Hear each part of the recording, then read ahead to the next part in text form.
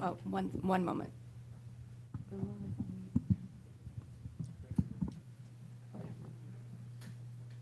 Okay. And do we have our trustees who are appearing remotely? They will be joining, just not at the moment. Copy. All right, I'm going to call the Thursday, February 20th, 2025 meeting of the Board of Trustees to order, and I'll start things off with a roll call. Barahona, Present. Buenaventura, not present. Cisneros, Here. Good, Here. Grande, Here. Gore, Here. Huser, not present. Soel, Present. Stallings, Present. Stevens, not present. Tony, Trejo, not present. You have a quorum, Chair. All right, thank you so much, and thank you to all who are here in person and who will be joining us shortly for our strategic planning session. This is always a meeting that I look forward to personally because it really helps set us up for success in this in the coming year. Really helps us reflect on some of the lessons that we've learned and also celebrate some of the triumphs. So looking forward to hearing more about that in the coming days. Next is our call for public comment. And before we begin public comment, I would like to remind everyone that under the Bagley-Keene Open Meeting Act, public comments must pertain to items that are on the agenda or be related to matters that are within the jurisdiction of this agency. Specifically, the board is the state bar's governing body and is responsible for exercising oversight of the state bar. The board sitting as the Regulation and Discipline Committee oversees the work of the attorney discipline system. We have a full agenda today, and as chair of the board, I reserve the right to limit each speaker's time to 2 minutes or to close the public comment period after 2 hours, which includes a 10-minute break, or after the first 100 speakers, whichever occurs first. State bar staff will attempt to call members of the public in the order that they appear in the attendee pool. We will first call on those who have signed up in advance, and as always, we do appreciate those who sign up in advance of the meeting. For those of you participating via Zoom, you should have a function for virtually raising your hand. It is the hand icon and should appear at the bottom center of your screen. If you wish to address the board, please click on the hand icon at this time, and State Bar staff will call on you in the order that hands are raised. For those of you participating via phone, you may virtually raise your hand by pressing *9. Doing so will alert staff that you would like to make a comment, and State Bar staff will call on you and open your microphone so you can address the board. For those of you participating via a noticed location, please alert the State Bar staff member present in the room that you would like to make comment. Due to time restrictions, we cannot allow more than 3 minutes for each speaker. Please note that staff will have an on-screen timer visible to all attendees during the duration of your public comment. The timer's 3-minute countdown will begin as soon as you start your comment. The on-screen timer will flash throughout the final 10 seconds. We have a heavy agenda, and depending upon how many public commenters, again, I do reserve the right to reduce the time to 2 minutes per the State Bar's public comment policy. But at this time, it will be the 3 minutes, given how many individuals we have signed up in advance. And Madam Secretary, do we have a rough count of how many individuals have raised their hand?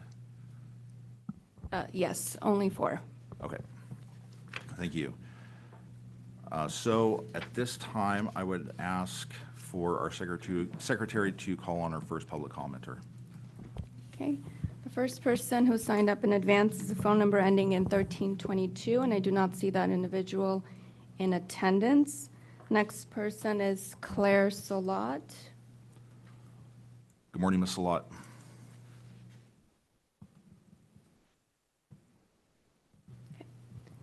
Your microphone has been enabled. Good morning. This is Claire Solat from the LSFN, and I am giving a public comment today as a follow-up to written public comment that was submitted earlier this week. The topic specifically is attorney licensure, and as we know, this is one of the core responsibilities of the State Bar. One of the issues that remain unresolved in the court's October 10th, 2024 order was the fate of the remaining provisionally licensed attorneys. In the written comment, I provided detailed background about the history of the PLL program, as well as the current status. For those who have not had an opportunity to read the public comment, I'll give a brief overview. there are approximately 260 remaining PLLs. From this number, 42 work at legal aid organizations, and almost all the remaining 220 work at small firms or in government roles. As the board will recall, there are only 2 remaining opportunities for these PLLs to take the California bar exam.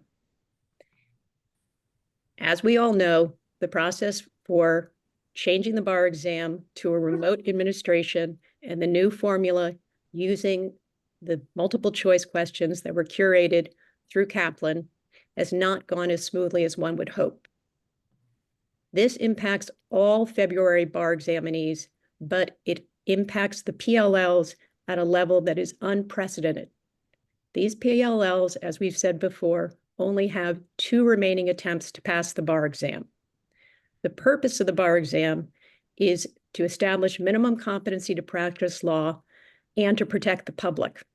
In the case of the PLLs, they have over 4 years of experience working as attorneys. Their misconduct rates are below those of their peers who took the bar exam previously. And the impact on the public will be overwhelming if these folks lose their license to practice. It will also be overwhelming for the legal aid organizations and the small law firms that employ them.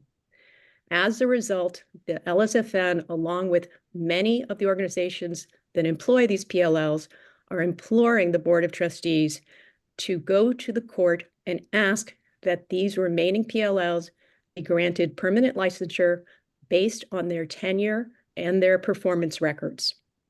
In the event that this body doesn't feel that's appropriate, our secondary request would be to ask the court to amend the rule of court that oversees registered legal aid attorneys and allow these individuals to apply via that path. Thank you for your time. Thank you. Madam Secretary, next caller, please. Next, we have someone speaking on behalf of the Reddit community. However, I do not see this individual in attendance. Next, we have Benjamin Cohn. Good morning, Mr. Cohn. Good morning. I wanted to speak about the closed session item, which is regarding the initiation of litigation against an unknown party. I am wanting to express my hope that that party is Measure, though I do not expect you to confirm that. I have received, as you know, the contract some months ago between the State Bar and Measure, and I am sure that you, as easily as I can, and probably more of them than I can, have spotted the various breaches of that contract by the things that have come to light about Measure. The State Bar staff have been doing a good job trying to mitigate some of the damages that have come up, but I have still observed that Measure is causing new messes faster than the State Bar can clean them up. And I anticipate that there is good cause for recovering the money so that it doesn't get passed to future cohorts of applicants, of having to switch vendors for at least July forward, and also the various programs that may now be needed to provide remedies to the applicants for February. The second part of my comment is to consider whether the whole premise of the lower cost for using a vendor or not using a vendor or any of iteration of the options was not realistic to begin with, and whether the policy of using the exam needs to be reassessed by the California Supreme Court and the legislature with an update as to the actual realistic costs of using reliable providers to administer the exam, and whether that is a cost-effective policy. I'm not sure that when the California Supreme Court rejected the portfolio bar exam, for example, they were truly aware of how infeasible the status quo would be to maintain based on some of these premises about what costs could be cut. Thank you. Thank you, Mr. Cohn. Next commenter, please. Next, we have Ray Hayden. Your microphone has been enabled. Thank you very much. First things first, for Leo Wilson and the other staff members who are working every day on the thing, I think you've done just an incredible job in a very good way. Going where you've come from and how you've gotten to here is excellent. I think that CalBar got misinformed by Measure and her capabilities and potentialities of it, and that just did not work. In June of 2023, when CalBar notified me or contacted me to contact you all about my suggestions, none of what you've done, even though you took in 5 and now 6, you've taken 6 of my new ones, including that 100% refund thing or the full refund. You've taken those and you've done them, okay? But none of them, even the Kaplan questions, that was not my suggestion. My suggestion wouldn't have cost you $4 million. I don't need money. I applied for that position with CalBar. I don't want money. I got all the, I can live hundreds of years past my lifetime, okay? I don't need money. I'm here to solve a problem, okay? And I can solve this problem, and you can too. And you have the capability. You've got the staff, you've got the people, you got the tenacity, you got everything you need to get the job done. And that's my template that I can tell you. I can't create content, because if I create content, I'm barred from taking the exam. So I can't do that. What I suggested was an onboarding process using nothing but multiple choice questions, requiring a minimum passing score of 100%, just like my FAA relicense. Every 2 years, I have to get 100% perfection on my commercial drone license. Every 2 years. Do that to attorneys. Every 2 years, 100% perfection. I have an onboarding process to getting into the California bar exam. For Claire Salata, I hope she still listens. My name is Ray Hayden. Contact me on this stuff, because here's the thing I say directly admit to people who are on good standing in the PLL program. Do it. CalBar's got to stand up and get the job done. These people got experience and everything, actual intense stuff. If they're still there and they're still good, go to CalBar and say, or Cal Supreme Court and say, hey, directly admit these people. They've over and done it. P.S. Every single one of us who has sat through law school and prescribed measures by California bars, regulations, requirements, and mandates, we've already done more. I just, in the last few days, figured out how to do the PT. And if I score low on that next time I ever take it, I'll be really upset, because I see what's going on and it really ticks me off. Just like the first year exam, I knew when I figured it out, it would make me madder than I ever was before, and I am. However, with that, today I cannot get into the PT practice exam. I sent Leah a message on this directly, and I'm posting it everywhere. I can't get in. They want an extra password for me to get into the PT. If none of us can get into the PT, we all lose. We all fail. If you can't fix it by Monday, drop the written, do the MCQs only. That's my suggestion. Get rid of the written for the same reason you did for the first year exam. It's valid reasoning. Just toss it. It's trash. And if you ever hear me talk about the PT, I'll explain why it's trash. But anyways, drop the PT, just do multiple choice questions. You're good to go, and we'll fix July. Thank you very much. Thank you, Mr. Hayden. Next commenter, please. Next, we have Todd Hill. Your microphone. Good morning. My name is Todd Hill, and I speak to this board as both a stakeholder in the legal profession and someone who has directly encountered the systemic inequities embedded in California's legal education and disciplinary system. For decades, bar exam passage rates, law school attrition, and attorney discipline disparities have been well documented. The 2024 State Bar Discipline Disparity Study confirms what many have long suspected. Black and Latino attorneys are investigated and sanctioned at disproportionately higher rates, even after controlling for prior history. Yet, instead of real reform, we are given diversity initiatives that fail to address the structural barriers baked into the system. Let's examine the numbers. Black and Latino bar passage rates remain significantly lower than their white counterparts, not because of a difference in ability, but because the licensing process favors those with financial access to elite prep courses and private tutoring. The racial gap is not a pipeline problem, it is a policy problem. If it weren't, why does the disparity persist unchanged year after year? Once admitted, solo practitioners, who are disproportionately attorneys of color, face investigation rates nearly 3 times higher than large firm attorneys. Meanwhile, government attorneys, the least diverse sector, face the lowest rates of discipline. If this were truly about protecting the public, why is firm size, not actual misconduct, the deciding factor in who gets investigated? This board has studied these disparities, acknowledged them, and made incremental policy tweaks, but nothing has fundamentally changed. This is not an unintended consequence. This is a system functioning exactly as it was designed, to create higher barriers to entry and longevity for minority attorneys. So I ask this board, who will be held accountable for these disparities? Who will answer for the fact that unaccredited and Cal students, disproportionately people of color, are set up to fail from the moment they enroll?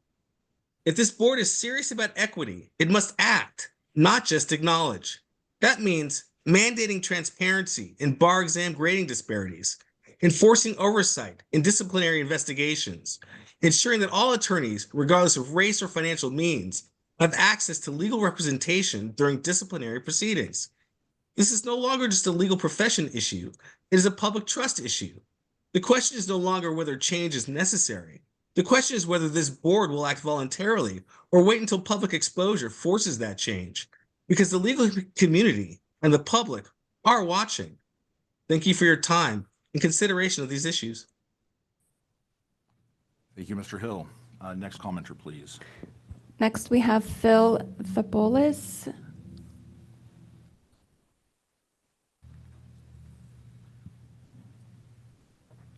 One moment. Your microphone has been enabled. Yes, good morning, board. Can you hear me? Yes. Good morning. Thank you. I appreciate it. I just want to first off say a commendation to the board for being, as much as I have frustrations that I'll address next, the only board that I know of in all of California state and city governments that can actually hold a meeting and allow public comment without violating the Brown Act. So my hat's off to you. And I want to move to the subject of my comment, which is to follow up on that previous speaker, attorney discipline. And I'm here today to talk about, yet again, City Attorney Heidi Soto, who has a very, very, very long, clear history of selective prosecution on anybody that dare criticize her publicly or her business affiliates. And I want to read to you just one case, 24 CJCM 0383701. This is an activist who clearly is being selectively prosecuted for a completely frivolous charge on allegedly doing vandalism for what? For cleaning up litter that Scientology clogged the public right-of-way over at Catalina at their blue building compound on L. Ron Hubbard Way and Fountain Avenue. Now, let me tell you who else she's gone after that specifically have dared publicly criticize her and Scientology. These are just some of her many victims. William Good, known as Film the Police USA, Daniel Gonzalez, dozens of absolute countless frivolous arrests and charges, all of which being dropped. Cameron Marino, who was actually imprisoned for a week over completely bogus charges that were all dropped. Scott Hochstetter, Aaron Smith-Levin, who was literally live on video, publicly arrested over a completely frivolous charges on stalking. The guy was stalking who? A guy that beat the crap out of Aaron Smith-Levin because he was walking on the street and filming Patrick Perry, a known felon.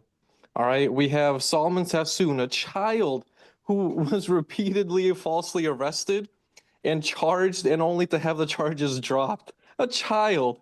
Ashley Ramirez and Michael Habek. These are just some of the many victims. And that's not even the end of it. You have Richie Sergienko, a lawyer who wasn't even at the UCLA protests, yet Heidi is literally prosecuting him for criminal charges. And you have Michelle McGinnis, her top prosecutor, all right, that she fired because she spoke as a whistleblower. And that's not even the end of it, all right? She has dozens of cases against her. And by the way, speaking of Heidi's mental aptitude and competency, have you actually read her divorce proceedings? Because I have. She's absolutely out of her mind. She thinks there's cameras spying on her everywhere. She's literally stolen her husband's electronics and tablets every time he buys them because he thinks at the time they were married, he was spying on her. She literally thinks Citibank was spying on her. She can't even go to Citibank anymore. I I mean, do this is apologize for your time is up. Next, we have Kai M on, and just for the board's awareness, this is a pre-recorded public comment that I will play after the public commenter introduces themselves. So one moment. Your microphone has been enabled.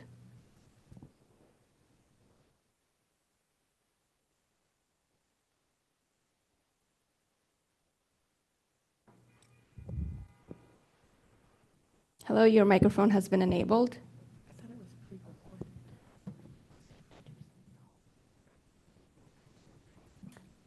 Okay, we'll go ahead and play the recording. One moment.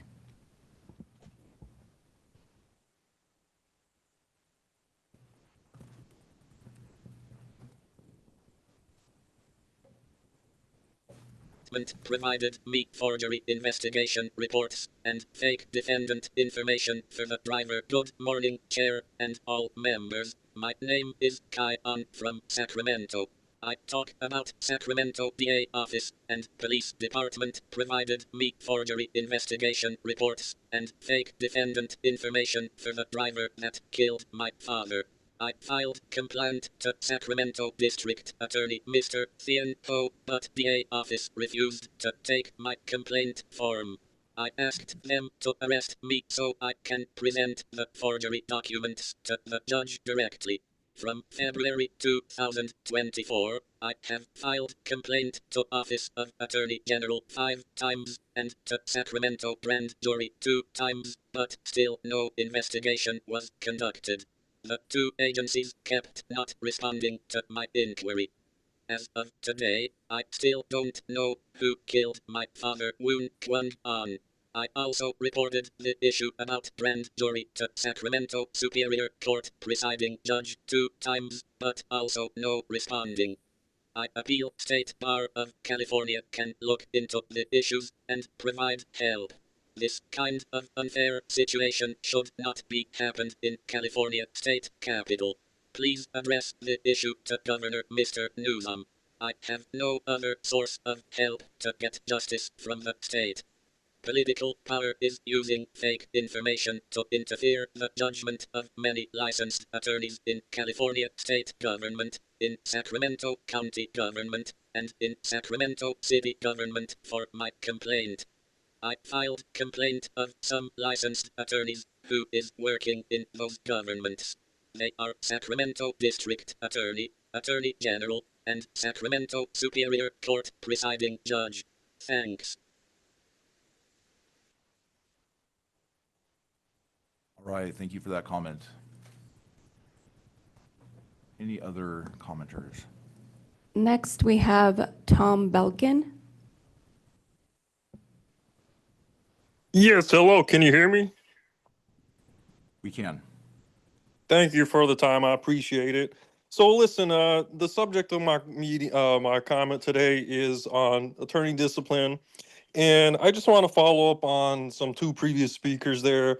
There's a guy talking about selective investigation of minority attorneys and a guy talking about Scientology. Well, I just want to bring up attorney William Francis Delvac. That's license 115823. This guy is a registered lobbyist, and I swear, from all the CPRAs I've seen, this guy is outright slandering all sorts of activists. I mean, he literally is calling these people criminals, thugs, and violent offenders when none of them have set charges. And in fact, I'll remind this board on what Scientology actually is. All right, back in the early 20s, we had the FBI raids, and they had over 50,000 documents. You know what happened on those 50,000 documents? They found evidence of all sorts of criminal conspiracy, overthrow the government, and we had even kiddie porn. I mean, that's Scientology for you. And we have attorneys like Bill Delbeck and Heidi Soto doing the bidding of Scientology. How are you guys not getting this already, all right? This is not hearsay. We have years of FBI raids showing this kind of stuff. I mean, seriously, what more do you need? Take these people off the bar and permanently suspend them from not being able to practice law. I mean, Kendrick Moxon himself has committed so much character assassination publicly, and he was part of the conspiracy to overthrow the U.S. government. How is he allowed to practice law? Come on now, that's just simple. 1 + 1 makes 2. He should not be allowed to practice law, and there's dozens of frivolous cases showing his disgusting pattern of behavior. Same with the city attorney. Just drop these cases already. This is ridiculous. I mean, come on, board. You have the authority to do this. You know that some of these people are already under investigation, including Leah Safian. What more do you need from the public? We're bringing it to your attention. There's cases. There you go. You have more than enough to go off of. Do your jobs. That's all we're asking you to do. It's not much. Scientology's a cult. And I would dare say they're a domestic terrorist group. Literally. The FBI even said so themselves. Come on now. Kitty porn and domestic terrorism. That's Scientology for you. And the people that they work with, that's who their legacy is. Kitty porn and domestic terrorism. Come on now. Do your job, board. I appreciate your time, but come on now. Thank you. All right, next commenter, please. Next, we have Jacqueline Horani. Your microphone has been enabled. Hi, thank you so much. This is Jacqueline Harani. I appreciate the topics for today, but I know there was some discussion of measure learning. And as I just received an email recently, and this is time sensitive, wanted to make sure to raise this issue. If there's anything you can do to help support bar takers. We've been notified that the starting time for those taking the exam outside of California remotely, Measure Learning apparently does not have enough proctors to take allow them to get people set up to start the test. So they're asking people to postpone by 40 minutes later in the hopes that that would limit your wait time to connect with a proctor and provide a smoother experience at the start of the exam. Now, I am in Spain and I will be taking this exam. I've spent the past 2 months shifting my sleep schedule because my starting time is at 4 p.m. in the afternoon, so I will be taking the exam until almost midnight. For those taking the exam in further time zones away from California, that time is even later. This is a significant stress and strain and something that Measure Learning should have absolutely been prepared on to ensure there were enough proctors, given that we all had to schedule and sign up in advance and schedule a time to take the test. And they gave us the time windows that were available. So I urge you to, I'm sure you're already working on this, but I really urge you to push Measure to hire however many people they need, to allocate their resources in whatever way to make sure, one, that they actually have enough proctors to help all of the participants who will be taking this exam next week, and also to make sure that they do not unnecessarily push back those who are in these later time zones.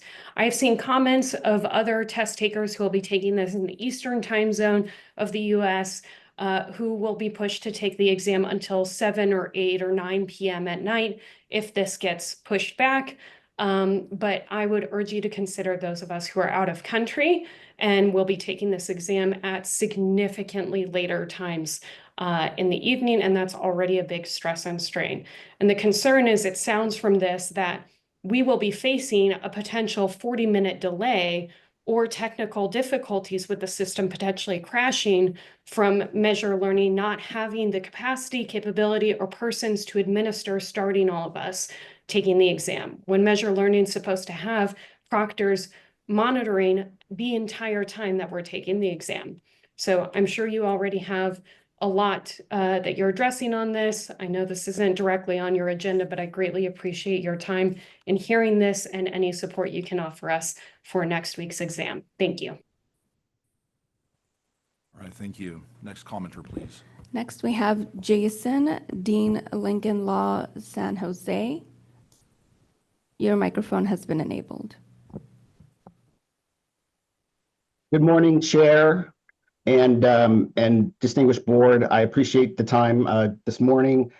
I wanted to make a point about the information that's being presented in 3.3 in your discussion for your planning session. I really appreciate that these items are being brought forth, especially given the previous comments on attorney discipline disparities. I'm speaking to the disparities on outcomes across law school types. I think that I hope this leads to a much deeper dive into the information that the State Bar has on both CALs and unaccredited registered institutions. I think the board members should be as informed as possible about these schools individually and their missions and the students that they serve. I definitely think that there's more data that can be looked into than on a longitudinal scale versus just the 2022 statistics, because those, as of May and incorporating the February bar exam, those will be 3 years old at this point. What you will see, and you look at current numbers, is a large attrition of unaccredited law schools closing, as well as you'll see additional numbers of students passing the bar exam. It cannot be looked at in a 1 year cycle. It needs to be looked at on several years. At these schools, we have more students that pass on a more quick path. They may not pass the first time, but they are increasingly passing with less frequency of taking the bar exam in the second or third. And for these students, it does take a lot more to study for the bar exam. It takes a lot more for them to get through law school in general, because these programs are robust. They do teach the law, and they do their best to prepare students for the bar exam. I do believe that the unaccredited schools numbers are not given enough weight because on attrition, because of the first year law students exam, which is continuing to change and be evaluated. I also think all of these schools do a very good job of increasing the diversity in the legal profession, because without those schools who exclusively provide attorneys in California only, aside from ABA schools whose graduates may go off to other states, they all stay in the school. They all stay in the state. They all serve diverse populations. They stay in their communities. And the pipeline for these schools is not as robust as ABA schools. We are not supported by many financial resources. We are not supported by the state pipeline program for law schools. And I do believe that more information is needed, and we need to hear the stories of these students and what they go through. Thank you. All right, thank you. Next commenter. Next, we have B. Hoffman. Your microphone has been enabled.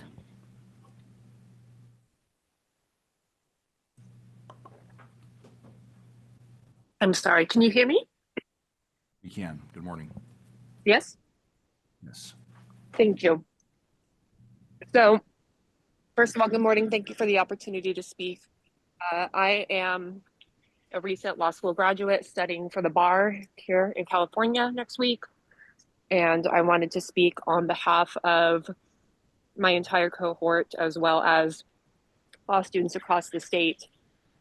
I understand a lot of the challenges taking place are out of your control in terms of things on measures end, having enough proctors, having enough test centers.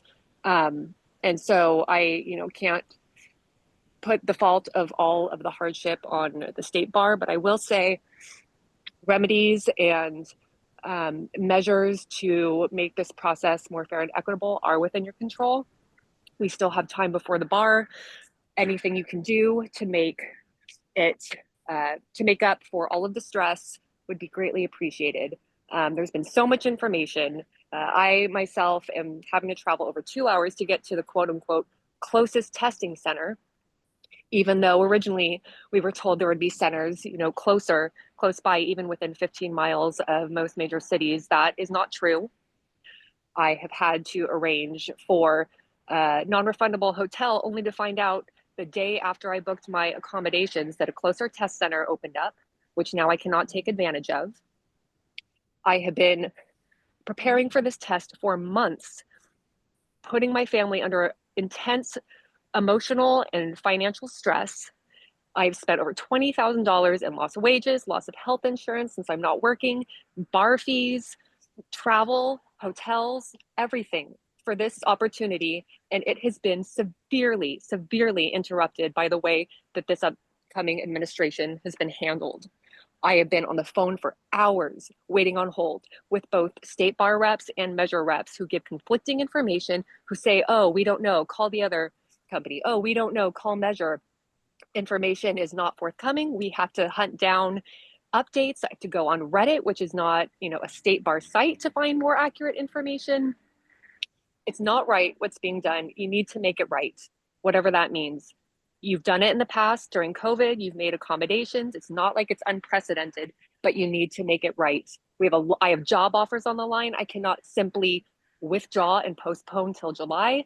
I don't have the financial means, and neither do a lot of people. I'm a full-time employee. I have 3 kids. I've spent years getting to this point, and to have it sabotaged by the misinformation and the late in the game changes is unconscionable. Do better. Thank you. All right, thank you. Next comment. Next, we have Edmund Gurdy. Your microphone has been enabled.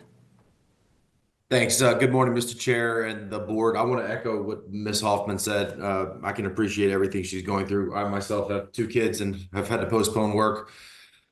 This is probably the first time in my life I've ever done a public comment at any kind of a forum like this, let alone a professional organization. I've been practicing law for 5 years in the state of Louisiana, and normally I would never bring up Louisiana as an example of anything, but the way that this exam has been handled, and specifically the communication, I think that everyone can kind of understand that when you're trying to do something for the first time, you're going to experience some fits and starts, and that's to be understood. And maybe Measure was, committing fraud against the bar, and for that reason, the bar was kind of caught flat-footed. But at the end of the day, this is a professional association. We talk for a living. Everybody here is capable of going into court and explaining some kind of argument that they make for a judge or a board of this nature. Communication has to be better. I think what we've experienced in the last several months has felt kind of like gaslighting. I know that a lot of the examinees, especially on Reddit, and I think it's sad that we have to kind of go to Reddit to find out more information piecemeal from people who are sort of doing their own independent investigations. We are not experiencing the kind of professional communication that we should expect as lawyers. I know in my experience and practice, I've had some pretty tough opposing counsel. I haven't had anyone communicate with me with the level of professionalism that has been communicated both by members of Measure and members of the Bar Association who answer the phone. I know they're under a lot of stress. I know that there's been people that have been, calling all day. Maybe get some more people on the phone that know what's going on. But I think I'll conclude. I know you guys have a lot of commenters and you need to get to the private session, but at the end of the day, I think you guys need to find somebody who can communicate in a contemporaneous way what you know, what you're finding out to the people who are examinees in a centralized place where they don't have to go piecemeal while they're preparing for this exam. I appreciate that you guys are going through a lot of stress right now. I know that the examinees are going through the same, but we just ask for a little bit more professionalism when it comes to communication and that the information is clear, concise, and in a centralized location. Thank you. All right, thank you for your comment. Next person. Next, we have Isabella. Your microphone has been enabled. Can you hear me? We can. I am also an examinee, and I'm registered to take the February exam next week. I have also been frustrated with the administration of this exam. I want to bring particular attention to the fact that when the new administration, the test was announced last year, there was a projected schedule and timeline of multiple choice questions that examinees were going to get, and not only the examinees were going to receive, but also the Supreme Court, they were going to be made public, and there were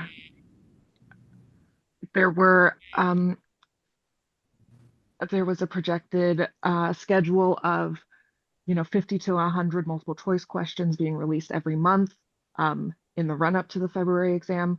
So far, up to this point, we've received 25 multiple choice questions. And on February 6th, they were edited, and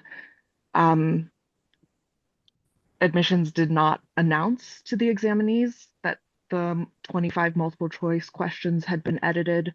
The subject map, the list of topics that were testable, was also edited, and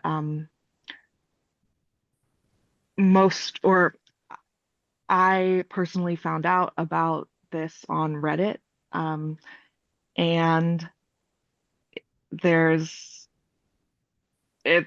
25 multiple choice questions, as an example, before a new test is released is not enough.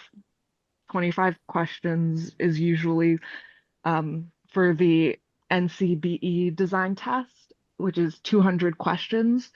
There are 25 out of those questions are always experimental and don't count.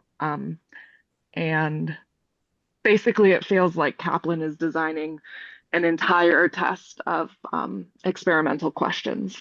And as examinees, it's been frustrating to be told that basically the materials, the MBE materials that we've been studying off of for that have been appropriate to use to study for the California bar for years, are still appropriate to study for, but the other information that we've received, the questions aren't reflecting that. Thank you.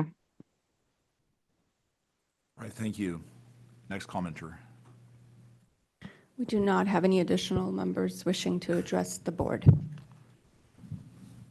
All right, thank you. I will now close the public comment period for the Board of Trustees meeting. At this time, I would like to move to a closed session pursuant to Government Code Section 11126 sub C sub 2. This is in order to discuss the discipline system training, which involves a review of our discipline system cases involving confidential information.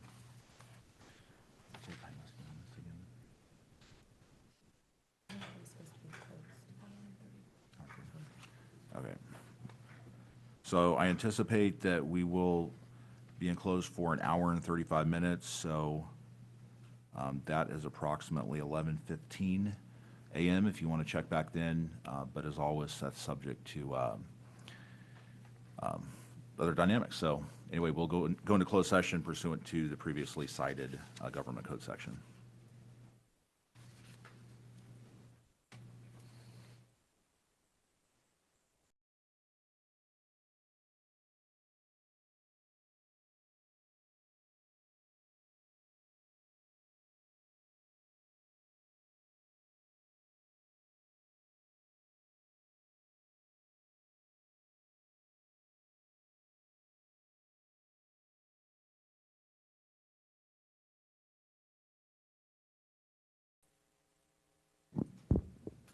We are now recording.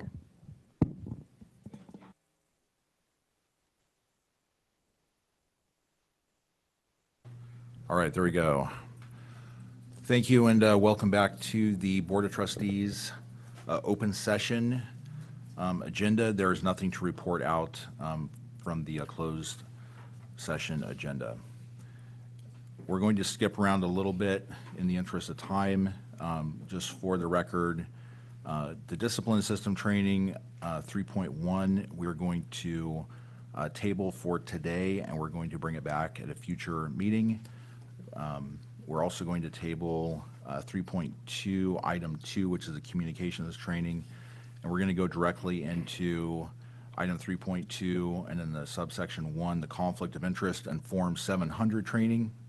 This is being presented by Assistant General Counsel Brady Dewar, and I think really does speak to a lot of the accountability reforms that this board has undertaken. at the direction of the legislature. And this training is essential to us performing our statutory and ethical mandates. So, Brady, welcome and take us away.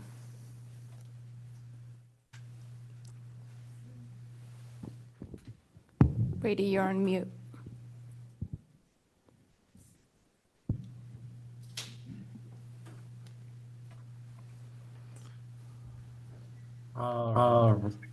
And is this sharing?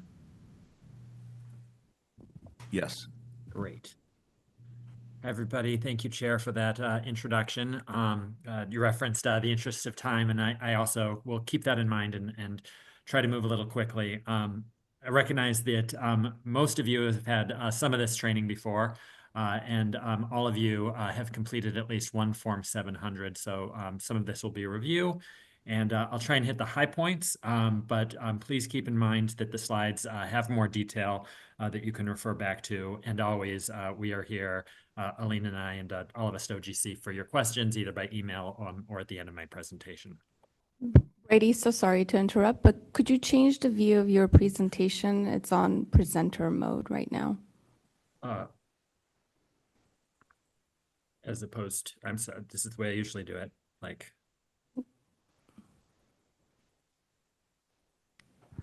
No. um, If you go to displays, do you want me to do it? I can share. sure. Okay, one moment.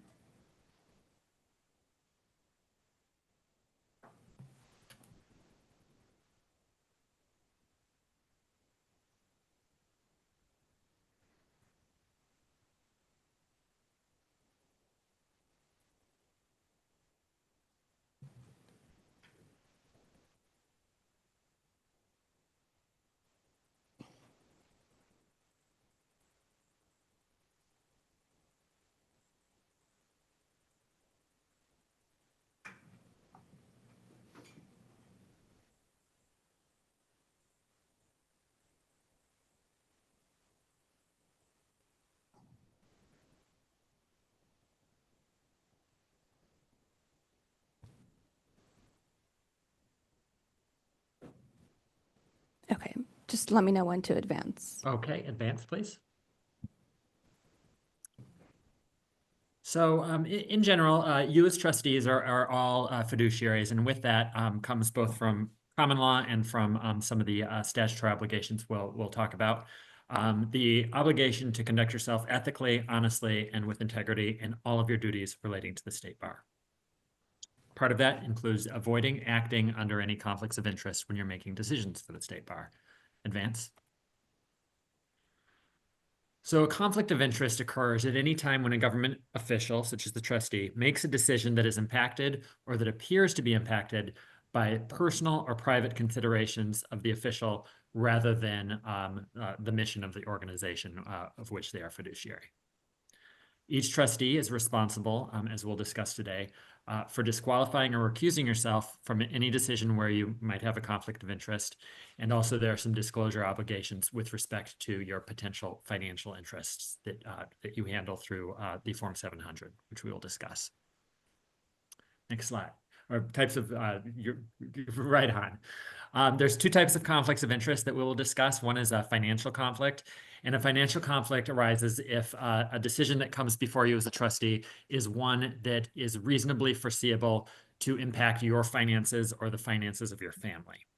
A personal conflict is basically a non-financial conflict, and that comes up anytime where you have a personal interest in a decision that comes before the board that may prevent you from applying your disinterested skill and loyalty to doing what you feel is best for the state bar and the public. Next slide. Avoiding conflicts of interest are important because you are a fiduciary and you're held to the highest standards of ethical conduct. And only when you are making your decisions without a conflict of interest can the public be confident that you are serving your purposes, the public's purposes, and not your own personal purposes. Next slide. Again, I've got a few slides on the historical importance that the common law places on avoiding conflict of interest by public officials such as yourself. Next slide. Some of the sources of these principles that we are going to discuss today come from statute, the Political Reform Act, and Government Code Section 1090, which deals with conflicts having to do with government contracts. Also, the State Bar Act, in particular Business and Professions Code Section 6036, lays out specific recusal obligations for you when you are presented with a conflict. And of course, the Conflict of Interest Code for Trustees of the State Bar of California spells out your obligations with respect to recusal and disclosure on your Form 700s. And finally, State Bar Rule 2201 requires the State Bar's Office of Chief Trial Counsel to recuse itself from certain situations where the State Bar has an interest. That includes situations where a trustee might be the subject of a disciplinary complaint or somebody the trustee knows. And so that's why we require all of you, as well as State Bar employees, to fill out their Rule 2201 questionnaire. And that generates a database of lawyers that have some sort of relationship with the State Bar, such that we might need to recuse the State Bar and use conflicts counsel for any disciplinary proceedings involving them. Next slide. Thank you. So first, financial conflicts. Business and Professions Code Section 6036A and the Conflict of Interest Code provide that you must disqualify yourself from making or participating in the making of or attempting to influence any decision if that decision of the State Bar will have a reasonably foreseeable material effect, distinct from its effect on the public generally, on your financial interests. So if any decision before the board could impact you monetarily or a member of your family, you need to go evaluate that as a potential conflict. Next slide, please. It starts financial conflicts at the top with 3 bullets. Great. So financial interests might include sources of income and sources of gifts, as well as your indirect or direct interests in business entities, your investments, and real property holdings that you might have. Generally, financial interests include not just those sources of income to you personally, but the sources of income of your spouse and other members of your household, such as dependent children. Materiality, whether a State Bar decision would have a material impact on one of your financial interests, such as your employer or a company in which you have an investment, is a bit of a fact-intensive inquiry. So if you're ever aware that a decision of the State Bar could have any financial impact on a source of your income, business in which you have an investment, please raise that with OGC so that we can determine whether that's a material impact such that you should recuse yourself from a decision. Next slide, please, Lisa. In addition to financial conflicts, you must disqualify yourself from decision-making where you have a personal interest in the decision that may prevent you from applying disinterested skill and undivided loyalty to the State Bar in making or participating in the making of that decision. Even if it's important to know that this is an objective standard, not a subjective standard. So that means that even if you think that you could still be disinterested, despite the fact that, let's say, a decision is going to impact your best friend, if an outside observer would reasonably look at the facts and say, hey, it looks like they're so closely related to that decision that they can't be impartial, then you need to recuse yourself, even if you think that you could be, in fact, impartial. Next slide. A trustee likely has a disqualifying personal interest in a State Bar decision if that decision would impact the trustee personally or someone with whom they have or have in the previous 12 months had a personal relationship. Now, personal relationship means you have a personal relationship with somebody who's your relative, or if you have any relationship of a nature that could be perceived by a reasonable person as close enough that it could affect your decision-making. Next slide.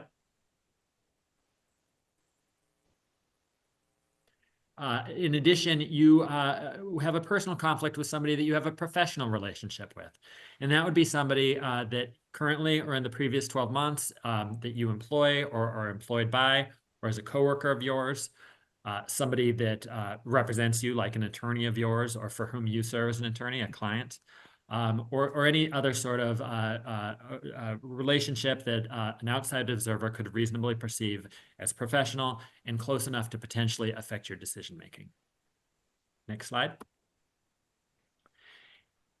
In addition, there's a separate provision of the government code, section 1090, which provides that that covered individuals, and that includes you as members of the State Bar Board of Trustees, shall not be financially interested in any contract made by them or in their official capacity or by any body or board of which they are members. And basically what this means is that the State Bar cannot enter a contract in which you have an interest.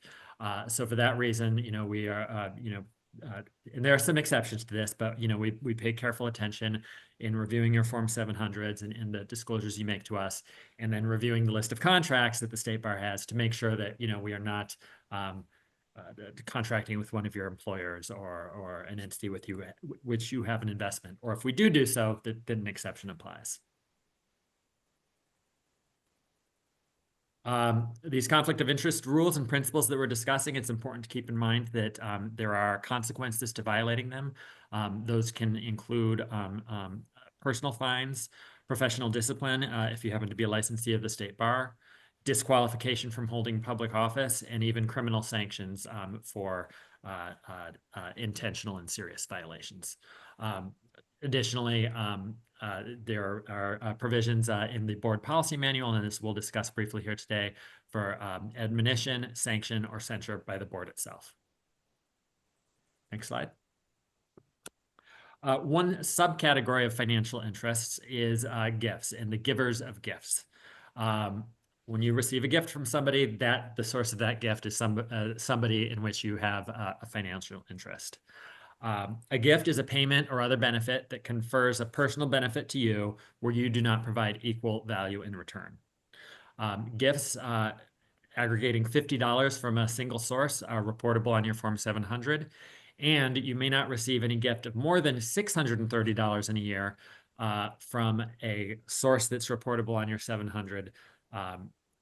Now, both of these, the $50 disclosure obligation and the $630 prohibition, are subject to various exceptions from the definition of gift. And that includes gifts from close family members, reciprocal exchanges of gifts of similar value on birthdays and holidays, wedding gifts, and there are a number of other exceptions. But essentially, the gift prohibitions and disclosures are really targeted at the kinds of gifts that could be perceived as influencing your decision as a State Bar decision maker. Next slide. There are some additional prohibitions in the Political Reform Act and set forth in the Conflict of Interest Code. One is that you may not accept honoraria for speeches, articles, or event attendance from a source that's reportable on a Form 700. There are exceptions for income earned in connection with customary services provided as part of your job. So, if it's your job to make speeches, you can continue doing so. But basically, this is, again, a rule designed to identify and prevent influence peddling. That would be, you getting an honoraria, for purposes of impacting your decision making. You may also not receive personal loans from any officer, employee, trustee, consultant, or contractor of the State Bar, subject to various exceptions. So one of the ways that we avoid and address conflicts is through disclosure. Potential sources of conflict, of financial conflicts, are disclosed in your Form 700 filings, where you disclose, sources of income, real estate investments, and financial interests that could be impacted by your State Bar work. Next slide. The other primary way of identifying and dealing with conflicts is disqualification. Business and Professions Code 6036D sets forth a State Bar specific disqualification and recusal process. Where you think you might have a financial conflict or a personal conflict, you should not participate in the matter, any discussion or decision relating to it, or try to influence any decisions by your fellow trustees. If this comes up at a meeting, you should just disclose that you have a financial or personal interest, withdraw from participation in the matter, and refrain from voting. And we typically will give you specific instructions in a little script that you can follow when you know that a vote is coming up that you're going to recuse yourself from. Next slide. In general, trustees are responsible for determining for themselves if they have a disqualifying conflict and to disqualify themselves. However, if facts indicating the existence of a conflict are brought to the Office of General Counsel's attention, and the Office of General Counsel then advises that a trustee disqualify, the trustee is generally expected to comply with that advice. If a trustee receives advice that they should recuse themselves from a decision and does not do so, the General Counsel will inform the board as appropriate, and any trustee could then move to preclude the conflicted trustee from participating in the decision. The impacted trustee and the General Counsel may speak on that motion, but the impacted trustee will not vote on that motion, and that motion would be whether to disqualify them affirmatively. Next slide. The board policy manual also provides for enforcement actions by the board if a trustee is accused of violating any ethics rules or guidelines or conflict of interest laws and regulations. The procedures set forth in the board policy manual include notice and an opportunity to be heard for the impacted trustees, and there's greater process for more severe actions. If you have any allegations or concerns that a fellow trustee has violated an ethics or conflict of interest provision, you can make that, you can have that discussion with the chair and or vice chair if the chair is the subject of the allegation, to the executive director and or to the general counsel. The executive director or general counsel will then take appropriate steps to review, investigate, and recommend a course of action. Next slide, please. Those courses of action that the board can take would include no action if it's determined that there was no violation of an ethics or a conflict of interest rule. And then various board actions ranging from least severe to most severe, which are admonition, which is typically not even directed to an individual trustee, but is more of a general reminder of, you know, hey, let's be cognizant of the risk of this type of violation, something of that nature. A sanction is directed to a particular trustee based on particular conduct, but it's not considered punishment. And then finally, the most severe action the board could take is censure. It's used for serious offenses, and it may be combined with the loss of committee assignments or with the referral to the authority that appointed the impacted trustee to the Board of Trustees, along with a recommendation that that trustee be removed by the appointing authority. Next, thank you. Again, as we've discussed, avoiding conflicts is a responsibility of each trustee. And liability for violations ultimately files on trustees as individuals. And for that reason, trustees should review all agenda items in advance of meetings and consider whether they might have connections to individuals or entities mentioned in the item or that would be impacted by the item, such that they might have a potential conflict. And the Office of General Counsel is always available to provide information and advice if questions come up. In addition, the Office of General Counsel is also looking over agenda items and identifying potential conflicts and giving advice as we see them. We are aided in that by your Form 700s, which list the financial interests that you have and that we should watch out for in reviewing the agenda items, as well as a questionnaire, which we launched in December, that asked, you know, things about your sources of income, you know, volunteer positions, board positions, basically trying to get a sense of all sources of potential conflict for each of you. I think that a little over half of you have returned those so far, and we appreciate that, and we will follow up with those who haven't yet. And then finally, the questionnaire that we sent out gets at these things, but we encourage you to notify us at OGC if, you know, in the interim between updating your questionnaires, you have a new employer or a new position or new responsibilities at your job or a new membership or a role in a professional association, or any instance where you have a personal professional relationship with somebody that's somehow involved with state bar business or you know, is maybe an applicant taking an upcoming bar exam. Any new developments of those kind would be great to let Aline and I know so that we are aware of those and can give advice accordingly about upcoming board meetings. Next. So now we'll move on to the Form 700 portion of the training. The Form 700s are basically also known as statements of economic interest, and they are the forms required by the Political Reform Act for most government employees, all government decision makers to file. The reason that these matter is they provide transparency to the public about our potential financial interests so that the public has confidence that we're not acting in service of those interests. And it also, by, requiring you to put down on paper the financial interests you have that could someday be impacted by the state bar, it helps, you think about the kinds of issues and potential conflicts you should be looking out for as you review board agendas, and it helps OGC in assisting you with that process as well. Next slide. So there's 3 different types of Form 700s that you are required to file. An annual form, which covers the prior calendar year, and those are due on April 1st. So all of you, besides those of you who have joined in just the last 3 or 4 months, will have an annual form due. We'll be sending out instructions and the link for filling those out next week. Also, when you guys joined the board, each of you filled out an assuming office Form 700 within the first 30 days of joining the bar. And when you leave the state bar service, you will be asked to fill out a leaving office form concluding your service. Next slide. As I mentioned, you will be getting an email next week about the upcoming annual Form 700 process. But just as a bit of a preview, the email will include your conflict of interest code for the Board of Trustees and request that you review that. It will include links to the Form 700 instructions by the Fair Political Practices Commission, as well as a reference pamphlet and some FAQs and some fact sheets. But then it's, the most important thing to do in reviewing the code and preparing to file the Form 700 is to review the disclosure categories in Appendix B.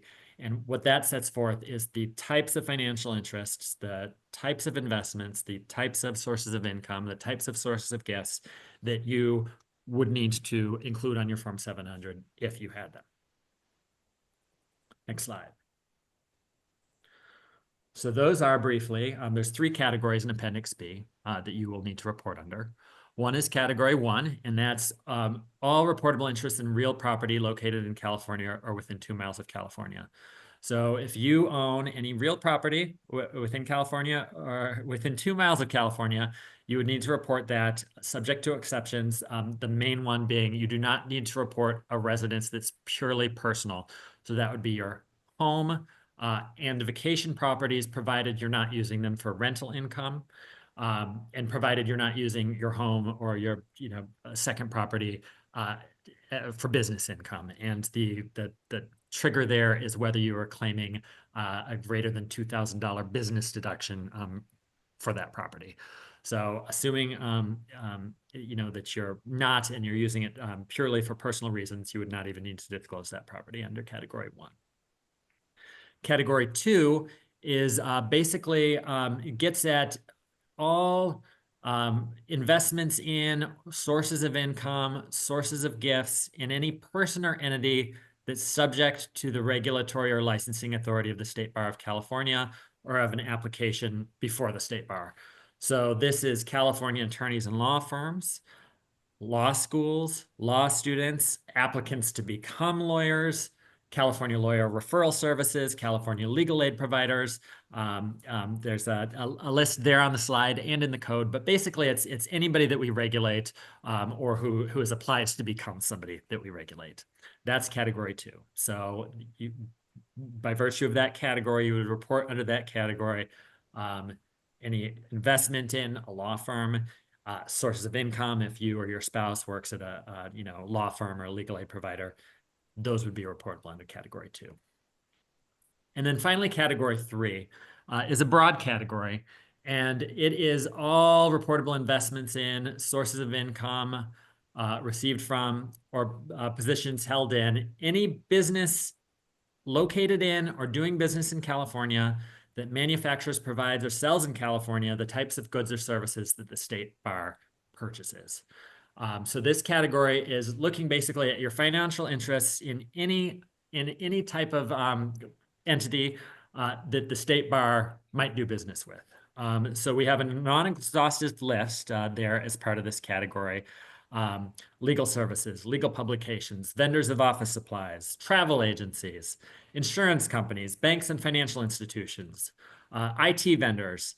All of these are types of businesses that the state bar does business with. And by the fact that it is a type of business that the state bar could do business with, that it is therefore likely a financial interest that might come up in your state bar works. So therefore, we have category 3, which requires you to disclose your financial interests that fall within that category.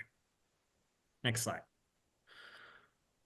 So when you're filling out your Form 700, there's 2 things to keep in mind. You need to report only financial interests that are reportable generally, and there are some thresholds we'll discuss in a minute, and 2 that fall into one or more of your disclosure categories that are set forth in the code.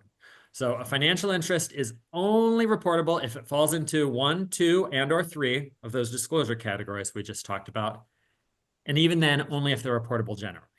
And a financial interest is reportable generally. Basically, if it's an investment, if it is an investment of $2,000 or more. So if you had an investment that's valued less than $2,000, it's not reportable, period, no matter what, even if it's in one of the 3 categories that we talked about. There are also some exceptions to investments that are never going to be reportable. The biggest one that comes up is diversified mutual funds. So let's say you own stock in Apple, and Apple is a seller of computers. The state bar buys computers, so Apple would be something that would be a company that would be reportable under disclosure category 3. However, if you own that stock, not because you purchased it and owned it and chose it separately, but because it just happens to be a part of a diversified mutual fund where, you had no choice in what stock to buy, you just, chose the Vanguard Target 2050 retirement portfolio and it happens to own Apple stock, you don't need to report that. It's really more getting at individual stocks that you might own and that you chose and that you paid for.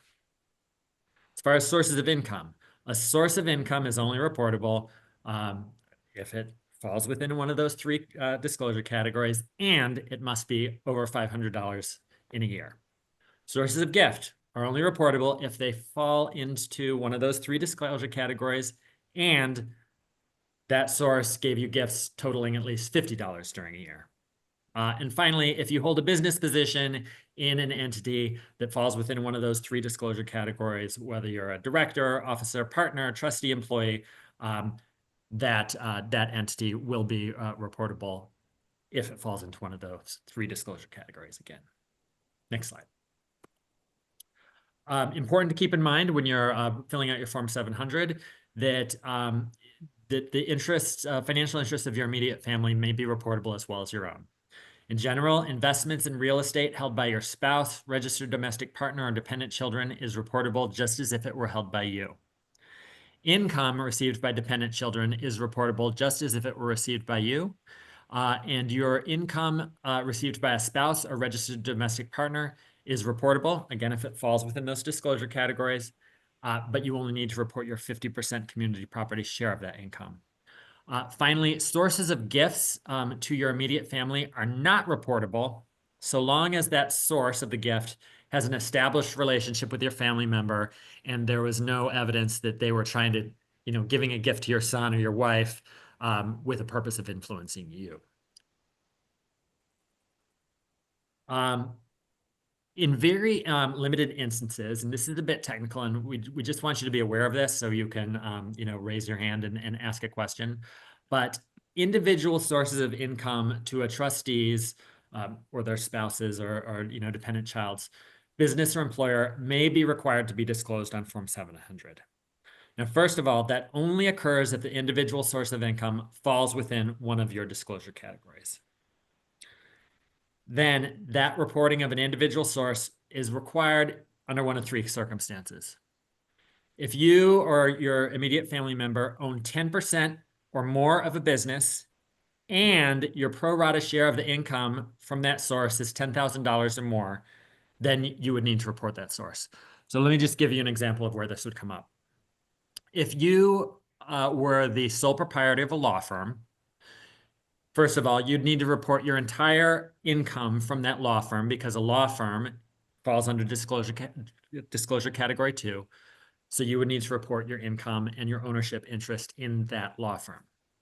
However, if you had a client of that law firm that you own 100% of, and you made $15,000 from your client last year, you would need to report that client if that client fell within disclosure category 1, 2, or 3. So if they're an individual, chances are they're not going to fall within disclosure category 1, 2, or 3. But if that client that you made $15,000 from last year was a law firm, for instance, well, that falls within disclosure category 2, and you made more than $10,000 from them last year, and you own 10% or more of your law firm, well, then that individual source of income would also be reportable. The other instances in which an individual source of income to your employer might be reportable is if you're a broker, agent, or salesperson and you receive $500 or more in commission income due to a sale to a source, you would report that source. Or if you received incentive income of $500 or more from an employer based on a sale to that source, and you had direct personal contact with the source intended to generate the sale. So that might come up if you are a employee of a large law firm and your compensation is structured such that if you are the one who arranges the engagement with a client, you get a bonus for doing so, and that bonus was over $500, then you would report that income because it came from a client of your employer that falls within one of the disclosure categories. Again, these are a little complicated, but we just want to get you thinking of the fact that not only might your direct employer source of income be reportable, but to the extent that individual clients or individual customers of your employer are contributing to their income, there are circumstances where you might need to report them. Finally, I wanted to point out that, especially this might come up for lawyers, that if disclosing a source of income would violate a legal privilege, Appendix C of the Conflict of Interest Code sets forth a procedure for claiming that privilege.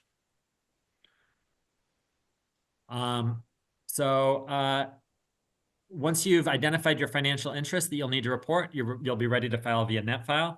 Again, the link and instructions will be going out next week. In general, everybody will complete the cover page, and that's just the one page that has your contact information, and it'll identify whether you have nothing to report, or if you have something to report, you'll have to fill out the schedules. So there's, Schedule C for income, Schedule A for investments. So you might check, oh, I have reportable investments, check A. The program will then have you fill out Schedule A, which identifies your reportable investments. A few tips as you get ready to do your annual filing in the next 6 weeks or so. The jurisdiction of our office is state. The type of statement is annual, covering 1/1/24 through 12/31/24, unless you started your position in 2024, in which case it'll cover from the date you started through 12/31/24. And finally, as a reminder, Form 700s are public documents. So therefore, the best practice when filling out your contact information is to use your State Bar email, the State Bar office address, rather than your personal contact information, because if we get a CPRA request and have to produce these, presumably you would rather your State Bar contact info rather than your home contact info be provided. And finally, again, FPPC has some resources. We've linked them again on this page. Alina and I are available to discuss and advise on anything, as always, but in particular, these ethics or conflict-related questions or concerns. And Section 11 of the Board of Trustees Policy Manual provides an overview of these topics as well. And with that, I will open it to questions. All right, thank you, Brady. Any questions?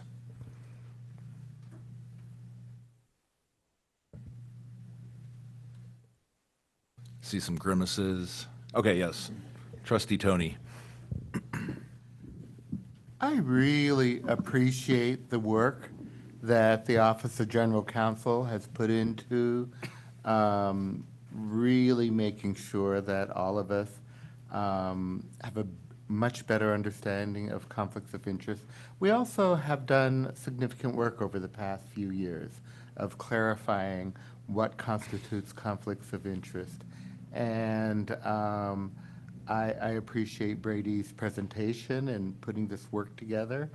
And I don't have actual questions at this time. I mean, if other people do, fine, but I didn't want this to go by without me expressing my appreciation, because this was one of the issues I had, was one of my, pet issues, if you will. And I just want to commend everybody for working hard to get us to, I think, is a better place. I was getting ready for a question about crypto or NFTs from Trustee Tony, but it's for a different discussion. Okay. All right, any questions? Yes, Trustee Sewell. Trying to get the green to show up here. I have a question, but it was just prompted by the presentation, which I really appreciate. And I don't think what I'm about to ask, the scenario I'm about to presents a personal or a financial conflict of interest, but I am interested in Aline and Brady's sort of response in terms of how I should handle this. And that is, I'm a member of the Legislative Liaison Committee. I also run a nonprofit that takes positions on bills. And I could foresee, and over the course of the last several years since I've been on the board, there have been no bills that we've had any sort of, my nonprofit has had any that have coincided with bills that have been presented to the Legislative Liaison Committee.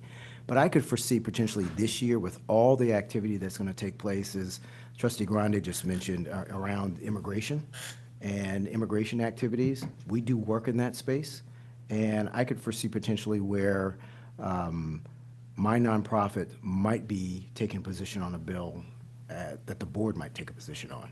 We might want things to be stronger or less or whatnot in terms of amendments. And I normally sign those letters, and I do some advocacy in that regard. And so I wonder whether or not, if there is a perception that even though I'm signing a letter or presenting on behalf of my nonprofit, being a member of the State Bar Board of Trustees, if I should recuse myself or not be the signatory on some of those letters. Let me kick it off. That is a really good question, Trustee Sewell. I think this really kind of falls into the bucket of, the fiduciary duty to the state bar and showing sort of a undivided loyalty to the state bar. And I think the issues would come up in situations where the stance that you're taking is somehow in conflict, inconsistent, or with what state bar's position might be, and the stances that the state bar may take with respect to legislative priorities and activities. And so those might be situations where you may consider sort of recusing and stepping back out of abundance of caution and appearance of potential conflict with respect to your activities on behalf of the state bar. That's my initial reaction. I'm happy to continue to have that conversation as those issues come up. And Brady, I don't know if there's anything else you would have added to that, but that's kind of my initial reaction to this type of a scenario. Yeah, and again, the devil's always in the details, but generally, and I think I heard you asking maybe if you needed to recuse yourself or not be a signatory for your nonprofit, your job, and I would say the answer is generally no. What this might cause is if it's either a conflicting or a different position, we might have you recuse yourself from acting for the state bar in that context. There could be instances of financial interest depending on how that type of activity is funded. So, we can certainly have a certain separate conversation and then conduct an analysis and provide you with advice. Mm-hmm.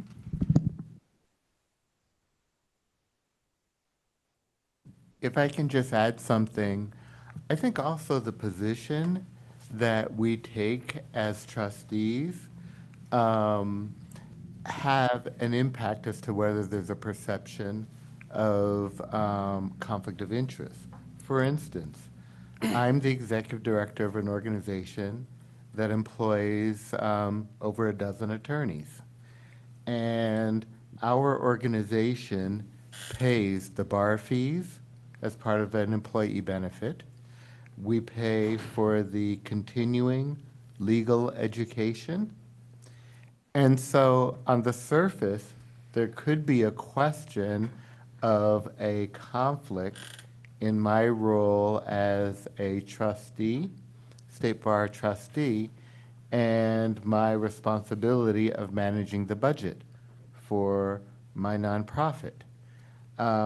However, since my position was very strongly to increase the fees for the continuing legal education, to increase the bar dues, which I would have to pay, I think it was not perceived that I was playing one against the other, or certainly it was not perceived, I don't think, that I was failing to meet my fiduciary responsibility, my total loyalty to the state bar and its needs.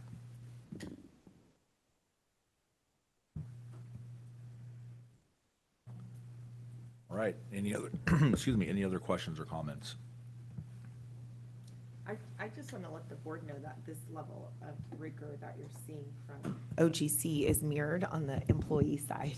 And I know because my Form 700s have been, Brady's smiling, have been audited, and I have been asked to file corrections. And that's all very new in the last couple of years. So under the leadership of Aline, the board, we just made tremendous progress. So it's not just with all of you, it's with us as well.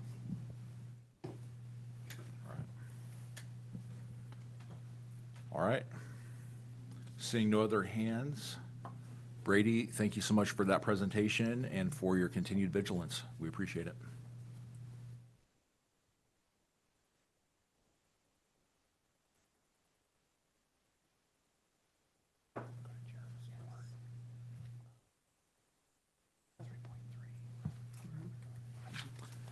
All right. So we've been hopping around a little bit to make up for some lost time and to accommodate panelists' schedules. What I'm going to do now is give a very brief chair's report, and then we'll go down to item 3.3 relating to an inclusive and equitable profession. My brief chair's report is that, as you can tell, State Bar staff has been working incredibly hard to address the February bar exam issues. We had a special meeting. The Board of Trustees, comprised of the executive and the contract committee, had a special meeting on February 3rd. We took significant public comment at that meeting and had staff responses to several of the concerns. As some of the public commenters made the board aware of, today there has been an online petition that's been circulated, and a majority of those requests in the petition really fall outside of what the board can do regarding some of the specific requests that the board does actually have jurisdiction over, such as fees. That's something that I've directed staff to look at and to conduct a fiscal analysis. And they will bring that back at our next board meeting, whether that's the regularly scheduled meeting in May or a special meeting that we will schedule here in the near future. Sorry. Just to update you, I think we'll do better than that. We can bring back the analysis specifically of some of the suggestions you saw in the petition that was shared with you as part of public comment. As the chair indicates, there's only a limited number that the board has the authority to execute on, but those related to giving the July exam for free, for example, you do have that ability. So tomorrow we will bring back that fiscal analysis. You will be asked to approve the budget tomorrow at our meeting. You'll have that number and you can make a decision then if that's something that you want to include. There are some considerations. For example, the board already did authorize allowing people to withdraw with a full refund. We may have folks that have exercised that option who say, well, I wouldn't have if I had known the July exam administration would be free. So we want to be thoughtful, but I know the board is very eager to be responsive, as are we on the staff side, to the legitimate concerns that are being expressed. So we will have that fiscal analysis tomorrow. I hope the community that's impacted is hearing that, and I expect we'll be able to provide the board with some options as to how to proceed. Thank you, Leah. And certainly staff has been responding to a dynamic situation, and really, I have a lot of empathy for every single bar taker out there. We've heard what your concerns are, what your lived experiences are, and we're doing what we can to alleviate those areas that fall within our purview. So just want you to know we are absolutely looking at this situation. We are, like any organization, learning lessons from the February bar exam and its administration.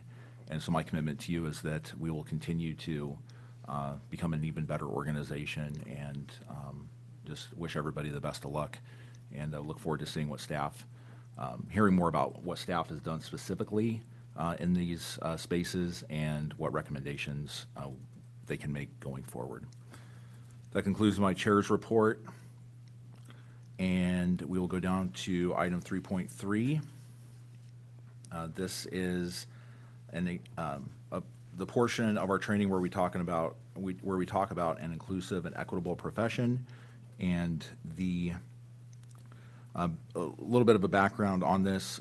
Demographics of the legal profession is something that we keep track of as far as voluntary responses, and this is being presented by our program director, Lisa Chavez. And so if we could promote her. All right. Welcome, Ms. Chavez. Good to see you. Hi, I'm also presenting with a few other people, including Donna. I'm going to start sharing my screen, but Donna, I believe you're going to intro this session. Yes, I am. Thank you, Lisa. Good afternoon, everybody. Let me just let Lisa get the slides up.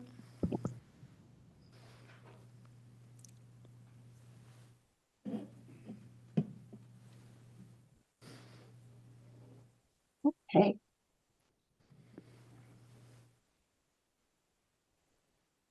Okay, can everyone see this up just fine? Yeah, and Lisa, you can go ahead and proceed to the first slide.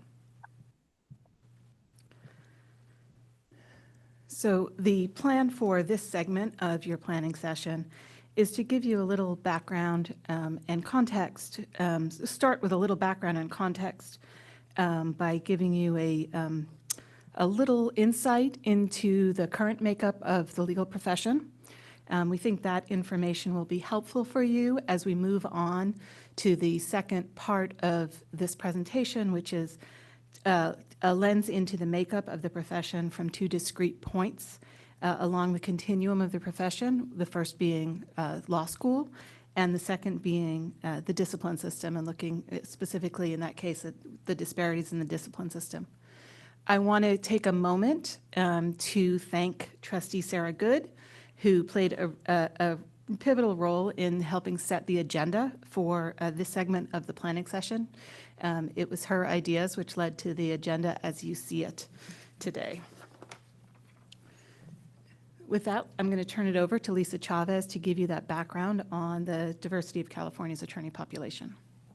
Thank you, Donna. Good afternoon, trustees. My name is Lisa Chavez, and I'm the director of the Office of Research and Statistics. And I'm delighted to share with you data we have on diversity of California's attorneys. This information that we collect is very unique in that we collect information from our licensees, or rather give them the opportunity to update their demographic information on an annual basis through what we call the attorney census. We began collecting this in 2019. And we're unique in this regard in that, it's by allowing and inviting our licensees to update their attorney census. This is State Bar's recognition that, identity is something that we all engage in during the course of our lifetimes. And so on a regular basis, we report out the diversity of California's attorneys and compare it to the California adult population to get a sense of which groups are under or overrepresented. And we produce that in a diversity report card on an annual basis. And what I'm going to do right now is give you a preview of some results that we have in the forthcoming diversity report card, which will be published by the end of March. And this is going to reflect the attorney population from last year, 2024. So, we're always interested, of course, in discussing race ethnicity of our licensee population. And in 2024, there were around 196,000 active attorneys in California. And what you should see really be obvious to you is that, white people comprise 37% of our state population, but they comprise 64% of the attorney population. In contrast, a group like Latinos are 37% of the population, but only comprise 6% of the attorney population. And as you can see, for most other groups, they're like somewhat represented, a little bit more, a little bit less. I'm going to go ahead and just move on to our next slide, which is really trying to understand, looking at how things have changed since 2019 when we began collecting this information in a very comprehensive manner through the attorney census. And what this shows is that the share of attorneys who are white has actually declined in the last 6 years, and whereas the share of attorneys who are Asian and multiracial has actually increased. But for the most part, for all other groups, there has been relatively very little change since 2019. We also explore gender identity, and we're unique in that we offer licensees the opportunity to select non-binary identity, as well as any other identities they select, and we categorize everyone into non-binary, men or women. And what this shows is that, like for men, there's been a slight decrease in their representation, but for the most part, for women and non-binary, there hasn't been much of a change over the last 6 years. But ultimately, women are underrepresented in the legal profession or among active attorneys compared to our representation in statewide. We're really committed to exploring the intersection of race and gender wherever possible. And which this here on the right, it shows we've categorized attorneys according to whether they're a white man, white woman, a woman of color, or a man of color, or a non-binary attorney, or white non-binary attorneys. And what you should see here is that people of color statewide are 63% of the population, but only 36% of all attorneys. White men in particular are very overrepresented among our licensees. White men are 19% of the state population, whereas they're 38% of our active attorneys. White women also currently comprise 26% of the attorney population. And it's really men of color and women of color who are really underrepresented in comparison to the state population. And then again, looking at over the last 6 years, we see that the representation of men and women of color actually has grown slightly, because when you combine all those groups together, you see this modest increase. Whereas the proportions of white men and white women have declined. And these are the other demographics that we track as part of our attorney census. We ask licensees to report they identify as transgender, LGBTQIA, if they identify as a person with a disability, or if they have veteran status. And again, what should be really obvious here is that for the most part, our transgenders, well, this is kind of hard because it's such a small share, but this has been very little changed in the last 6 years. For LGBTQIA, our attorney population actually reflects the number of LGBTQIA people who identify as such among the adult population. This group has actually increased its representation in the last 6 years, or up to 9%. Attorneys with disabilities are actually underrepresented. Statewide, around 25% of adults identify as a person with disabilities. In contrast, only 6% of our licensees do so, but that group has increased its representation. And same thing with veterans. There's 5% of the licensee population, similar to what they are among adults. And this is a group that has also increased its representation among our attorneys. So that's a preview of our diversity report card, and I look forward to sharing that with you in the future.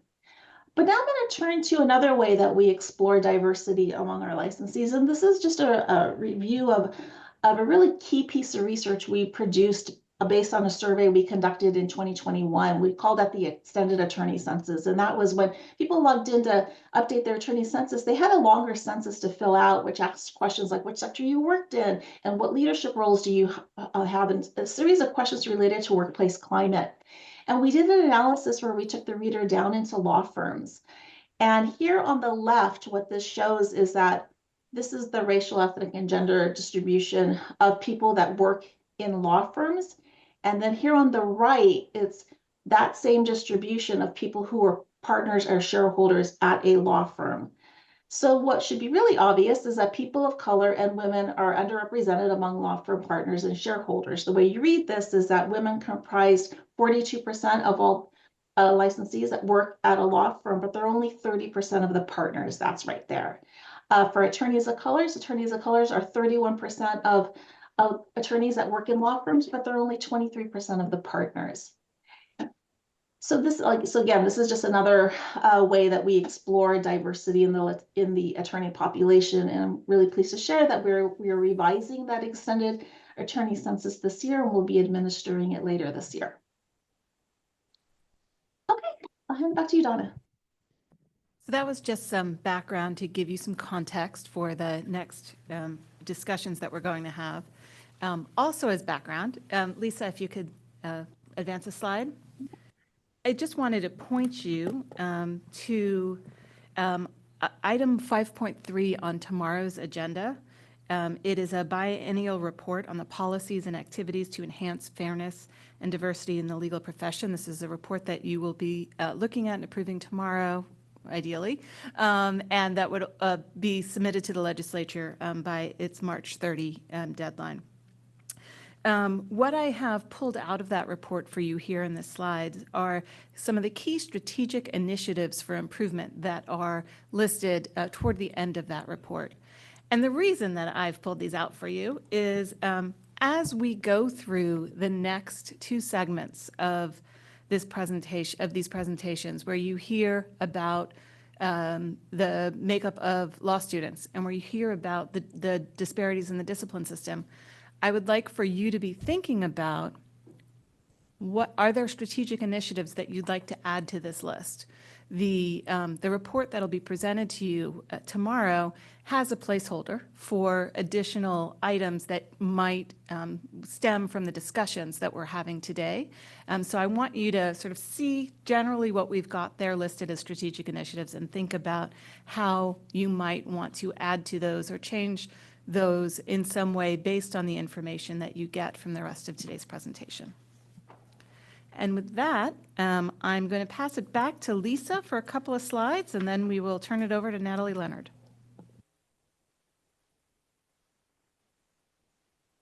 So next we're going to talk about our research on the pipeline to the legal profession, and with a deep dive into our research on California's law schools.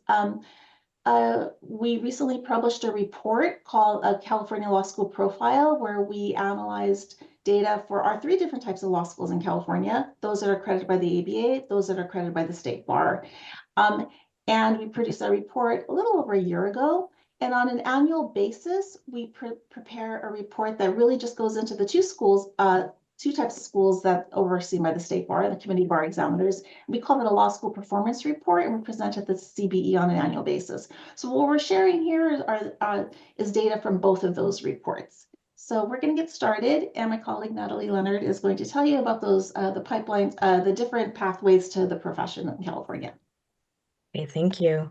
So welcome. Thank you for the opportunity to present to you and give you an update on what's been going on in the law school community. This slide talks a little bit about the types of pathways to licensure in California. So generally across the United States, most law schools are ABA-approved law schools regulated by the ABA, located in Chicago.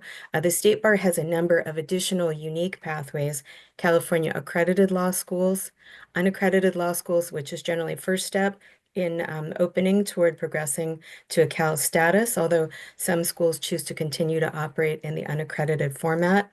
And also a law office study program.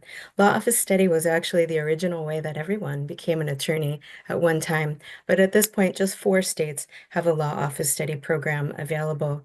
In terms of relative size, you can see the enrollment across these various school types here in California, and the law office study has a little bit under 200 students currently in process pursuing a law office study licensure option.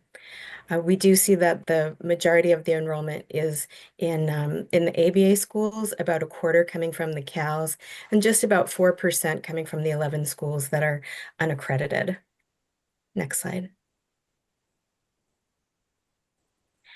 Another thing to think about is the teaching modality available for a JD program. There has been a lot of movement in this space in recent years, more than probably we've ever seen since the beginning of illegal education.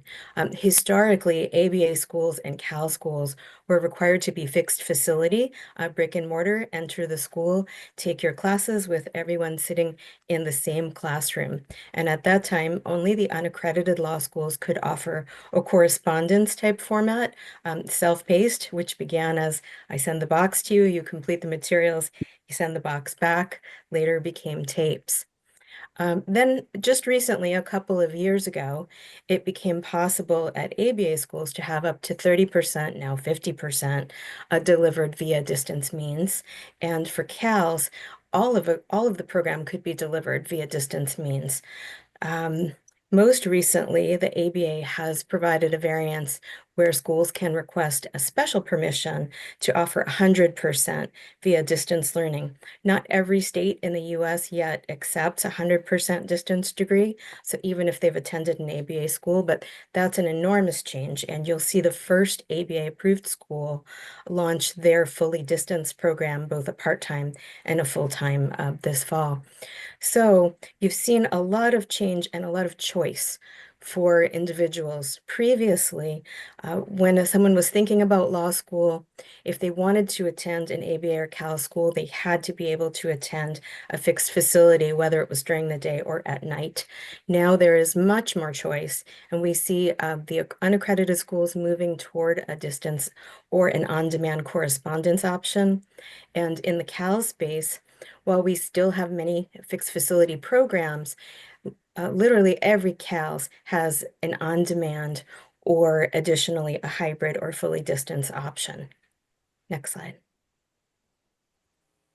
I'm going to turn it back to Lisa to talk a little bit about the demographics of these various school types. Terrific. Thank you, Natalie.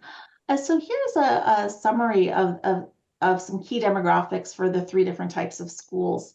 So immediately, as you should let's talk about how diverse the schools are.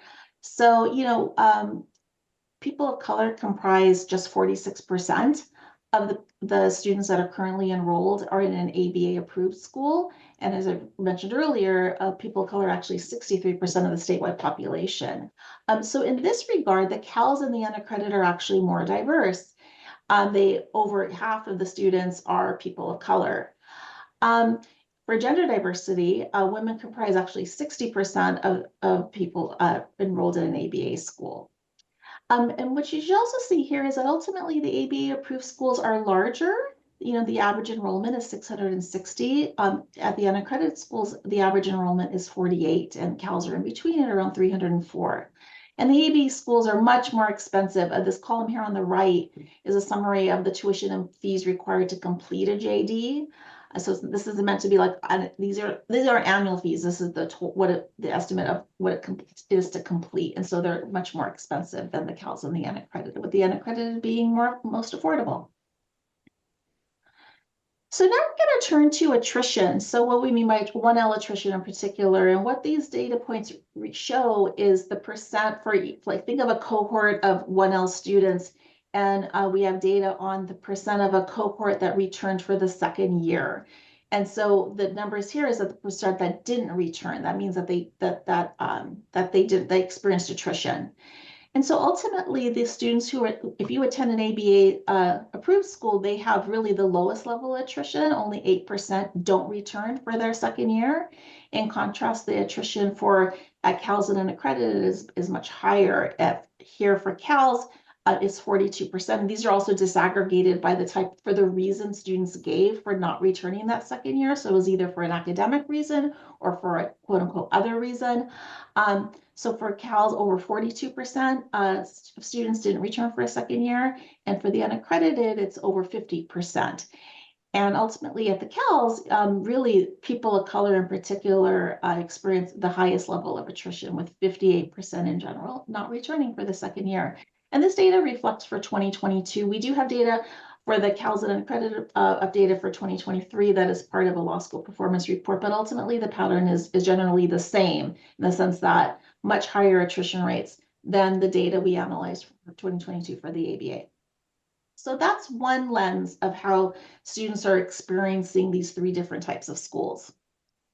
Another way to think about how students experience school is to what extent they're getting a JD. Lisa, there's a question. Oh, sure. Lisa, just real quick, and thank you for the presentation.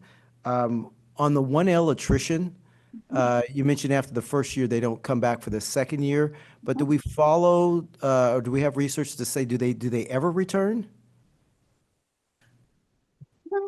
We collect this information from their school's annual reports to us. So I will defer to Natalie to ask it, see if we collect that. My initial answer is I don't believe so. What do you think, Natalie? That's correct. So this is non-transfer attrition, and so if someone has transferred to another school, we don't consider them to have attrited.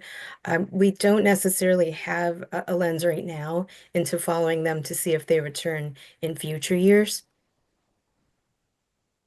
Okay, thank you. What do you have I don't know, do you have an educated guess as to whether or not you think that there is a percentage of those students that will return? I think that it is difficult to say, but I will say that one thing that we've noticed is that as the state bar provides more opportunities to support students of all categories, no matter which school they've attended, we're definitely seeing an uptick in repeaters, long-term repeaters, coming back to take those exams. And we wonder if that will increase the enrollment in having people return that may have left law school for a time. We also wonder if the wider availability of online and on-demand programs may have that same function, because it's a much more flexible way to try to return to school when time has passed and you have the other responsibilities of life. And while the idea of online education has been around for a while, the actual explosive growth that we're seeing right now, starting this year and greatly expanding effective fall 25, is where we'll start to see the change.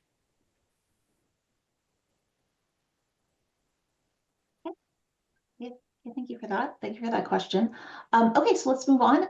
So another way to think about how students experience law school is to what extent they earn a JD after enrolling and eventually earn a JD.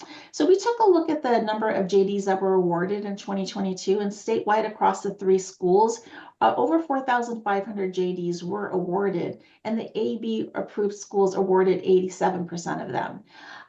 This 1% for the unaccredited translates into just 72 JDs.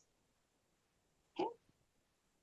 And let's take a deep dive into those JDs that were awarded to people of color. So for 2022, nearly 2,000 JDs were awarded to people of color. The AB approved schools awarded 84% of that. The unaccredited awarded 2%. The CALS awarded 14%.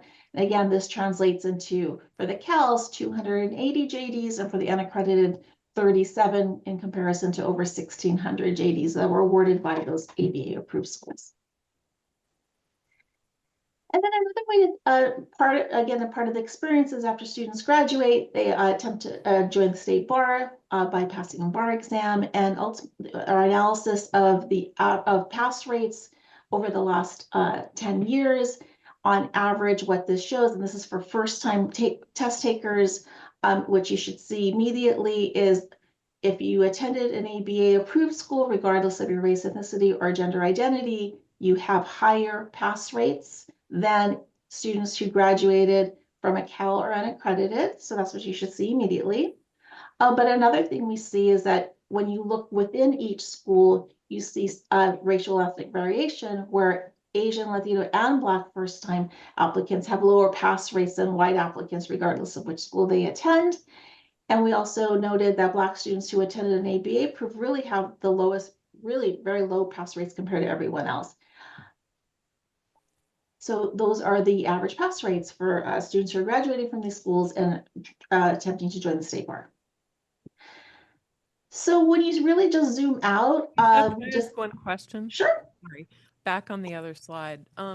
So, you know, if someone doesn't pass the bar in the first go around, they'll take it again, right? Does this account for that? Does this account for people, you know, taking the bar 4 or 5 times and they still don't pass? Or is this just the first time they don't pass? This is analysis of just first-time applicants, but we have this data for total students and for repeaters. Okay, thank you. Okay, so this is a summary of, you know, when you think of students, you know, how like they start and how they progress. So here at the top, you know, our big conclusion is that outcomes vary significantly. The way these bubbles are kind of thinking about is like shows is that across the top, ABA approved schools enroll the majority of law students. But the CALs students who attend a CALs, they have a 42% attrition rate, and over 50% of students who attend an unaccredited have a first-year attrition rate. And both of these schools also have lower bar passage rates, and that translates into them awarding these 2 schools very few JDs among all JDs that are produced here, and those are these bubbles right here. And so our conclusion is that, you know, despite their enrollment diversity, affordability, and teaching modality options at this time, the CALs and unaccredited are not particularly strong pipelines to diversifying the California attorney population, largely due to their size, high attrition rates, and their low bar passage exam rates. Okay, could I answer any questions about any of this data before we move on to a discussion about this? Yeah, Lisa, I have a question. So we looked at the cost of law schools, right? And I think the cost for an ABA accredited was, you know, just over $50,000 a year, so it's about $170,000. The cost for a CALS law school is about $25,000 a year. This is just for tuition, right? Not room and board. So that's $75,000 total. And I think unaccredited, you said $25,000, something like that.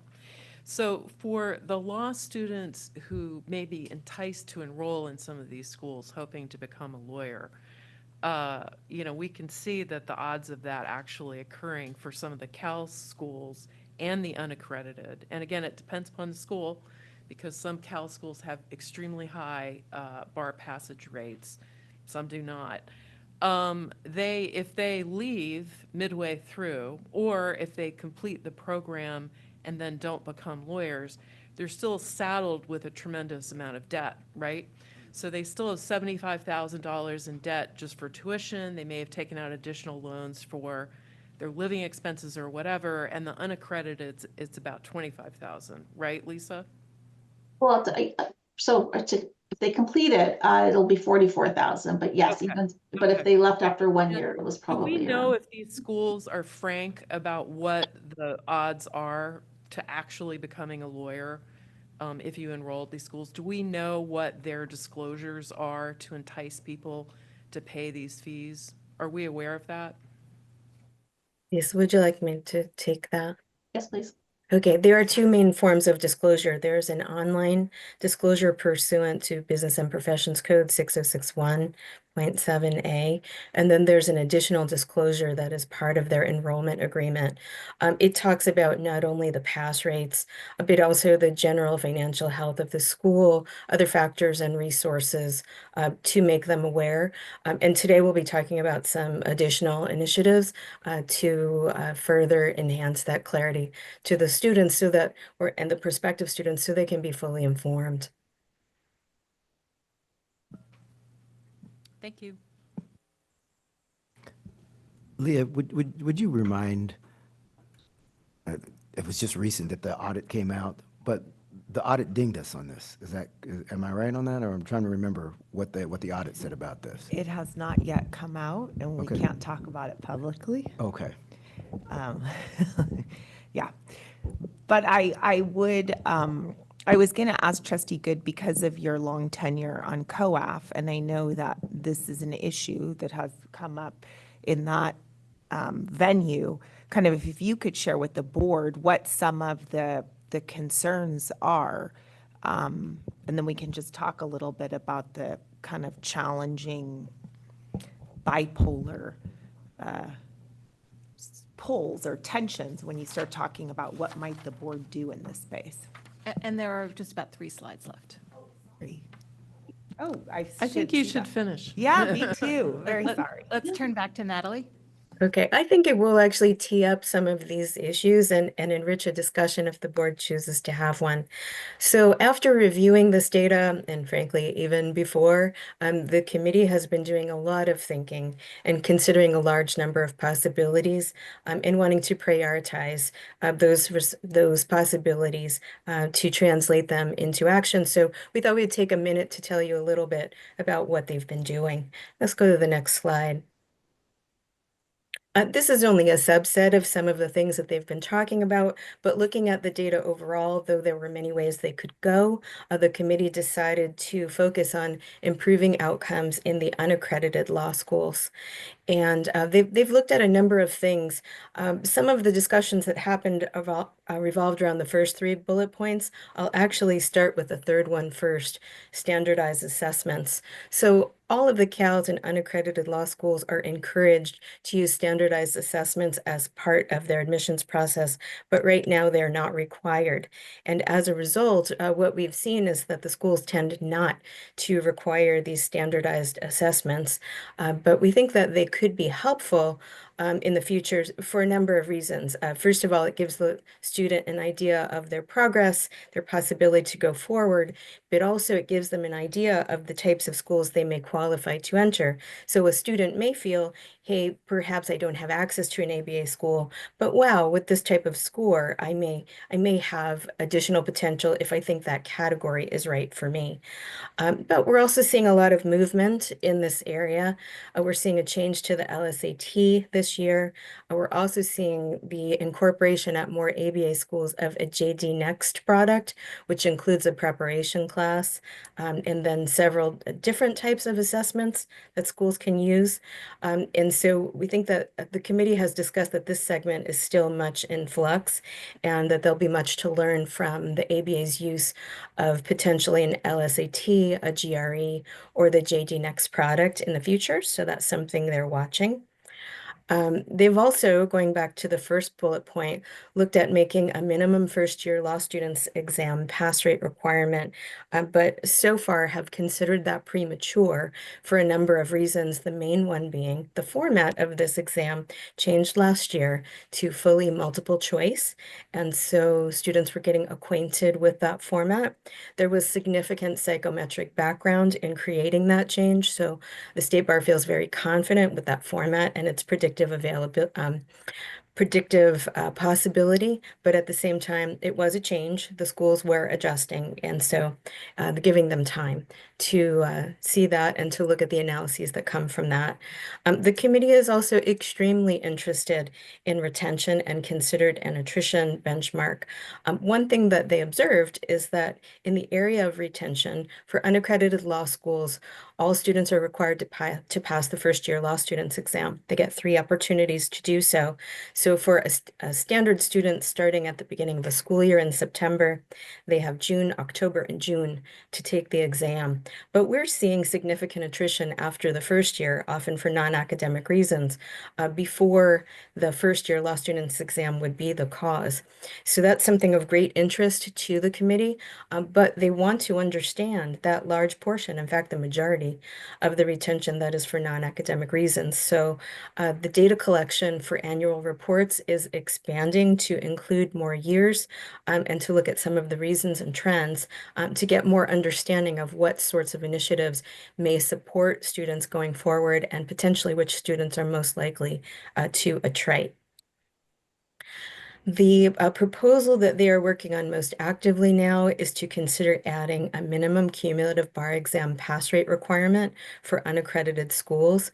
Currently, there is not such a pass rate, but there is one for ABA schools. There is also one for CALS. So let's go to the next slide and talk about what those pass rates are today.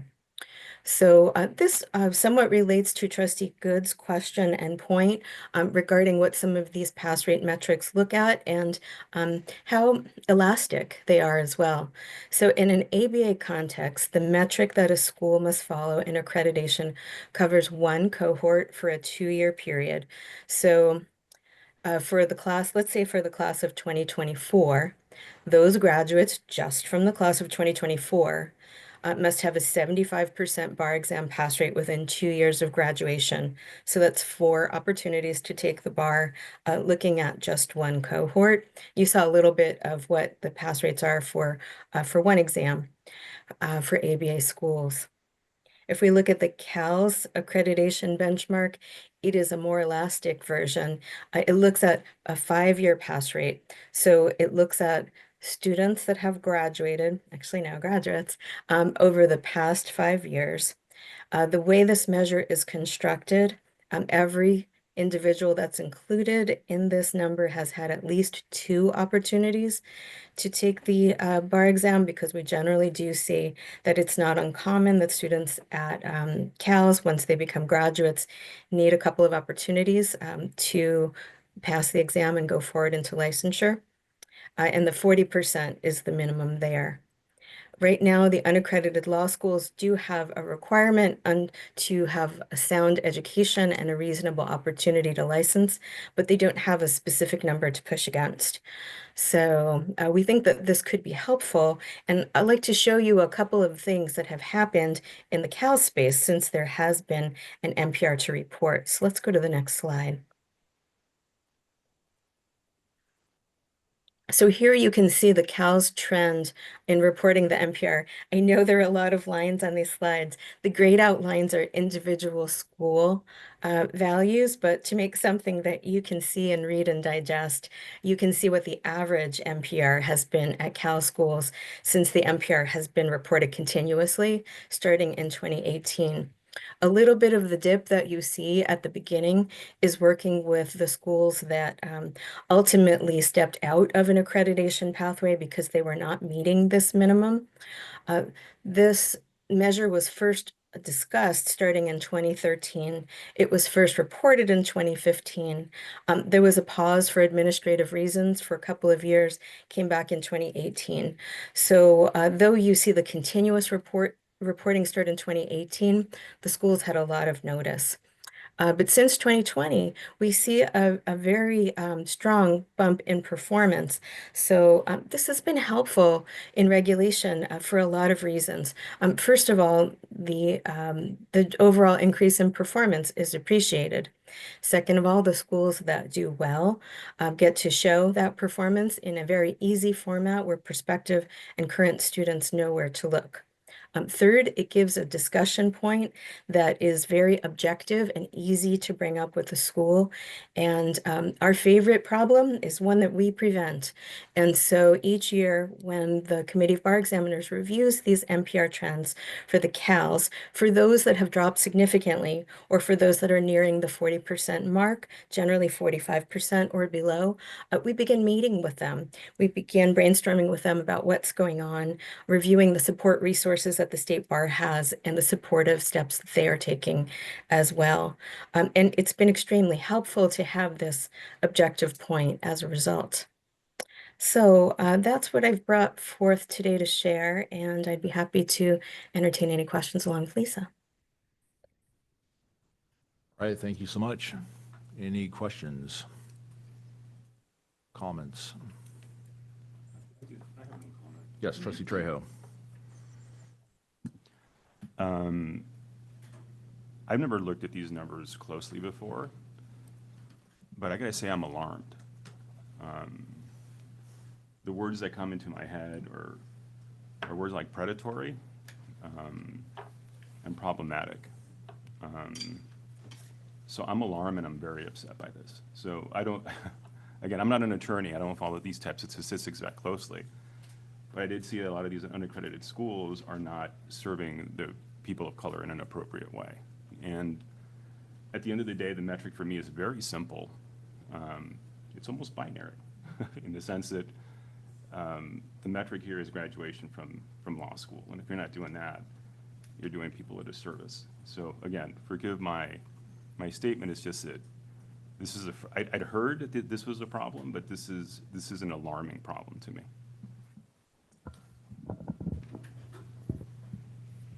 I can pile on a bit, if you will. And so will I. I would actually say that it's not graduation from law school, it's actually passing the bar and being a lawyer. And each of those are really huge hurdles, as we've seen.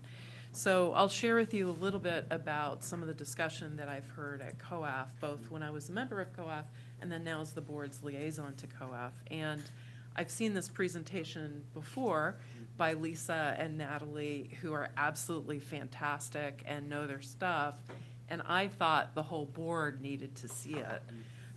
So I would say that COAF's reaction, COAF is the Council on Access and Fairness, which is one of the bodies that advises us as the Board of Trustees on accessibility of the profession to everybody in California and sort of inclusion activities generally. And so I will say, as we can see from just the first slides, right, if we had a perfect system and opportunity was accessible to everybody equally, we would expect for the demographics of California's attorney population to reflect that of our very rich and diverse state. It obviously does not. It's widely huge gaps across the board. And I would say some of these law schools that particularly cater to Californians of color to become lawyers who are unaccredited and charge a lot. The concern of COAF, I would say, is outrage that those students are paying these high rates. They're getting chained to these loan payments into perpetuity for decades for a degree that they may not complete, or if they do complete it, they can't pass the bar and they can't use it. And that is just kind of an outrageous state of affairs. And that does a disservice to the population from which it's recruiting from. That said, there are a couple of schools that do have high pass rates. And so we should carve those out of this discussion, right? There definitely are. But most of them, as you can tell from the data, do not have high pass rates. People leave after a year with massive debt. The possibility of everyone who enters them becoming a lawyer is really illusory. And so there's incredible outrage and concern and, frankly, wondering what we can do to potentially have some stringent measures to have them exist in California, maybe even not have them exist in California. Maybe it's inappropriate to have them exist under the current kind of framework if the bar exam pass rate is not anywhere near kind of legitimate. So there was, I would say real outrage, alarm, and, concern raised about kind of the state of affairs and whether it's appropriate for us to not to do something about it, having been informed of all of these factors. I don't know, Natalie, Lisa, do you all have more to say? You've been in those meetings as well, and I know that our executive director has as well. I mean, I do have a couple of thoughts. In recent years, through the committee's oversight, a number of schools have chosen to sunset or merge, and it's allowed the committee to sharpen its focus to the schools, to have some of these challenging conversations at the committee level, to be able to share this with you. And we look forward to the board's continued discussion. Leah, you have some further comments? I think Trustee Soul, you wanted to say I something. have a couple questions, and then I do have a comment. And I understand everything that Trustee Good just said about COAF. I'm wondering, and then, you know, the question that she posed is, what can we do? And in the presentation, it talks about the Committee of Bar Examiners. And I'm just trying to figure out the relationship that COAF has to the Committee of Bar Examiners, as well as our relationship to the Committee of Bar Examiners. I'd like to have that question answered, and then I'd like to make some comments after that. And I'm going to punt at some point to our general counsel, but with respect to COAF and the Committee of Bar Examiners, there is not a formal relationship. It's a collaborative, I think, relationship of two state bar sub-entities, but there is no formal relationship as distinct from the relationship between the board and the Committee of Bar Examiners. So Aline, do you want to say anything about that relationship? I believe you just shared something with the board vis-a-vis the relationship. Well, CBE is a sub-entity of the State Bar, and its powers are granted under the rules of the State Bar, under the statutory framework of the State Bar Act, but also within the framework of some of the rules that are part of the rules of, court. Ultimately, they have distinct areas where they have responsibility with respect to grading, development of the bar exam, but statutorily and under the rules, it's under the umbrella of the authority and delegation from the board, and all of it subject to ultimate oversight by the Supreme Court. So that's kind of the framework of the bodies. And I would just add that with regard to COAF, right, they are really focused on these kinds of issues.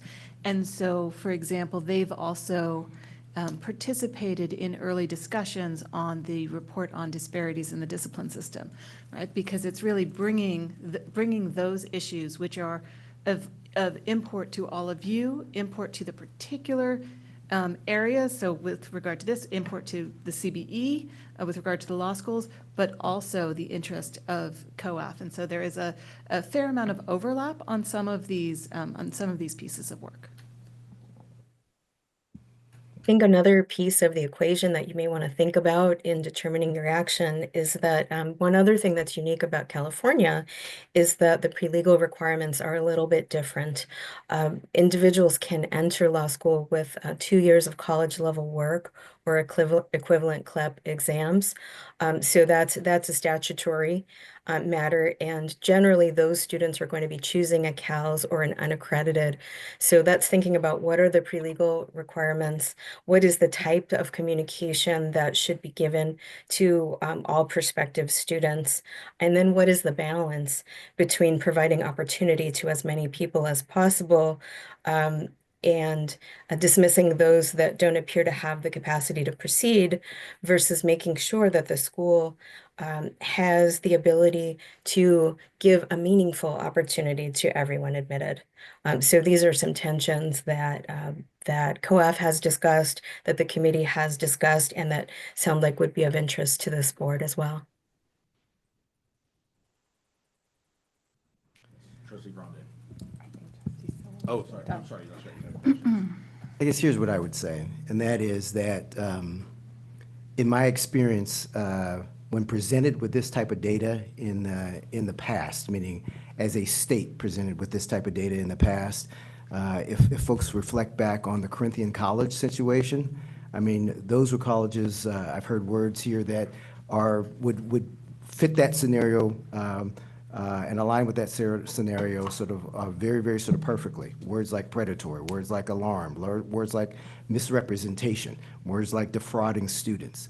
And so I feel sort of very convicted as as a member of this board that we need to figure out an action item associated with this.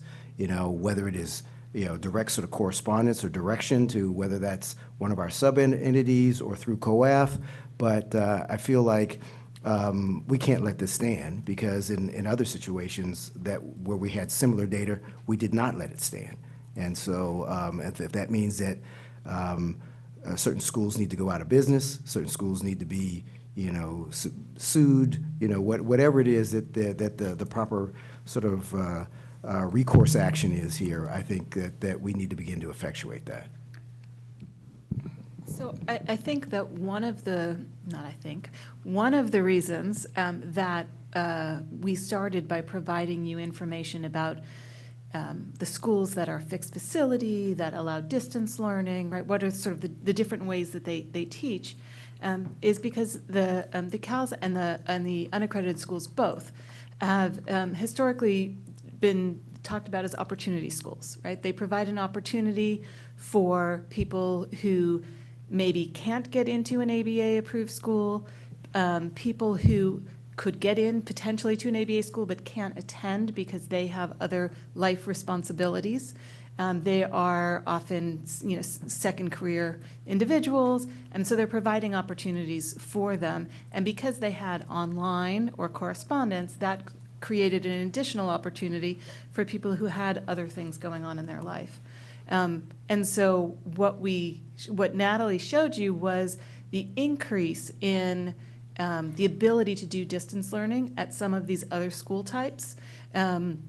Just to give you sort of that background, sort of to think about, as Natalie said, sort of balancing the opportunity, right? Balancing sort of the opportunity that these schools provide with sort of what you get at the back end.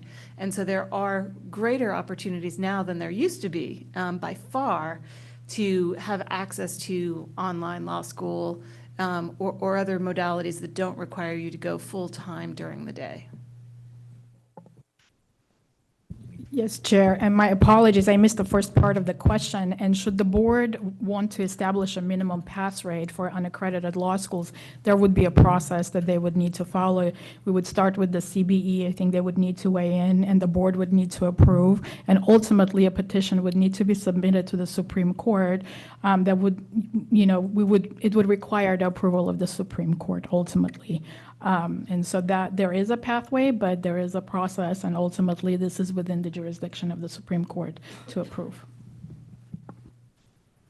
All right, Trustee Grande now. And just forgive me if I'm a newer member of the board, right? So I'm still learning all of these things, but I understand that we've been looking at the California and unaccredited schools, but I'm just wondering what initiatives have been addressed, because I'm particularly alarmed by the ABA approval rates for Black, Latino students compared to the white population. And, as someone because I see the numbers on the others, so why it's alarming. But for me, as someone who went to an ABA school, I'm very well aware of that debt, I'm still paying off my student loans.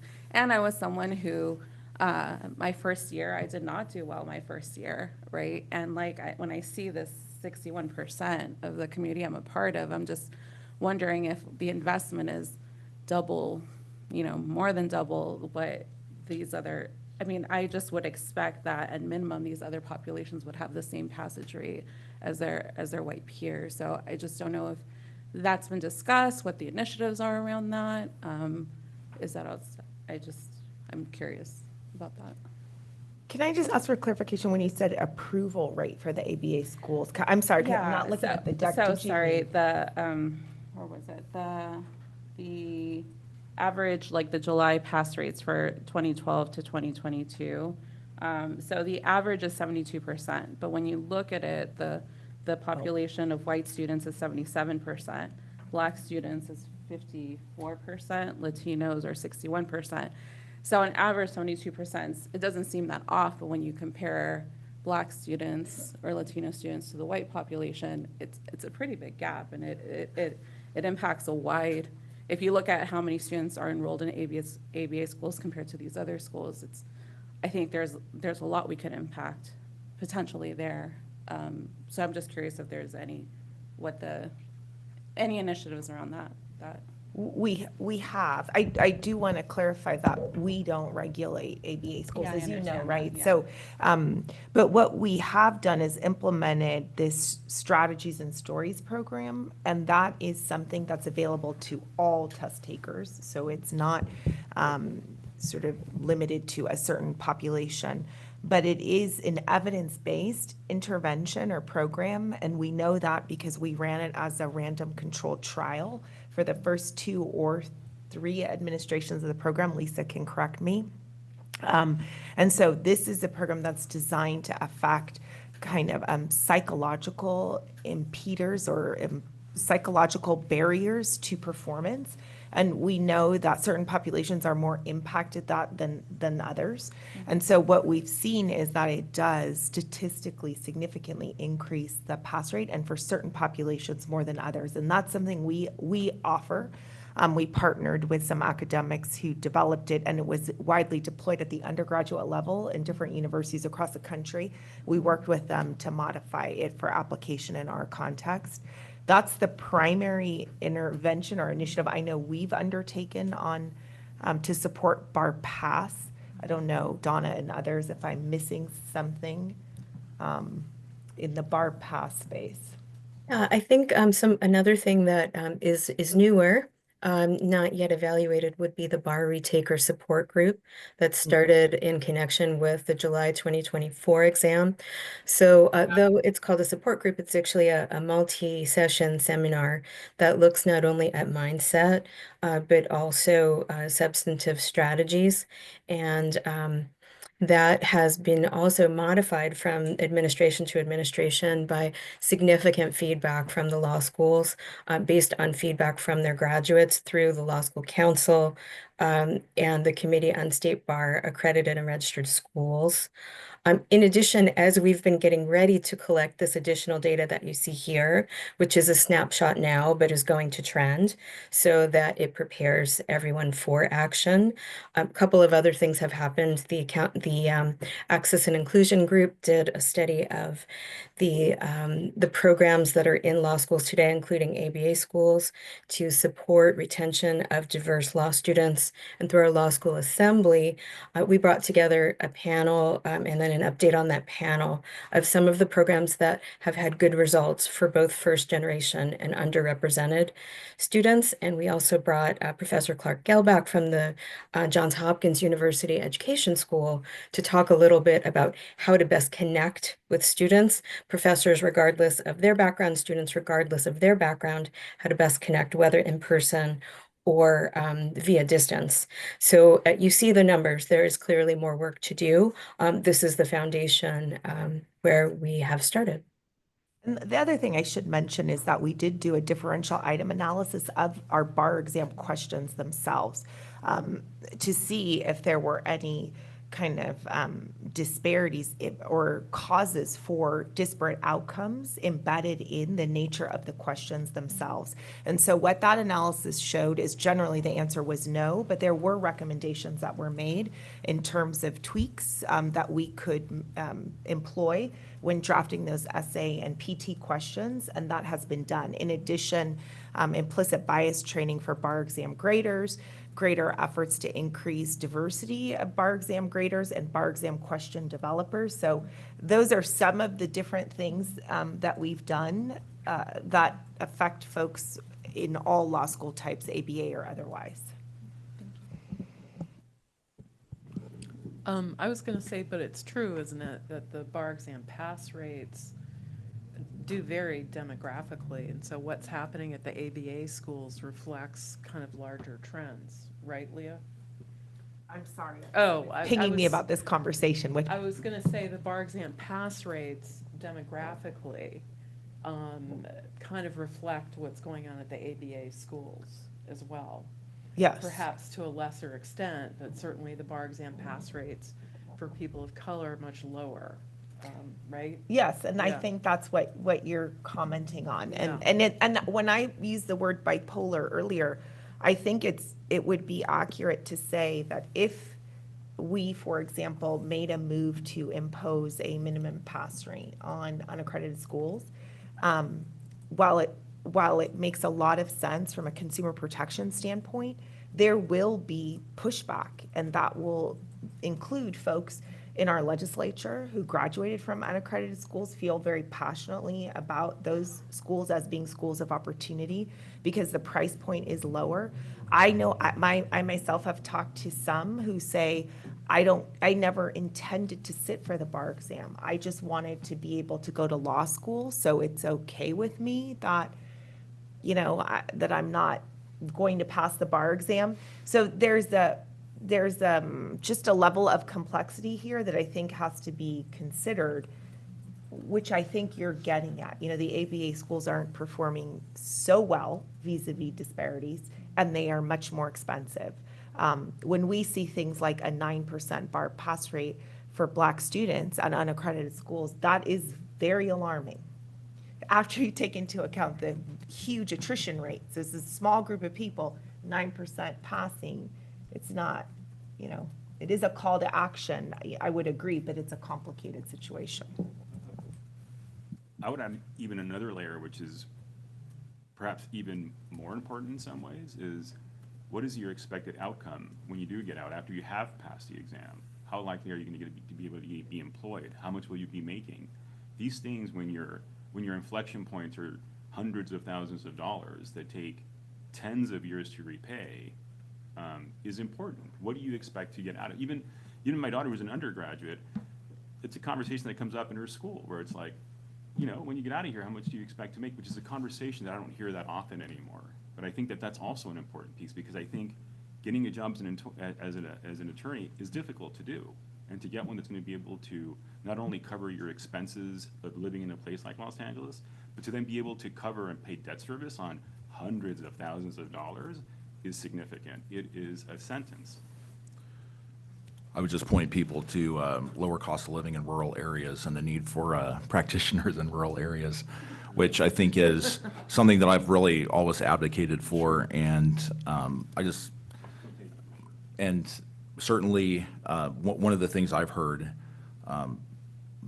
one of the reasons why there's been a downturn in law school applications is because there's not that economic certainty and jobs out there that would be able to service that debt load and all the other factors that you talk about living in a major metropolitan area. To Leah's point about these being schools of opportunity, there being appetite in the legislature, I will certainly echo that. I hear that as well. And what I would like to see, and we're not going to come up with proposals today, but I think where I sense the conversation going is there is a need here. And then we can go one of two ways. We can choose to cut these schools off completely, because imposing a minimum pass rate that's even close to the ABA standard will be a death sentence for pretty much every single school. Or we could look at ways to empower these schools that have unique access to individuals who traditionally don't come from an economically privileged background, a background that allows them to take 3 years off of work or take 3 years off of family duties. Just a quick story. I was in trial in Delano, California, which predominantly Hispanic, and the Hispanic judge that I was in front of had a mentorship of a female he was mentoring this female who had 4 children. After the lunch break, this lady shows up with her entire family, and she was getting sworn in as a member of the bar. And so it was just a really neat opportunity for the children to see their mother ascend to something that, by the mother's words, she never would have been able to do if she'd gone to an ABA school. She went to a smaller, unaccredited school, and is one of those success stories. I'm not saying I'm a success story, but I went to a non-accredited, just a Cal-registered school. I did so knowing that there was a risk that coming out of law school, I may not have the connections that someone in an ABA school might have. There was some economic uncertainty on what sort of job I could get. I knew that the bar passage rate for the first year law student examination was around 17%. And that was something that was heavily advertised by my school. And the idea was you need to have your stuff together when you go into the first year law student exam. You need to be able to know torts, contracts, or criminal law inside out. And they had a course that we had to go through. It was a week-long course at the end of our law school program. And I think it was really instrumental in helping myself and my classmates pass. I will also verify that many of my classmates didn't know if they wanted to go into law, but they were using this as kind of like a one-year test case, and it was lower cost. So for them, it made sense from an economic standpoint. Say, is this something that I can hang with? Is this something I'll be able to absorb the information, or maybe it's just not for me? Some were in business and they wanted that JD because they felt like it gave them an advantage when going into into business transactions. And so there's many different reasons, I think, to go into law school. I think they need to be looked at. But what I'd be I'd really like to see us study this more and figure out ways that we can empower first-year law students, because I think we see a huge drop-off with that around 17% passage rate. Can we use lessons we've learned in the bar exam and empower students and schools at the first-year law student level? There is absolutely a access to justice in rural county cliff coming. In 2019, we released a study that talked about rural lawyers. This is the California Commission on Access to Justice, and the findings were pretty stark that in rural areas there are fewer practitioners for growing population centers. One of the things that the report found was that Fresno, California, was an outlier, and the thing they pointed to was that they had San Joaquin Law School. San Joaquin Law School is a Cal accredited school, and a majority of the professors are judges, practitioners in the area, and they turn out a really good product.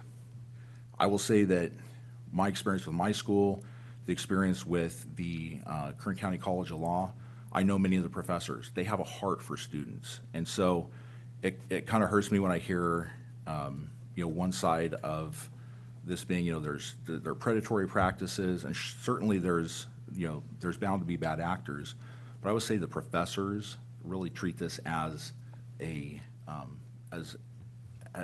way to impact the community for the better, and their hearts are absolutely in the right place. Administration can't really speak to that, but I think that we should be looking for ways to empower these professionals who are deeply embedded in the community, who are actually pulling people into law school, saying, hey, you have talents. A lot of these individuals are first generation Americans. Maybe they're the first individuals in their family to go to college.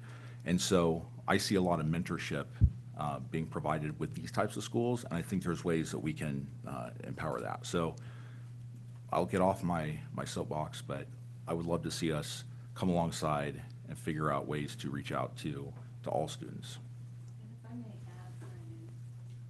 If I may add, you talked about empowering the schools, and it's also one of the other options that the board can talk about is empowering the students. Natalie talked about the disclosures that are required. That's something that you can direct the Committee of Bar Examiners to take a look at those disclosures and beef those up, right? We've had this debate for many years at a staff level. As Leah said, these are complicated choices because these are opportunity schools. If you have adequate disclosures, at what point does it become paternalistic, right? Like, people are making decisions for many of the reasons that the chair stated, that they maybe don't necessarily intend to practice law, but getting this degree will give them an advantage in getting a promotion where they work. So these are very complex discussions, and so I want you to think about the two options that you laid out: empowering the school, versus sort of the do we cut them off at the knees, I think was how you described it. But the third option being also empowering the students. There may be a fourth option, which is a combination of all of the above, because I think some of these schools need to go. I know this is not an action item, but there's data in front of us that I think is demanding of some sort of action on our part. And Mr. Chair, you indicated that maybe we need to study this a little bit more. I don't know how we necessarily sort of effectuate that and then maybe have maybe a subgroup of trustees or some of the existing, the Committee on Bar Examiners or COAF, come back with recommendations. But I would like to turn this into some sort of an action item on our part. And do understand that there's nuance here. And I do appreciate your comments and the comments of the Executive Director. I would say that in terms of the legislature, I do know that there were members of the legislature that were very, very sort of staunch defenders of accredited law schools. I would also, in the same breath, say to say, 50% of the legislature has been there 2 years or less now. And so I think there probably needs to be a re-education of what's happening in this particular sort of vein. And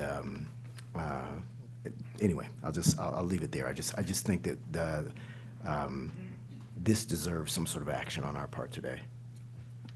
So this is your planning session precisely for this reason, and I was just chatting with staff about what the operational plan already says about this topic, and I think it is addressed, but what I think we can commit to doing under this umbrella of the planning session is to refining the operational plan objectives around unaccredited schools in particular and bringing those back to the board to take a look at in May. That drives what we see as our work at the staff level. It informs the Committee of Bar Examiners in developing their work plan, COAF in their work plan. And I think that is a way to kind of move this forward with some clarity reflecting the board's interests and being codified in our operational plan. So if that works for the board, we'll commit to doing that for May. Anybody have any strong objection to that? I think that the tenor of the conversation indicates our desire to take that up. So yeah, if we could get that on the next agenda. All right, staff, thank you so much for navigating all these issues, for your clear and concise presentation, and for fielding all the questions. So appreciate it. Of course. Thank you. Thanks, Natalie. I think Lisa's going to stay with us.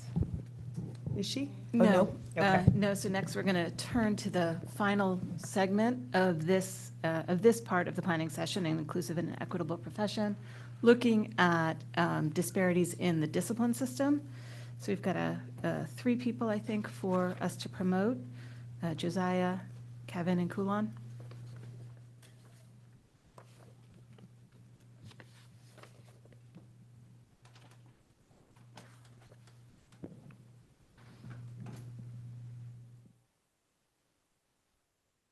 And with that, I will leave you.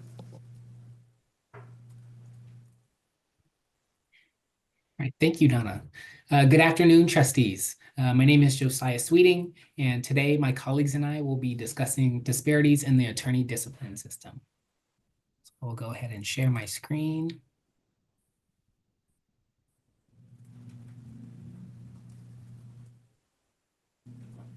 Okay, can everyone see the correct screen?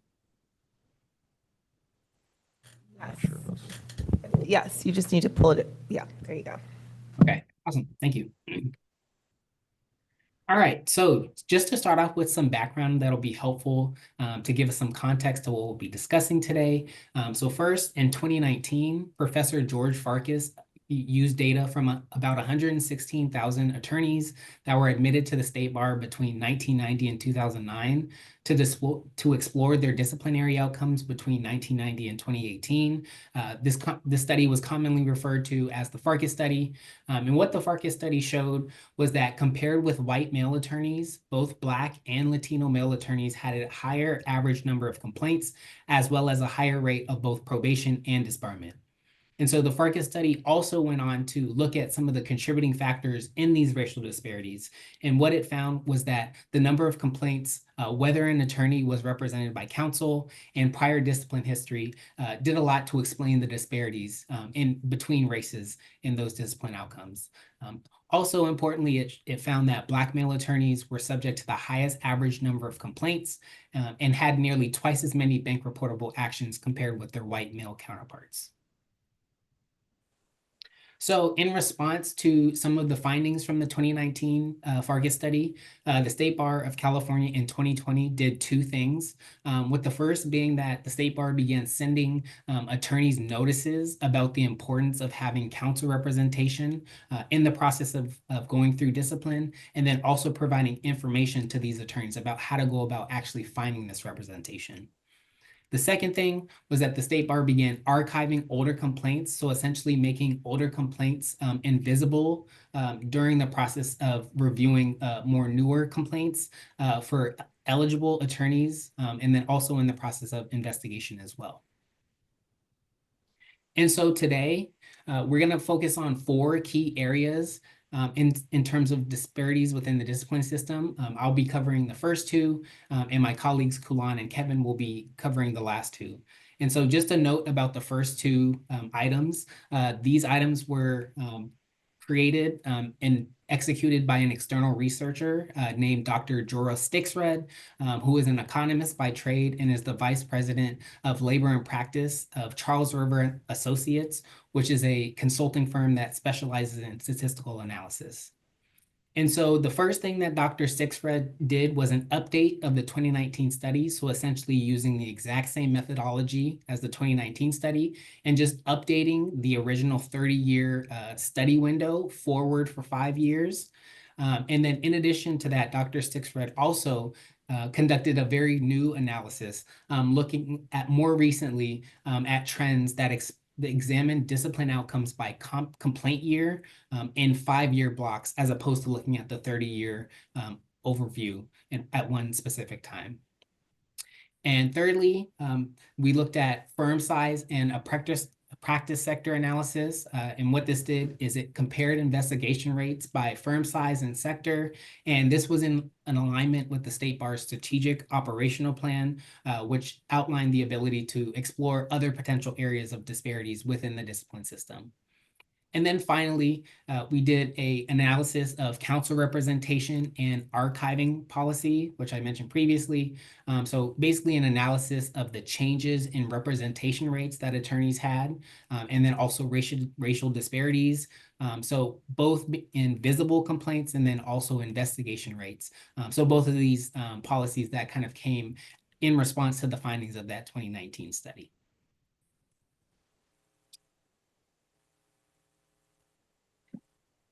Right, so just up front, we wanted to give you some just high-level findings from each one of the components that I mentioned. We'll go into more detail into each one of these components, but just to give some background and something that's important to note as well, we did explore outcomes for attorneys of all genders, so men, women, and non-binary attorneys, but you'll have a tendency to see that most of the results are focused on Black men, or men in general, as men in general across races tend to show the highest disparities. And so you'll see a lot of those results being highlighted here. And so in terms of the update of the 2019 study, the first kind of major finding was that disparities did persist in discipline outcomes, but they did seem to narrow for Black attorneys. And so what we saw here is that Black men's probation and disbarment rates declined more sharply than whites, which narrowed the gap. And then also these disparities were also further reduced once we actually took into account some of these attorney-related factors, such as years since they were admitted to the State Bar, and then also the different types of offenses that were associated with complaints. The second key finding from the update of the 2019 study is that there was a slight uptick in Hispanic and Latino disparities, but I want to preface this by saying that this uptick likely reflects changes in race reporting and not an actual shift in terms of disparities for Hispanic and Latino attorneys. I'll talk about this more in a couple of slides, but essentially more individuals or attorneys identified as a different race from the 2019 study and the more recent study, and I'll give some reasoning for why that was.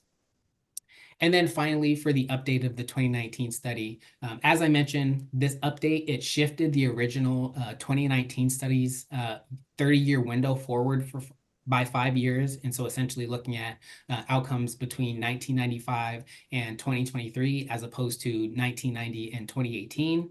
And so even with this 30-year window, we retained about 60% of the same attorneys who were in the original 2019 study in this most recent study. And so what this may signal is that some of the results from the original study may have diluted the effect of more recent trends in discipline and may not fully reflect the current practices when it comes to the discipline system. And for this reason, this actually led us into the new analysis that our external researcher collaborated with us on, which looked at these more recent trends in disparity and a little bit of a different methodology than the original study. And so kind of the key findings from this new analysis saw that the Black-white probation gap, which was once at about 3.5%, and then also the Hispanic-white gap, which was also around 3%, they both dropped to nearly 0. And then when we shift to disbarment, we see that the Black-white gap has shrunk from about 2.5% to nearly 0, while Hispanic attorneys are now actually showing a slightly lower rate of disbarment compared to their white counterparts. And then the takeaway from this as well was that focusing on these 5-year blocks of discipline instead of the entire 30-year window provided a clearer picture of how discipline outcomes over time have changed. All right, and so some key findings for the last couple of components of what we'll be talking about today.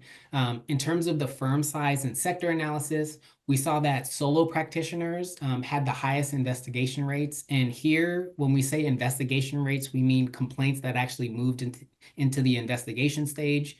And so we saw that solo practitioners had the highest investigation rate, while attorneys who worked in government or public sector settings had the lowest. In addition to this, we also saw that as firm size grew, the complaint investigation rates generally dropped. So for solo practitioners, it was around 41%, but then if you went down or you increased the size to attorneys working in firms with 200 or more attorneys, it went down to about 17%. And then moving on to council representation, representation rates have risen overall, but this increase that we saw, it increased less for Black and Hispanic Latino attorneys.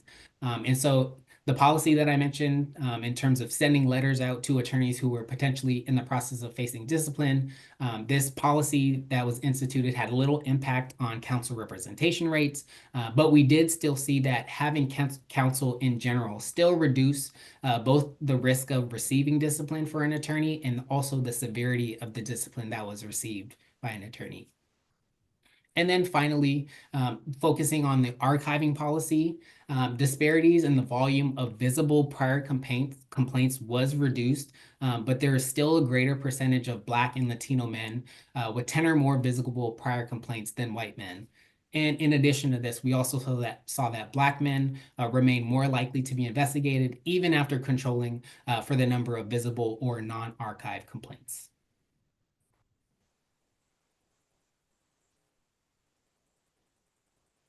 Okay, so going into a little bit of more detail about the update of the 2019 study. So once again, we use the exact same methodology from the Farkas 2019 study and just shifted that original study timeframe up 5 years. So instead of 1990 to 2009, we looked at attorneys who were admitted between 1995 and 2014, and then looked at their outcomes between 1995 and 2023. And as I mentioned earlier, nearly 60% of attorneys from the original study were also included in the current study, which also may have kind of diluted some of the results that we see in the most recent study. Also, as I mentioned too, there were a good chunk of attorneys from the 2019 study who may have identified as a different race ethnicity in this most recent study. So in the original 2019 study, attorneys could only identify as being Asian, Black, Hispanic, Latino, white, or other. And they didn't have any other options to identify in terms of their race ethnicity. Fast forward a couple of years, the State Bar has gotten more inclusive in terms of the categories that were offered.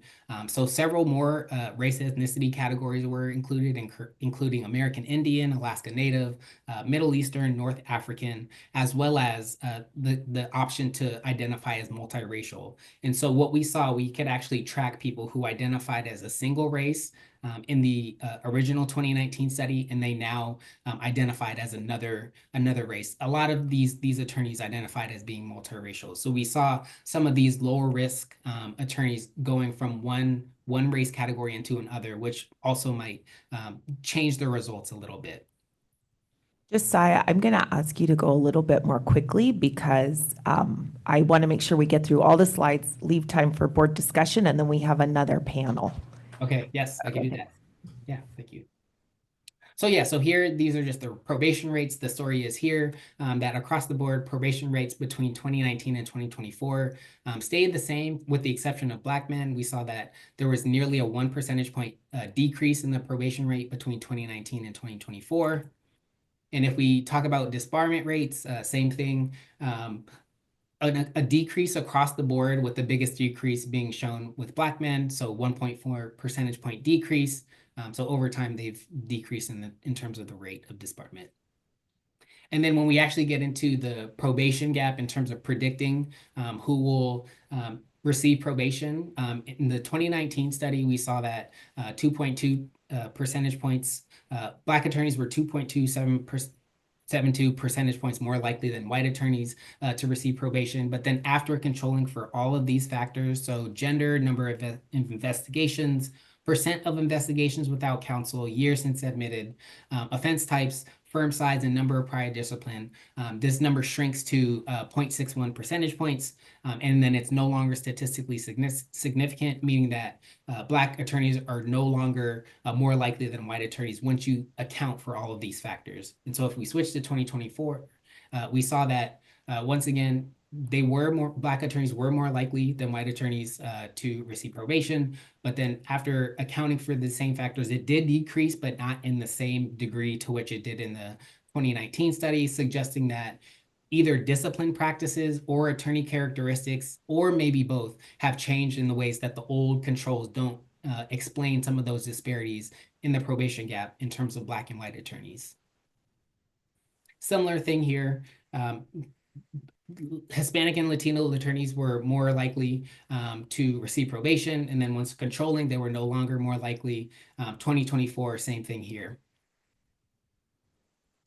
And for disbarment, I think the biggest thing here is that just without accounting for anything, Black attorneys were almost 3 percentage points more likely than white attorneys to be disbarred. And then without accounting for anything in 2024, they reduced to less than 2%. 2 percentage points more likely than white attorneys. Yes. And then here, the disbarment gap between Hispanic and Latino and white attorneys, they didn't show any more likely to be disbarred. And then after controlling, once again, it remained not statistically significant.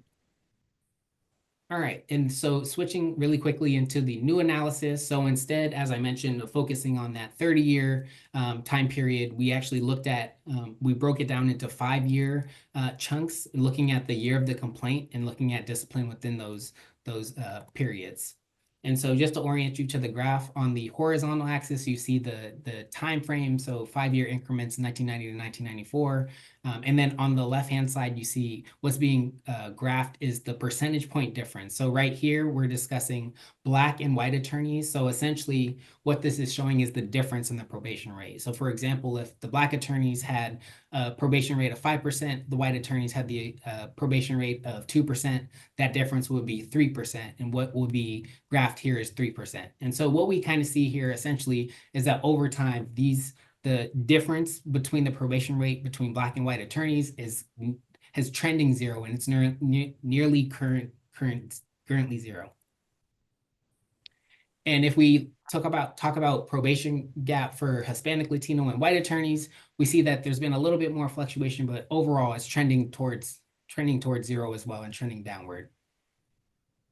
And then if we talk about disbarment gap, once again, a little bit of fluctuation here as well, but overall we see 2023, the last couple of years, it's near zero, meaning that there's no difference. And then similar story for the difference in disbarment gap between Hispanic and white attorneys as well. So trending towards zero. All right, and with that, I will pass it over to Kalan to talk about practice sector and firm size. Before we do that, I just want us to take one celebratory moment because those results are incredible, especially looking at the newer cohort. So I don't want to take up too much time. I know we're going to move on from it, and I was just remarking to the chair that it's really incredible to see the progress. So thank you. Go ahead, keep going. All right, I will also go quickly. I'll highlight our findings mostly. So now we're going to turn to other potential sources of disparity in dimensions other than race. So we're going to look at investigation rates across practice sector and firm size. The challenge that we have with our historic practice data is that it's incomplete. So that's the reason why we didn't include these areas in the main disparity study. And our researcher, Dr. Sticksberg, actually found that unknown was the largest category for all practice data. But the good news is that data is improving thanks to Rule 2.2 in 2023. We now have a good quality data for 2024. So I'm going to use that data, 2024 data, and discuss investigation rates across these two fields. We're using investigation rate as a proxy for discipline because most 2024 cases are still ongoing. And when we say investigation rate, it's the percentage of complaints moving to the investigation stage. And practice area is still, it's not mandatory, so we're not, the data issues, but so we're not including it here. So we'll look at practice sector first. As you can see, in 2024, the overall investigation rate was 35%. Most of the investigations come from respondents in law firms and solo practices. Law firm respondents are about the same, have the same investigation rate as the overall rate, but solo practitioners have a much higher, one of the highest actually, investigation rate of 41%. The sector with the lowest investigation rate is government and public service respondents. Next, please.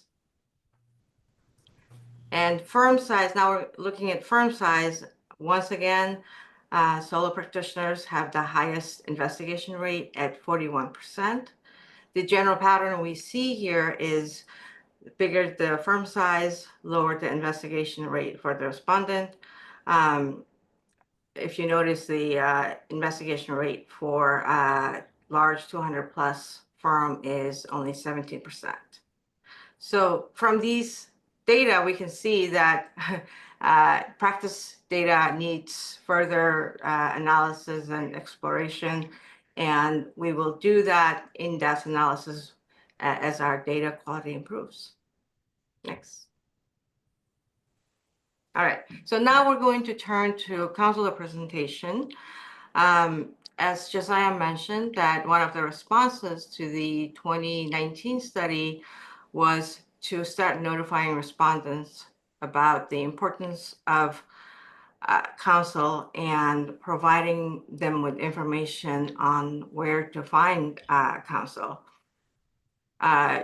OCTC piloted this program in late 2020 and then later adopted it more broadly. Next. So first, we're going to look at council representation trends by race. So this chart here shows representation rates for cases opened between 2018 and 2023, which is roughly 3 years pre-policy and 3 years after. And the gray box shows the overall representation trend, and we can see that the trend rose between 2018 and 2021, and there's a slight decline since 2022. White respondents followed the general trend, which makes sense since they're the largest group. And white respondents also made the most gains, 8-point gains from 15 to 23%. Black respondents, on the other hand, had only a 4-point gain, going from 14% to 18%. Hispanic and Latino respondents, despite their initial jump, ended up below their 2018 level at only 16%.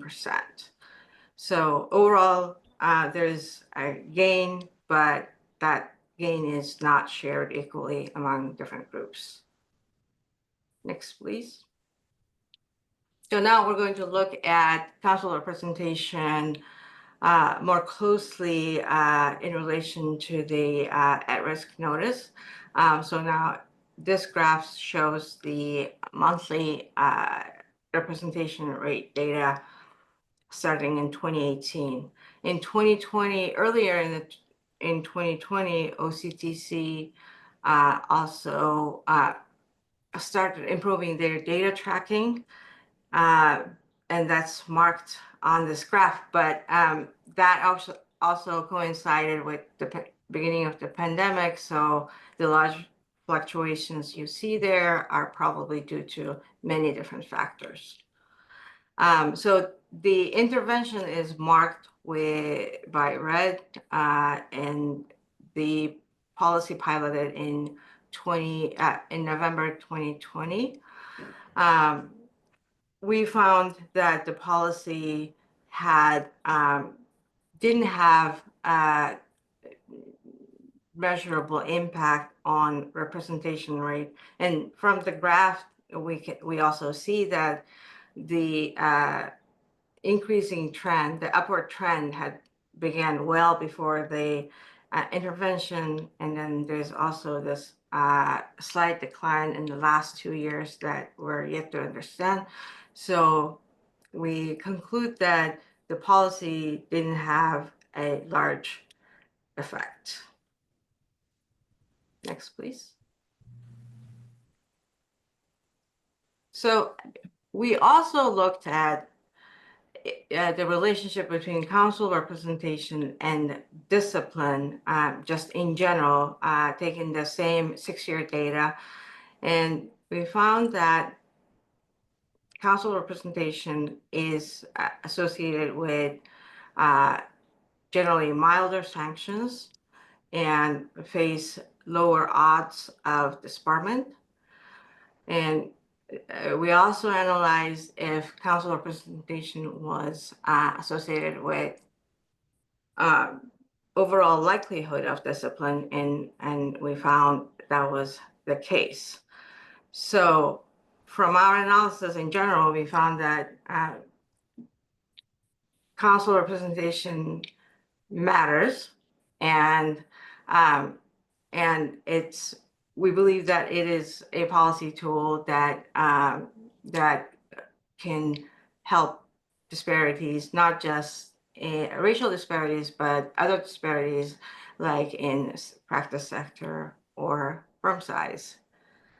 So I will turn it over to my colleague Kevin to discuss the other policy response, archiving policy. Hi, everyone. I'll be presenting the last part of our presentation, which is our analysis on the impact of the archiving complaints policy. And I know we've already thrown a lot of information at you in the last 30 minutes, so I'll try and move through this quickly and concisely. So just to give everyone just a quick refresher and overview of what the archiving complaints policy was. In November of 2020, OCTC began archiving older complaints, effectively making them invisible to OCTC staff during the complaint review process. And thinking back to 2019 and 2020, this policy was really a response to the finding back then that differences in prior complaint volume explained the disparities in discipline that Josiah had talked about earlier on in the presentation. And so the recommendation from the Robertson report at that time is that by archiving complaints, right, the prior complaint volume of Black male and white male attorneys would become more equivalent and thus lead to more equitable discipline outcomes later on down the road. And so to be eligible for archiving, complaints and the respondents for whom those complaints are against must fit several criteria. They must be filed the complaints must be filed at least 5 years ago. They can't result in any sort of discipline or alternatives to discipline, and the respondent themselves cannot have an open complaint.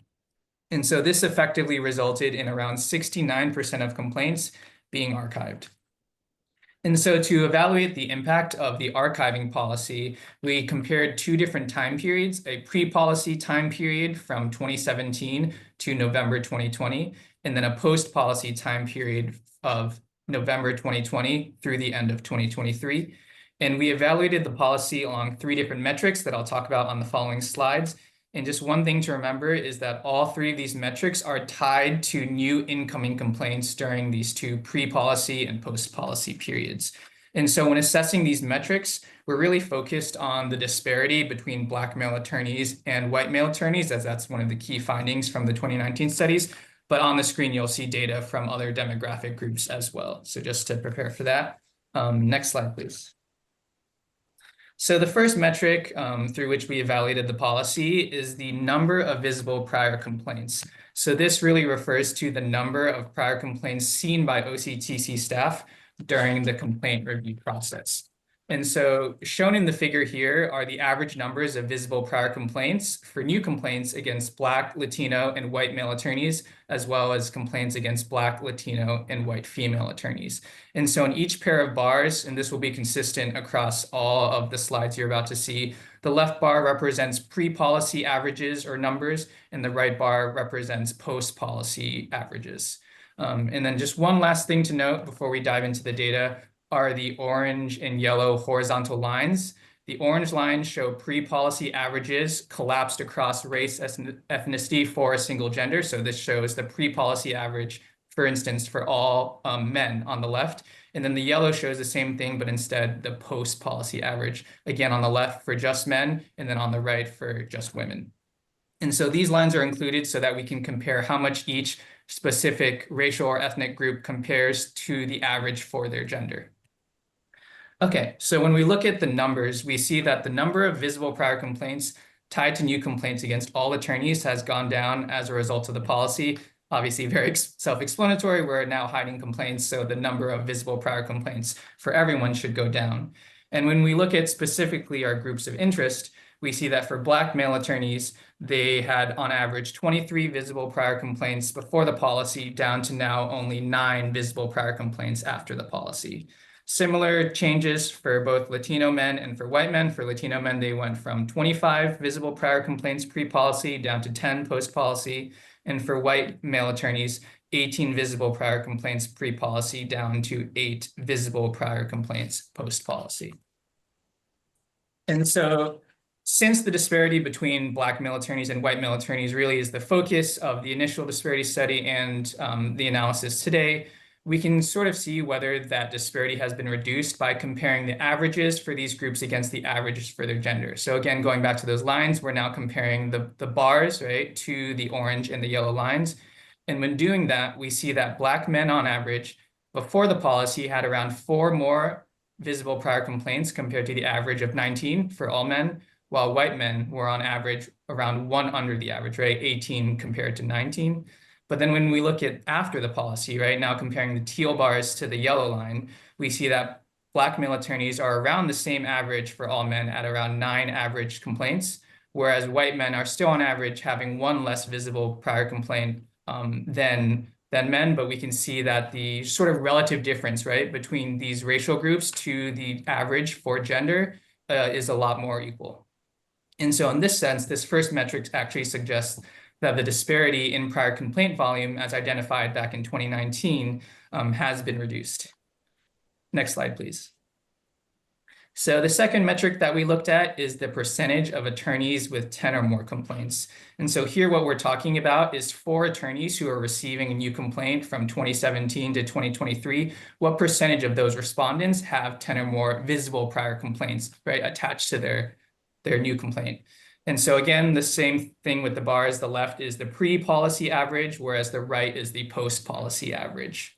And so when we just look across the board, across all groups, we see that of much fewer attorneys, right, on average have 10 or more complaints across all different groups. This is again to be expected based on what we just saw on the previous slide as well. And then when we specifically look at Black male attorneys, we see that their percentage of attorneys or individuals with 10 or more complaints has dropped drastically as well, from 45% pre-policy to 11%. And then when we compare that to the change for white male attorneys, we see that they've dropped from 31% to 6%. And so just one sort of key observation I want to highlight on this slide is the relative difference in the frequency of having 10 or more complaints between Black male attorneys and white male attorneys, and how that's changed as a result of the policy. So before the policy, 45% of Black male respondents, right, had 10 or more complaints, compared to just 31% for white male attorneys. And so here we can kind of think that Black men are on average around 50% more likely, right, to have 10 or more complaints compared to white male attorneys. And then when we actually look at the relative ratio again, post-policy, 11% to 6%, we actually see that this relative ratio has increased, right? That Black male attorneys now are almost twice as more likely than white male attorneys to have 10 or more complaints. Again, across the board, both groups have far less individuals with 10 or more complaints, but we just see the relative, you can think of it as like frequency or risk of having 10 or more complaints is now greater or more likely for Black male attorneys compared to what it was pre-policy. And so this, right, can be due to maybe a number of different factors, but it suggests that the policy has maybe helped attorneys more towards the middle. When we think about the middle, we think about the distribution of all attorneys and how many complaints they have. The policy might seem to have helped attorneys more towards the average or the middle of the distribution, rather than those at the extreme with a large number of complaints. And potentially in this specific metric has even increased the relative disparity between Black male and white male attorneys. Next slide, please. Okay, the last metric that I'll talk about is investigation rate. So hopefully this is pretty straightforward. This is just the percentage of cases, right? New cases that are forwarded to investigation. And again, here, the left bars represent the pre-policy investigation rates, right bars represent post-policy. And we see across the board that investigation rates have gone down for all groups. And specifically, when we look at our two groups of interest, Black male attorneys and white male attorneys, we see that Black male attorneys, their investigation rate has gone from 49% down to 44%. And then for white male attorneys, from 44% down to 40%. And so this is a pretty sort of comparable change. And so to test this statistically, we also conducted a regression analysis that tests the relationship between race, gender, and investigation rates. And we found that even during the post-policy period, so this is only complaints that are filed after the implementation of archiving, Black male attorneys are still more likely to be investigated, as we see here, 44% versus 40% post-policy. And even after including prior complaint volume as a control in our model, we see that Black men are still more likely to be investigated. And so what this means is that the variation that we see now in prior complaint volume post-policy still doesn't fully explain the differences in investigation rates we see, so that this suggests that there might be other factors that are leading to these disparities in investigation rates we see post-policy. Next slide, please. Okay, so now just to summarize what the three of us have sort of presented today and offer some next steps and sort of areas for discussion. The 2024 update of the disparity study, building on the 2019 studies framework, shows that discipline gaps have narrowed over time. And a new trend analysis, as Josiah presented, shows that disparities have been trending towards zero over the past 5 years, especially in recent years. And compared to 2019, where control factors such as gender, number of investigations, and offense types explain most of the discipline gap, in 2024, they actually left a larger unexplained proportion of variance. And so this indicates that there are new or shifting influences beyond the old controls. And this really underscores and highlights the need to identify what additional factors are contributing to any possible disparities in discipline. That brings us to our next point. As Kulan mentioned, historic data on practice sector firm size and practice area are quite limited, especially from historical data. And so in 2023, Rule 2.2 made this information and reporting more mandatory, and it allows for us to present a more reliable 2024 snapshot in the current report as we did today. And so moving forward, future disparity analyses should incorporate these areas more fully, and we hope that moving forward in the next couple of years that we will improve our practice area data quality to have a more robust analysis.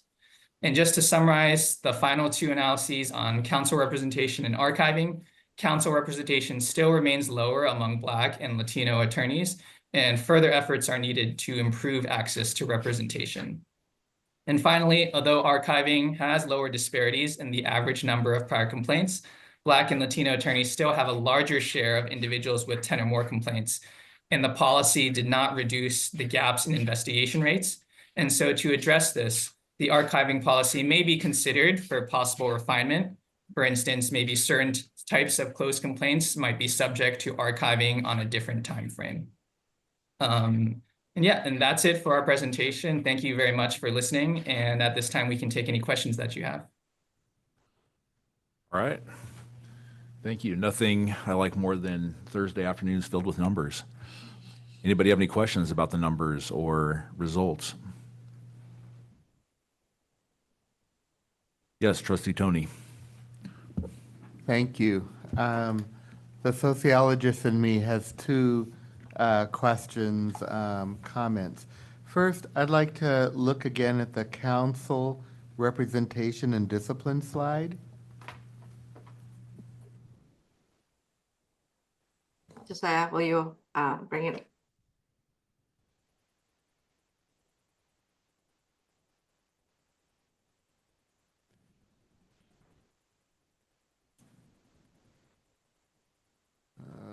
Okay. So, oh, we'll wait till it comes up. Keep going.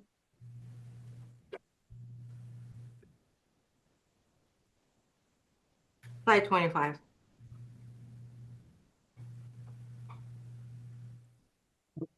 This one. That's the one. Thank you.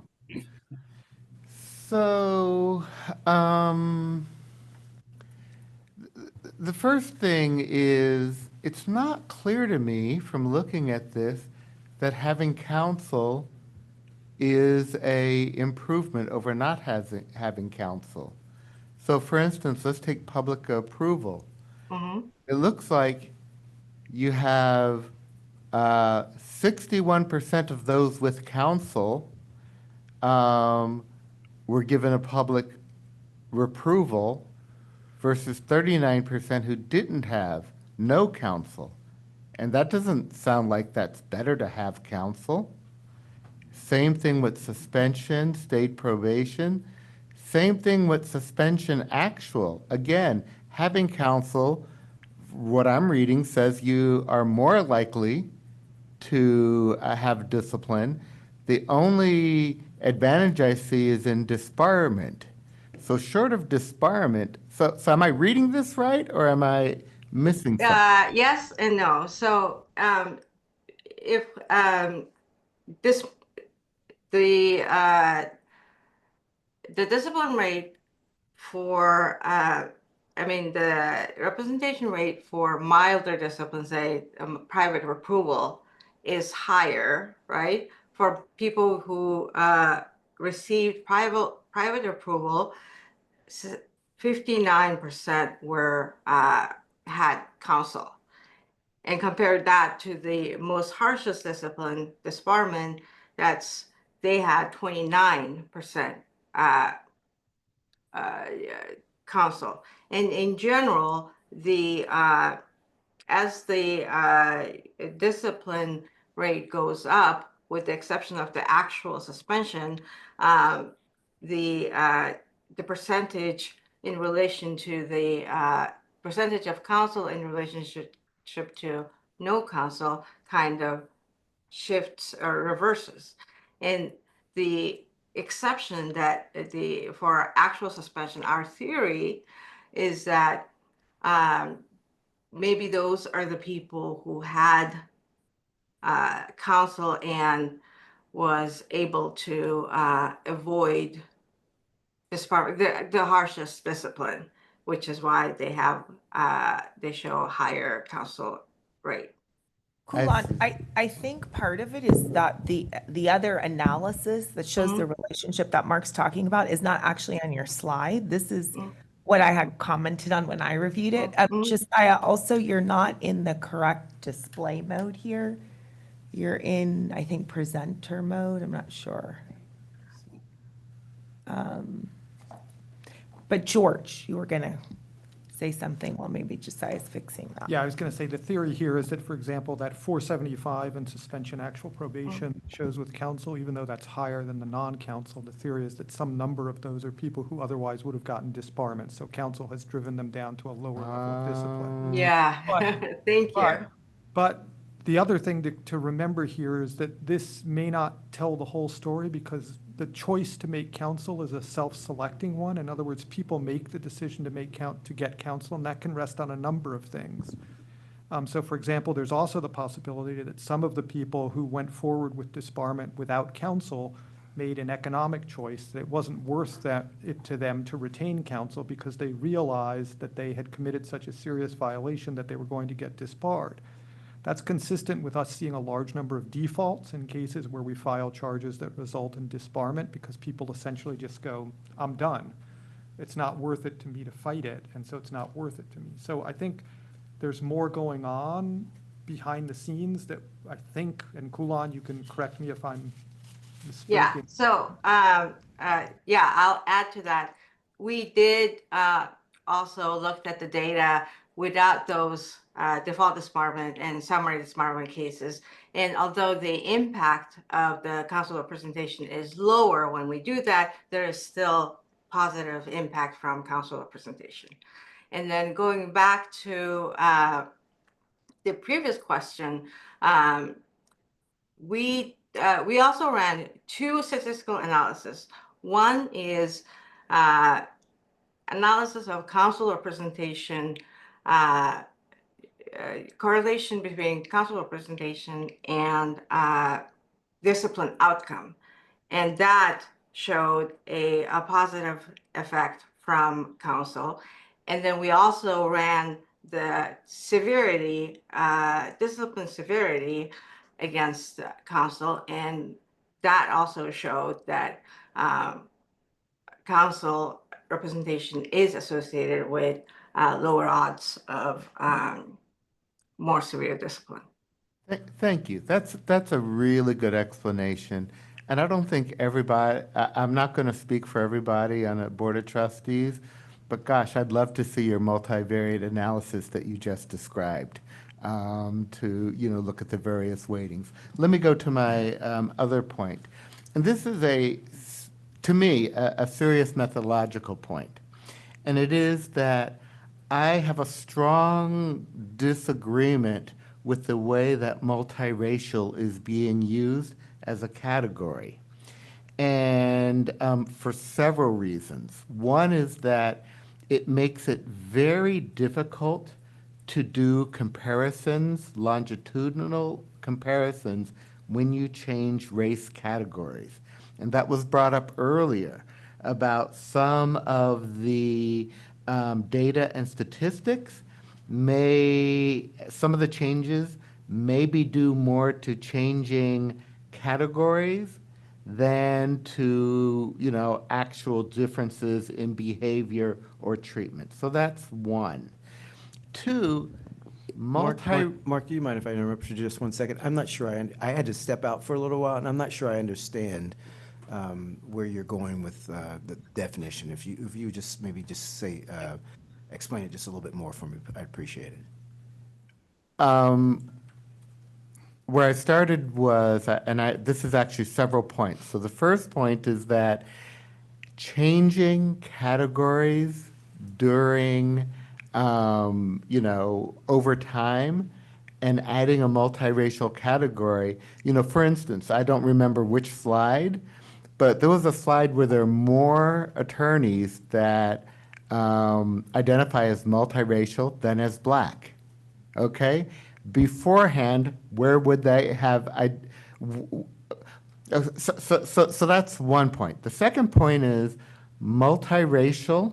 If I'm not doing the math, but there's a formula somewhere where if you do all the various, you take all the variables and you say, how many possible combinations?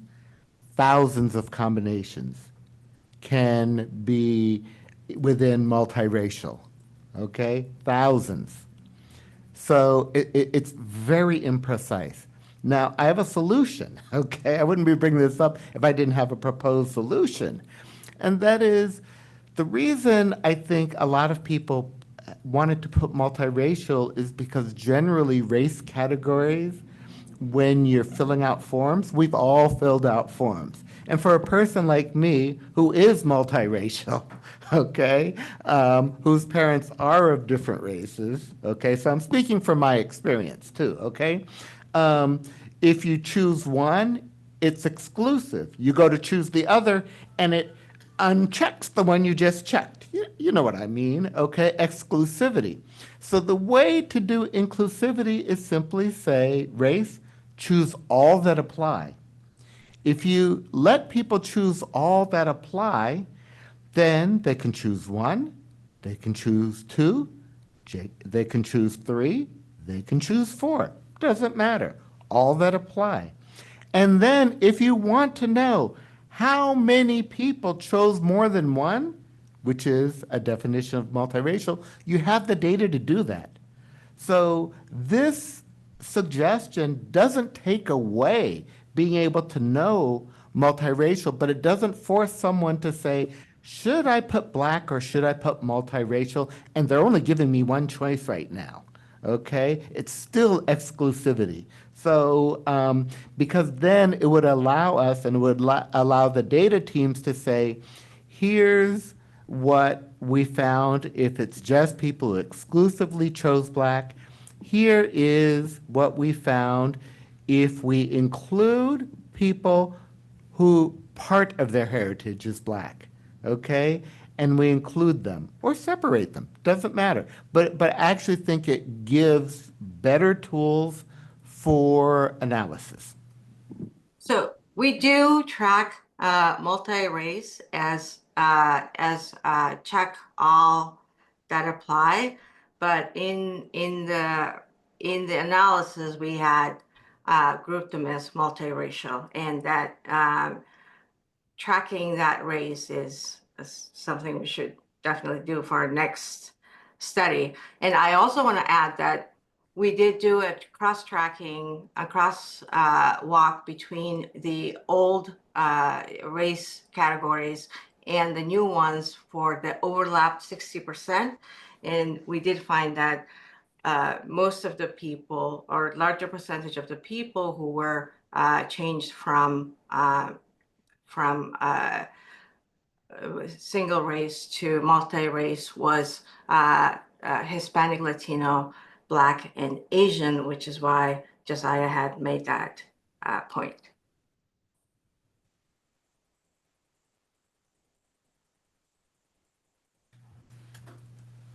Yes, Trustee Barahona. There we go. Me, but okay, there we go. It does seem like a huge opportunity to uplift the data and the outcomes, and to tell this story of change, because change is possible and change takes time. And we've done our due diligence as a board to commit to actualizing our strategic plan, which this is, I think, an example of that. So I just have some curiosity from a comms perspective, how we might be able to tell this story and tell it in a way that's balanced, right? In a way that sort of both communicates our success in gathering this data and looking at it deeply and tracking it over time, and areas of improvement going forward. So I just had some curiosity there. Yeah, and unfortunately, we are so late today that we did move to reschedule the comms training and overview that you were scheduled to have, and this would have been great for them to talk about. But we will do a press release on this. I think it is a balanced story, but it is quite a positive one because these disparities that persist that staff have identified for you have to do with rates of investigation. Where we see significant improvement is in outcome, and the very steep decline in disparities in probation rates and disbarment rates. So that is really impressive. So we will do a press release on this. We also have this very capable team here. So we are going to be producing a research brief that highlights the findings. And we will be presenting, I'm quite sure, this data in multiple venues. We are asked to do so regularly. We are the only state in the country collecting this data, let alone producing these kinds of reports. So we will have, I think, many opportunities to highlight our good work, again, through an affirmative media strategy and also through publication and presentation of the findings. I would just say on the ad hoc commission, we routinely heard from some of our out-of-state participants that they were incredibly impressed that the state bar was taking this on when no other jurisdiction was. And this was at a time where some of these topics were not necessarily in the headlines. So I think it really speaks to state bar leadership for taking that on. This was absolutely one of Leah Wilson's hallmark projects, and she really pushed the, I think, pushed the board to get on board with the study and then get on board with the recommendations. And we spent a significant amount of time really at every level looking at this. So I think this is absolutely a chance to let the world know, what we've been doing here. All right. Unless there's any other questions, comments. All right, staff, thank you so much. Thanks for walking us through the numbers, and have a groovy rest of your day. Thank you. Okay, we're going to take a bio break. Everybody okay with 5 minutes, 10 minutes? Okay, 5 minutes. So we'll be back at 3:37, and we'll be going into our 3.4 public-private partnerships, and should be a fun discussion. So see you in about 5 minutes.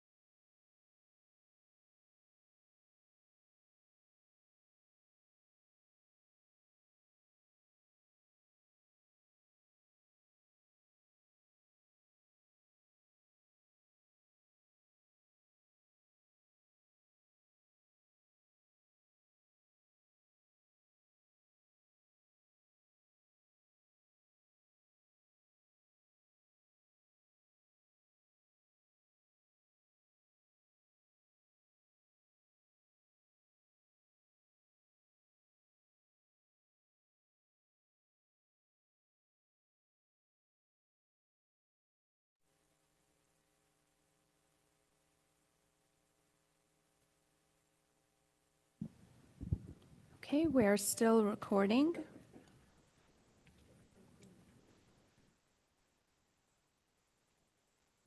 All right, we're back in session on the Board of Trustees, Board of Trustees full agenda. We're joined, it looks like, by Trustee Buenaventura. Welcome. Good afternoon, Mr. Chair. Hello, everybody. Hello. Next up is item 3.4. This is a public-private partnership and funding of key admission initiatives discussion. This is being presented by Program Director Joyce Song and former State Bar Board of Trustee Renee LeBron. I had the pleasure of serving with Renee for several years, and the impact that she had on this board cannot be understated. So welcome back. Thank you. Oh, who's kicking us off? Sorry. Sorry. Bad timing. All right. Trustee Oh, Barahone yes. and Trustee Trejo are the board's public-private partnership liaisons and help to plan this panel. And Trustee Barahone is going to kick us off. Perfect. Yeah, thank you so much.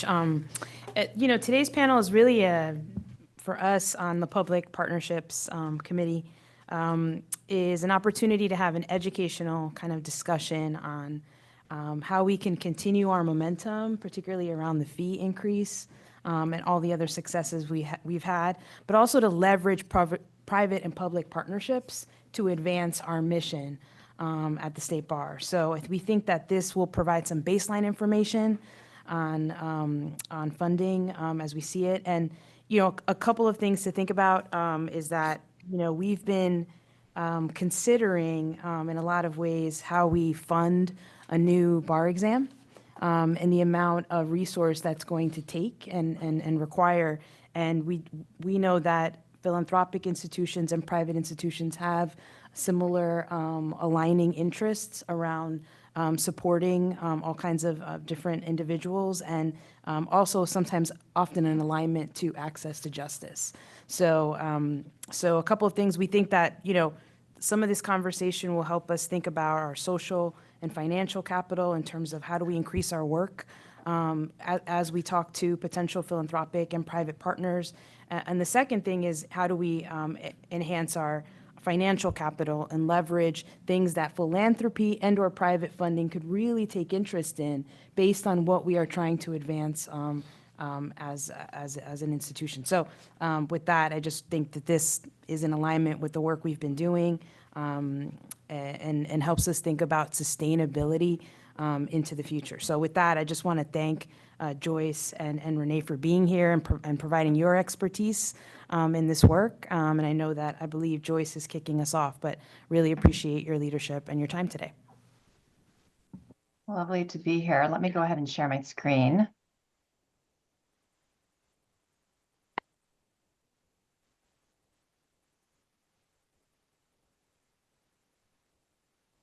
Oops. That is not where I want to be.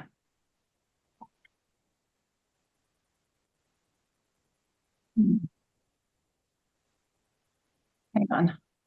Apologize.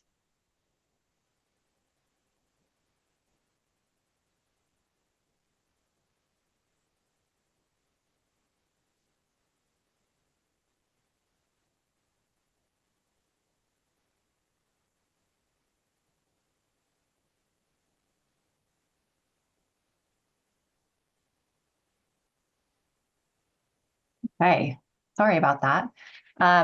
Happy afternoon. Thank you for having me. My name is Joyce Song, and I'm the program director at the Office of Access Inclusion. I'm actually fairly new by way of background. I've been here for just a little over a month. I come from legal aid. I was a legal aid attorney for many years before stepping into philanthropy for a couple years before this role. So I'm excited to kind of share with you a little bit about what I know around philanthropy and impact investing with the objective of one, expanding your knowledge a little bit in these spaces, and also two, to help generate some discussion around next steps for the board, where they to kind of explore moving forward in these kind of approaches. So I think most of you are probably familiar with philanthropy in the traditional sense. You know, you're giving money away without any expectation of financial return or recovery. So, you know, you've been giving away to charities yourself, or of course, you're probably familiar with, you know, one of the primary functions of the state bar, giving grants to legal aid organizations in California. Again, with no expectation of financial return or recovery, but looking towards social impact. And here I've just kind of tried to lay out a little bit of the ecosystem for you. It's probably a little simplistic, but I think it does a good job of visually representing kind of the different players in the space. And so I'm actually going to really start here in the second bucket, because this is the bucket that kind of represents donors. And these are familiar names to you, probably. Ford Foundation is a legacy foundation that's been around for decades. Emerson is Lorraine Powell Jobs. She's actually organized it as an LLC, but functionally what they all do, and of course you've got the corporate eBay Foundation, but functionally they're all giving away money, and they're not expecting financial returns. And as bigger institutions, they tend to have in-house staff that develop their philanthropic strategy, they're sourcing organizations, they're doing the diligence on these organizations to ensure that they're meeting the goals that they've set forth for themselves. But they also rely on a number of other players to kind of help advance their work. And I should say, I didn't recognize the number of individual donors and families that are either setting up family offices or have sort of smaller foundations that you don't read about, but they've set up as C3s to give charitable dollars away.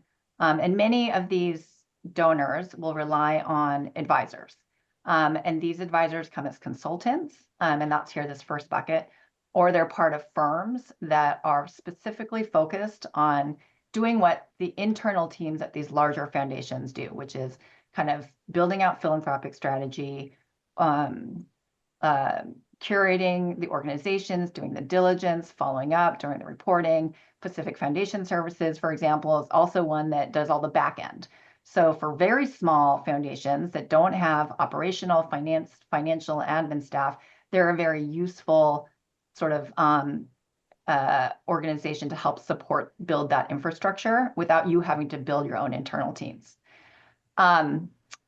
Another player in the field that often donors rely on are what I'll call intermediaries, but it's, again, like a little bit simplistic because it is not, some of these also are themselves donors.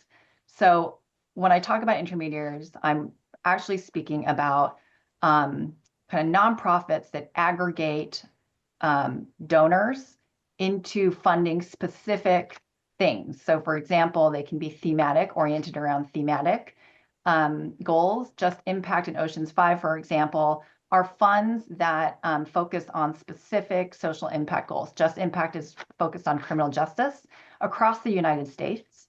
Oceans 5, you know, focuses on oceans and sustainability of oceans, but they're organizations that have staff that do the diligencing and sourcing, but they're really focused on specific subject matter, and they're gathering funds from various donors in the space that are interested in those fields. Then you have kind of regionally focused community foundations, such as Silicon Valley Community Foundations. There's hundreds of these across the United States, but they're really focused on the community within which they work. So for Silicon Valley, they're kind of focused on the Bay Area. They are both a donor and an advisor. You know, they fulfill a number of different functions. And then there are intermediaries that sort of align with a particular giving philosophy. So here I've just listed one example, which Founders Pledge, which is sort of I think they sort of espouse like the effective altruism movement, and you may know that because that's been in the news fairly recently. So you know, so in addition to them, you'll have a series of funder networks, which are opportunities for funders to come together, to collaborate, share information, learn from each other about different issue areas. So for example, you've got a biodiversity one, there's one for education, and I'd be remiss if I didn't mention Legal Services Funders Network, which is focused on, you know, bringing funders who are interested in access to justice and funding legal services. And then you've got sort of those types of funder networks that are focused on geographic interests. So a lot of players, a lot of people in this game, and in my experience, we relied on all of these stakeholders to really help drive our giving, because we did feel, and I think this is very common amongst all philanthropy or philanthropic orgs, that you can't do it alone, and the more you can bring in other partners and collaborators, the better.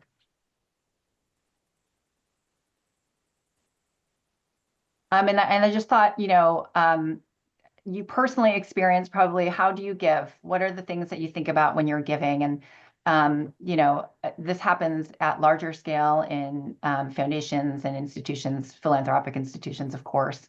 They're thinking about focus area. What areas am I interested in? Food sustainability, oceans, conservation, economic development. They're focused on geography. Do I want to give locally? Do I want to give regionally across the state, across the nation, internationally? What am I thinking about time frame? This is connected to budget. So for example, am I going to be giving for years and years and generations to come? And this is an organization this is a foundation that's going to live past my generation, and I'm going to hand it off to the next generation. Or am I thinking of this as a spend down? I want to give all of my wealth away within the next 5-10 years, or, kind of aligned with the Giving Pledge, which of course many of you may know, where high net worth individuals have committed to giving most of their wealth away during their lifetimes. So these are kind of factors that people think about when they're building their philanthropic strategy. And then I sort of mentioned philosophy. There are like a myriad, very intellectualized industry of philosophies around giving. But you can go really deep on a lot of these things. But what I will say is, whatever philosophy, it's sort of like what philosophy you believe in kind of guides the strategy that you build. So for example, like if you're really interested in systems change, often organizations will focus kind of on grassroots work. They will focus on organizations that are interested in building movements. And so very much a kind of a bottom-up approach. And then, I did want to also touch on, how donors use different entities to meet certain goals.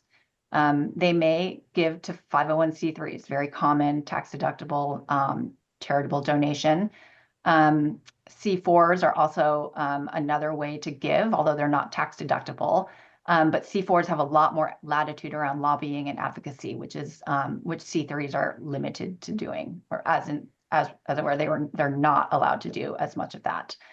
And donor advised funds are essentially a charitable vehicle for donors to give and receive the tax deduction immediately, but not have to determine where they want to give it at that moment in time. But they're a very common vehicle used by foundations, individuals, and philanthropic institutions. You may not hear about them, but they're certainly, I don't know, they've come up a number of times in legislative discussion around the transparency of donor advised funds. So any questions? I can take questions at the end, but I realize I'm talking a lot, so I don't want to crowd the space if people have sort of burning questions that they want to ask. I have a quick question. Sure. This is Trustee Trejo. I'm just curious. So would an intermediary be someone like CCF, maybe, the California? Yes, that's yeah, exactly okay. right. I just wanted to make sure. Thank you. Yes. And you're speaking of California Community Foundation. I am. Yes, yeah. If they define themselves as that particularly, I'm not quite sure. I mean, they serve so many different functions. They're both a grantor as well. They're, so, Yeah, but yes, that's how I would think If about I were it. to pick one, it'd probably be, intermediary sounds like a good overall way to pronounce it, I guess. Yeah. Okay. Well, in that case, I'll just keep trundling along. So let me speak a little bit about impact investing. Obviously, this type of giving operates on two different dimensions. So you're thinking about both the social impact, but you're also thinking about the financial return. And this graphic is really meant to represent the kind of range of approaches that are considered part of the impact investing umbrella. And so you can see the spectrum moving from finance only to impact only, and see how there are strategies that are lean more towards finance and less on impact, and strategies that lean more towards impact, less on finance. Most of my experience is actually on the low interest loans, kind of recoverable grant space, which, you know, I'll kind of touch a little bit later, just because I think it's a really interesting tool for nonprofits to get catalytic capital with a little bit less of the stringent requirements that like a traditional investment might require.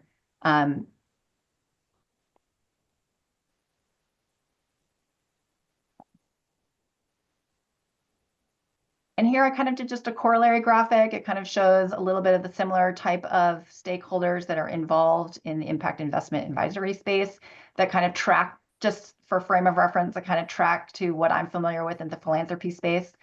You know, these foundations, and I'm looking at the in-house team bucket here, these foundations often have in-house, they're big, and they have their own impact investment teams to do the diligence, which is markedly or arguably a little bit more complex than just looking at one dimension, whether that's just the impact, whether that's the financial side versus just the social impact side.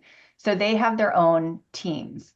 But they can also rely on, and individual donors can rely on wealth managers or financial advisors who also are able to provide that kind of similar advice that philanthropy advisors provide, but kind of on the impact investing piece of it. And the more you move towards the finance side of that spectrum, the more you kind of require a little bit more of that financial expertise and understanding to kind of administer an impact investment, both well, definitely for the donor side, but in terms of infrastructure on the investee side, you will need sort of kind of oversight and infrastructure to kind of manage an investment like that.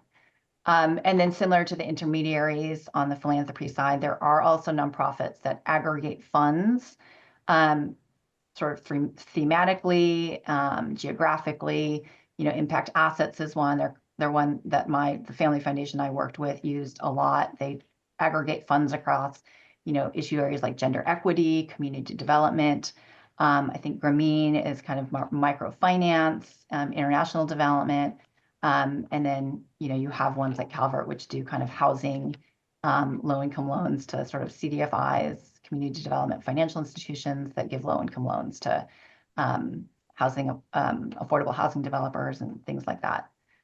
And then similar to, again, the philanthropy space, you're going to have networks where impact investors can come together, collaborate, learn from each other, join on deals together. They'll get pitched in sort of group environments and join on a deal together. And so it's just a way for them to learn.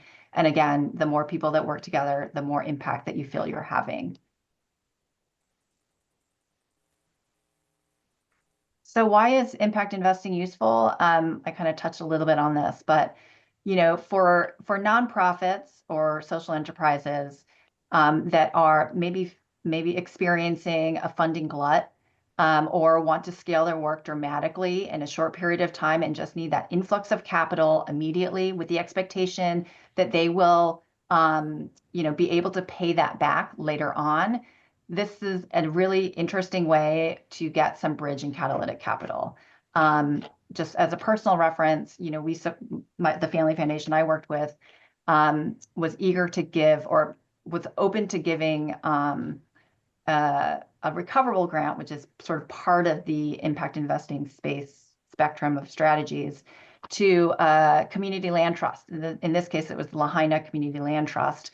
And we were willing to give it to them because we understood that the county had promised a grant to them, but they were, as a government grant, it was a reimbursable grant. So they weren't going to be able to get the money until work had already been done up front. So they needed philanthropic capital to kind of bridge that gap. And so, you know, that was an interesting way to actually attract more donors because donors realized, again, so for here, you know, they could experience a repeated return on investment, that their investment could be recycled a number of times, and they felt that they could then have even that many more you know, multiples of impact, either with the same organization or with other organizations. donors will feel like their assets are aligned with charitable goals. So many foundations have endowments as well, and they want to make investments that are aligned with their philanthropic activities.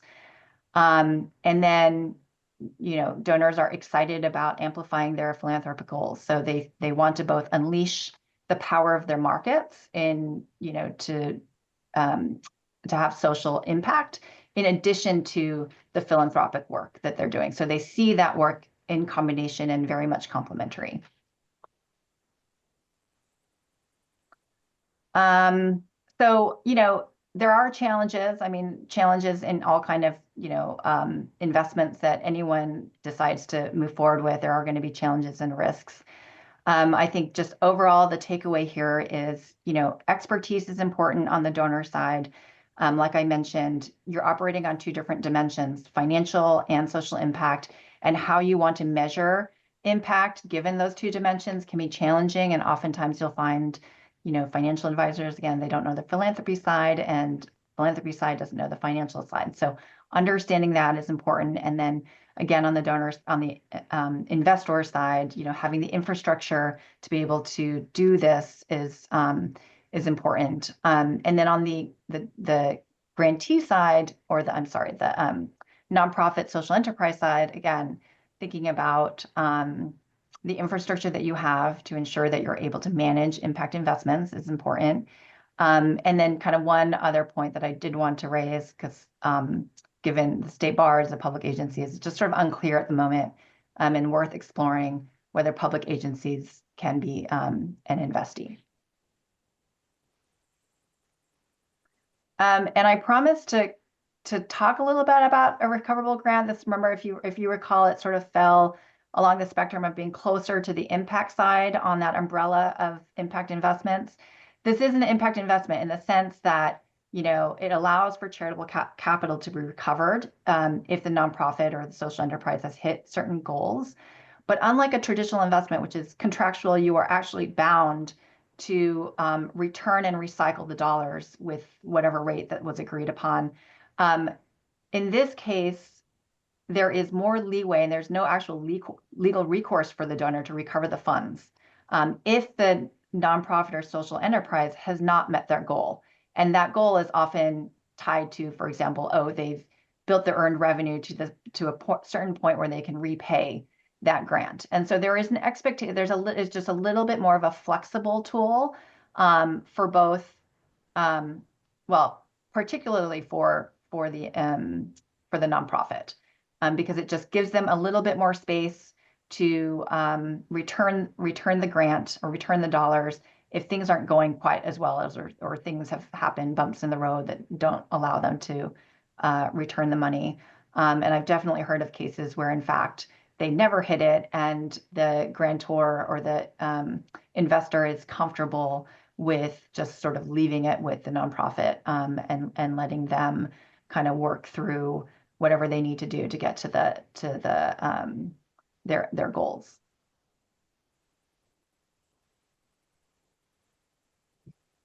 So I did want to end with some potential ideas for how to move forward if any of these routes seem of interest. I touched on my own uncertainty of whether public agencies such as the state bar can receive charitable donations or impact investments. It would be worth kind of exploring that.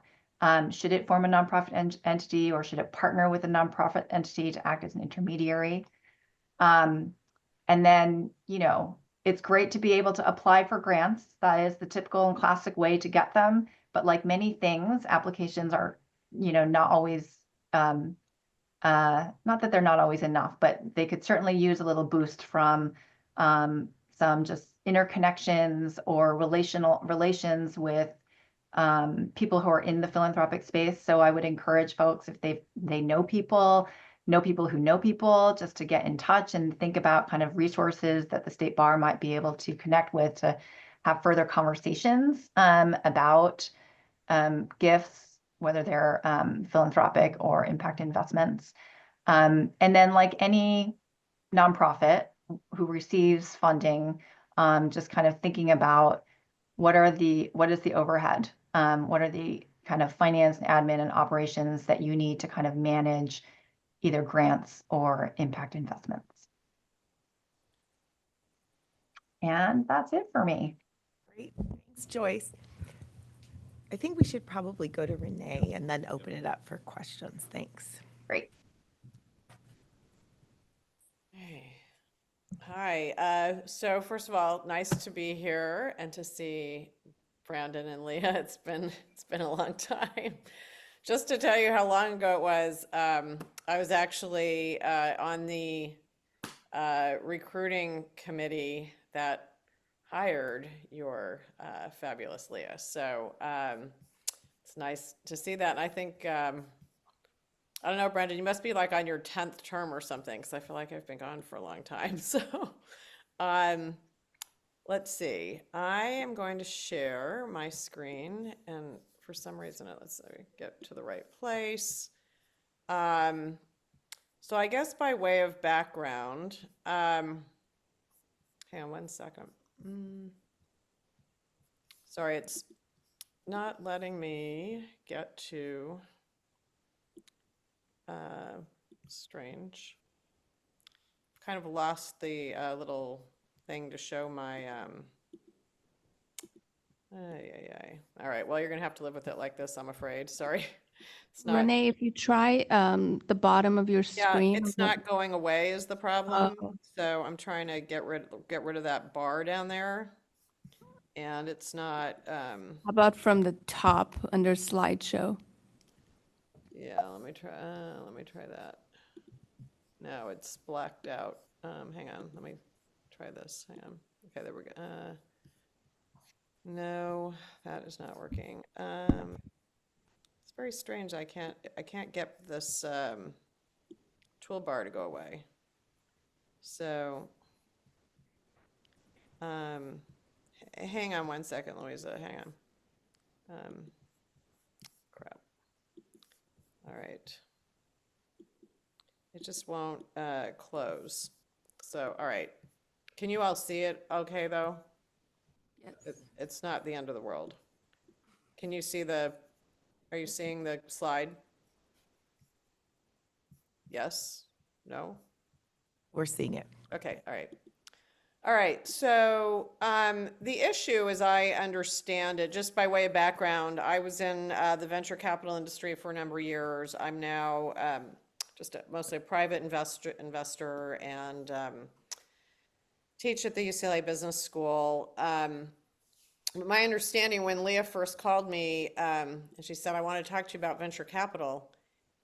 And I was like, great, that's so exciting. So you want to know like how VCs can really provide technology to, help solve some of the big problems in the legal industry, right? And she said, no, actually, no.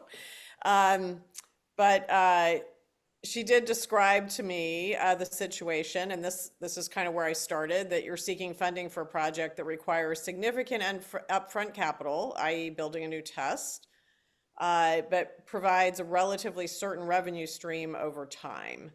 That, of course, assumes the test can be successfully launched and accepted. And understanding that unless we are looking at a charitable donation, whoever funds the project is going to want some kind of financial return. And how much that return is depends on their goals. And, I did, let me just go here. Before I saw Joyce's slides, I had something a little bit similar. There are organizations that just provide grants and they're just looking for impact. And then there are these other funds, these social enterprise funds or double bottom line venture capital funds, and then the traditional venture capital fund. And these funds operate generally with some similar principles to venture capital funds, but have maybe, whereas a traditional venture capital fund will be purely focused on financial returns, a social enterprise fund may be focused on measuring their returns with some other non-financial metric. And then you have these impact double bottom line funds that are looking for both financial return and a social impact. What I would say about them, however, is you need to think about, what is the social impact and what is the social issue, because they typically will be looking to solve a particular issue or make a certain kind of impact, whether it's reducing poverty, whether it's providing access to capital in underserved markets, whether it's preserving the rainforest. I mean, it can be any of those kinds of things, but they typically have a pretty clear, some pretty clear objective they're looking for.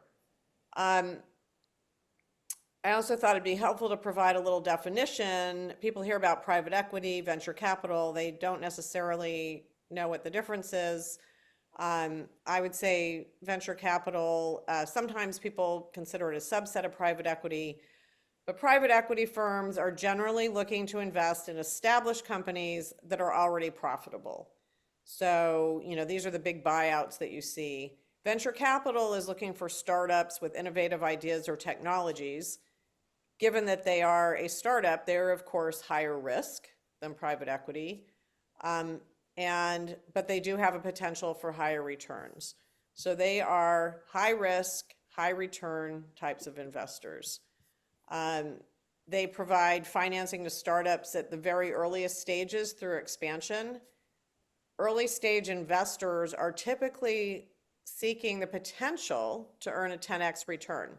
They might get a lot more, they might get less, but they generally need to see some way to get to a 10x return over a 5 to 7 year time horizon. The way they work is that when they exit, when the business is sold, they would receive a share of the profits. So if the company is sold at a profit of $100 million, they would typically get 20 million of that. The rest of the profits, by the way, go to the venture capital fund's investors. So there's a venture capital fund that has LPs. Those LPs get the profits. The venture capital fund takes a share. How much the investors get depends on what share of the business they own. There are multiple types of venture capital firms.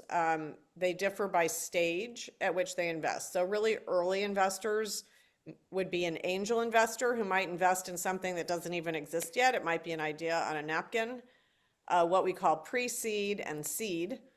And then there are Series A and B investors. So Series A is kind of when something's up and running, at least with some kind of launched product. It might have some very early revenues, typically, $1 million. And then as it progresses, it would get Series B. And then you have late stage where you've kind of proven the business model, you've got real growth, and now you're just looking for a big amount of funding so that you can replicate what's happening and really grow the business to the final stage. So that's one way that funds or venture capital investors differentiate themselves. The other dimension would be the source of their funding. So angel investors, it's their own money. And these are typically smaller checks, $250, $500, under $1 million, but it's their own money. They can do whatever they want. Institutional funds, those are very formal structures. They have limited partners who put money in the fund, and it's managed by the general partner. There are family offices who act as venture capital investors. They may not have a fund per se, but they will invest into venture capital type deals. And then there are corporate funds.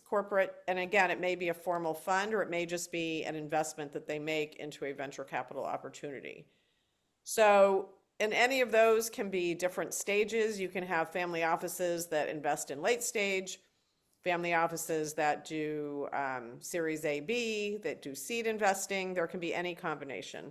You would not see an angel investor in a late stage opportunity. Angel investors are generally angel stage, as the name implies.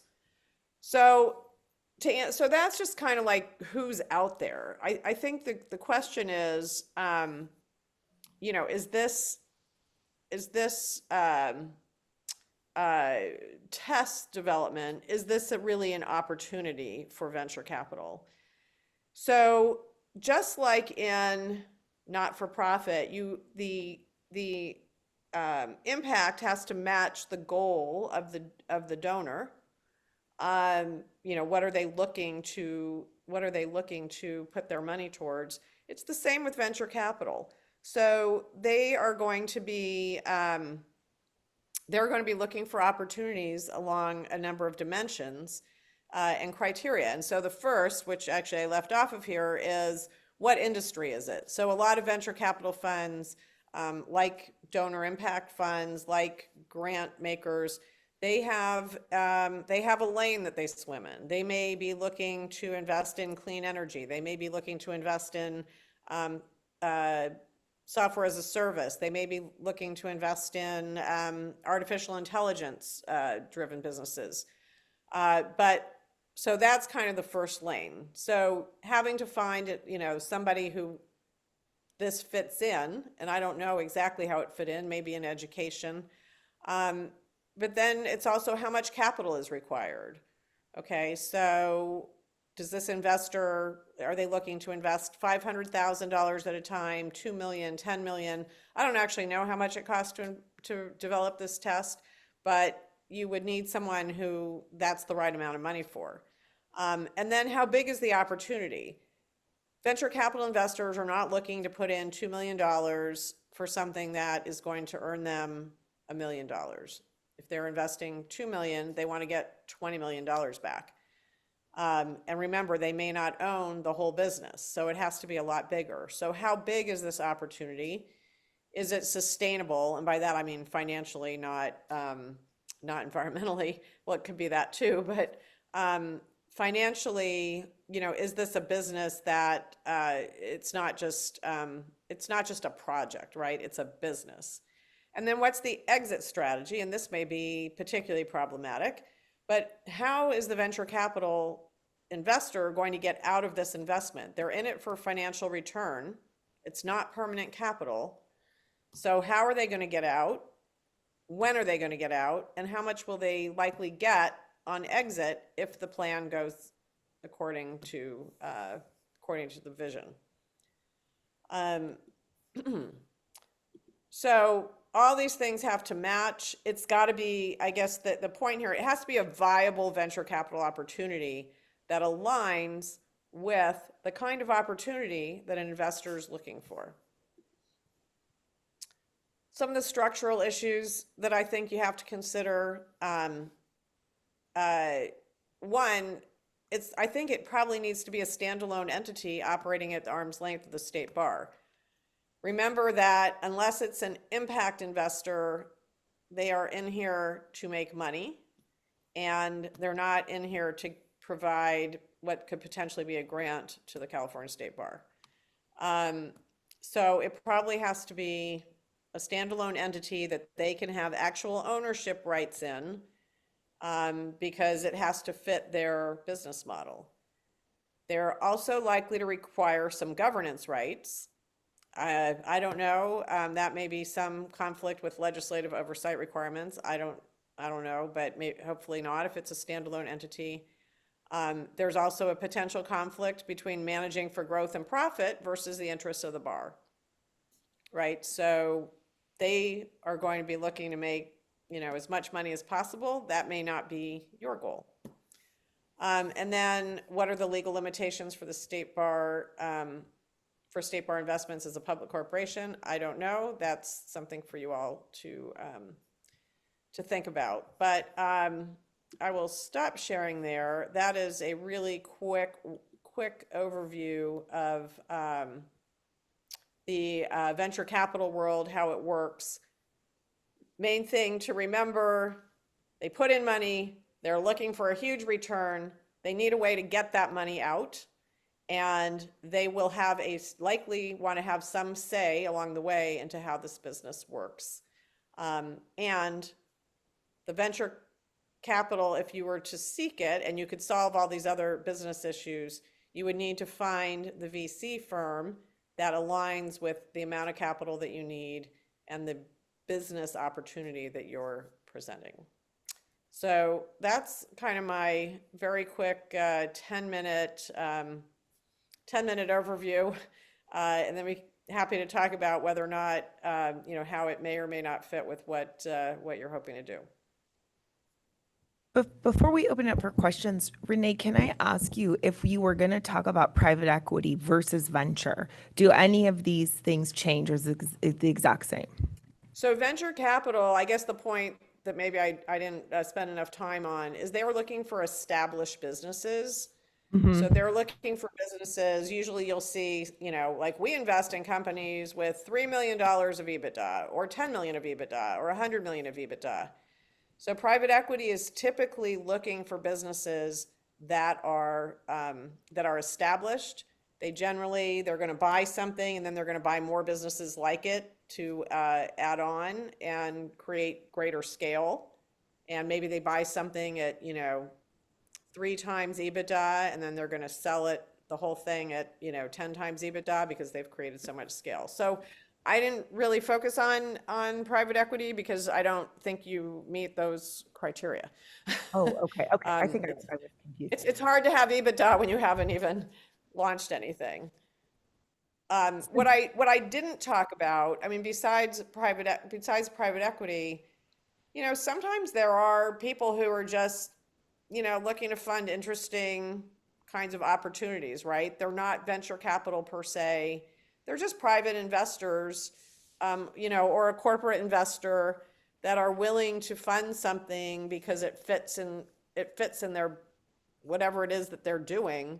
But it's not, venture capital per se, or private equity. It's just, hey, this is interesting to me. I see it's a business opportunity, kind of fits with my, my strategy. But any of those go back to what is the business opportunity that you're creating for somebody, right? Like no one's going to give you, at least no venture-oriented or profit-motivated investor is going to give you a lot of money to build something that involves some risk without a commensurate return. They have other things to do with their money. So, that may be different than an impact investor who is looking for non-financial returns. It would be the case, though, if you're looking for a double bottom line impact investor, they still need a financial return. They just may be looking for something that has some community benefit, social benefit, but also a return. Okay. To frame a little bit of the discussion, I just want to build on Trustee Barahona's intro, because I think appropriately there is the global focus on our work. And just to, again, provide some context for the board, as you know, we are a very significant grant maker. We are the largest funder of legal services in the state of California. And to the extent that we've received grant funding, it's primarily been to distribute out through our Office of Access and Inclusion and in the legal services space. To my knowledge, we've received very little funding, if any, but there has been some, but it's been very limited to actually support our operational work. And this is grant funding only. So right now we're the recipient. We have about $500,000 from a foundation to support some of our research work in the admission space. But these are very limited examples. So there's this broad question of how can we leverage additional funding sources to amplify our impact and ability to achieve our mission generally. Then there is the more immediate and pressing question of how will we fund the development of a new bar exam? This is separate and distinct from everything that's going on with Measure Learning and Kaplan. It relates to the Supreme Court's directive to us to develop a really transformationally new bar exam that will require capital in order to build it, money that we really don't have.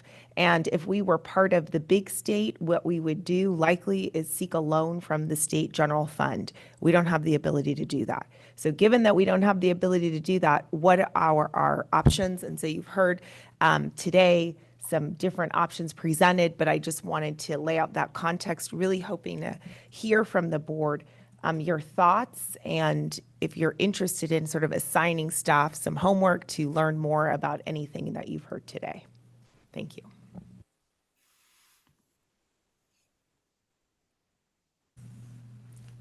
All right, who wants to wade into this first?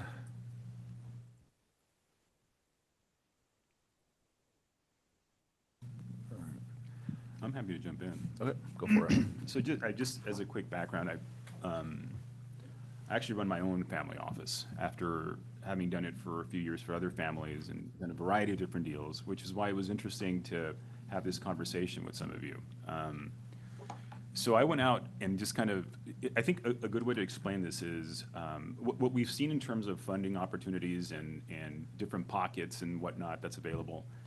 Often you find that when you do big raises for something, depending on what we ended up deciding to do here, they all kind of work in conjunction with each other as much as they have mission statements and whatnot. They all take different pieces or different components of whatever that offering might be, and you refer to the raise as the offering.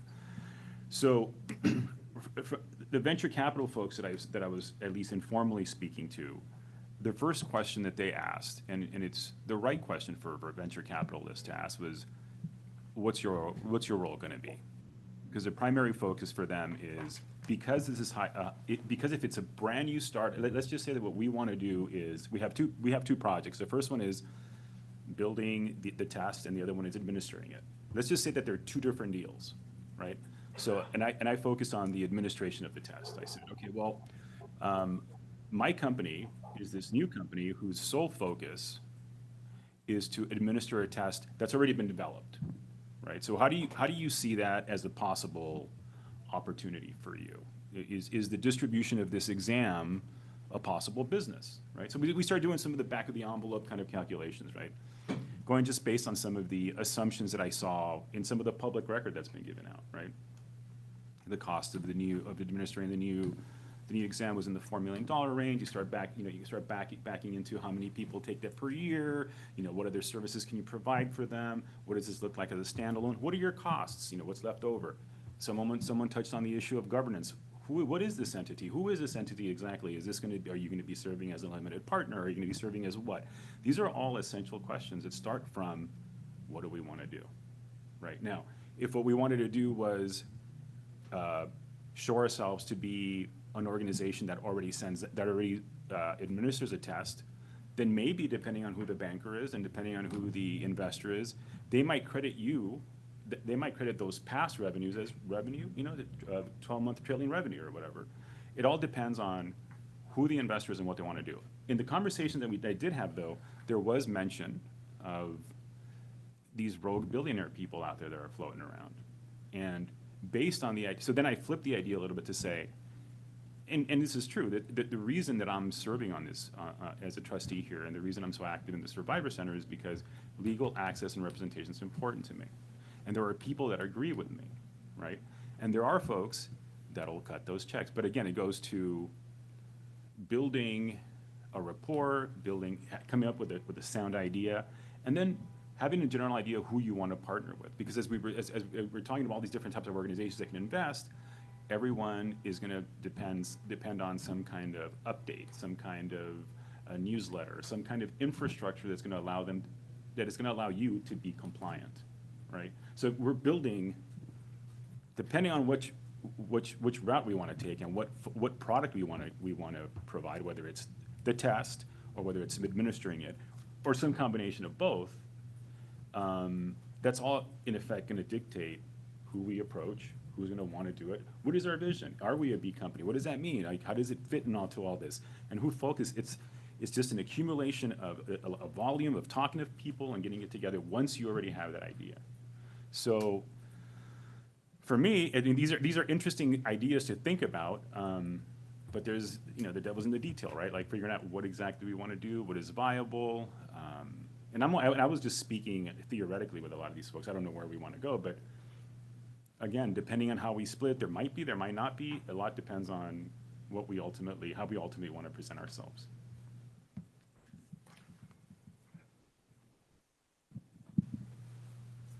Anybody want to follow up on that? I just kind of have a threshold question, and that relates to, Lee, I know you talked about how we can receive grants. Sounds like we have, we're the recipient of at least one grant for like, what, 500,000? Right now, yeah. And is our current structure set up to where we could use that function in order to receive whether, any one of these number of funding sources? Or would we have to set up a standalone entity, such as a nonprofit, a foundation?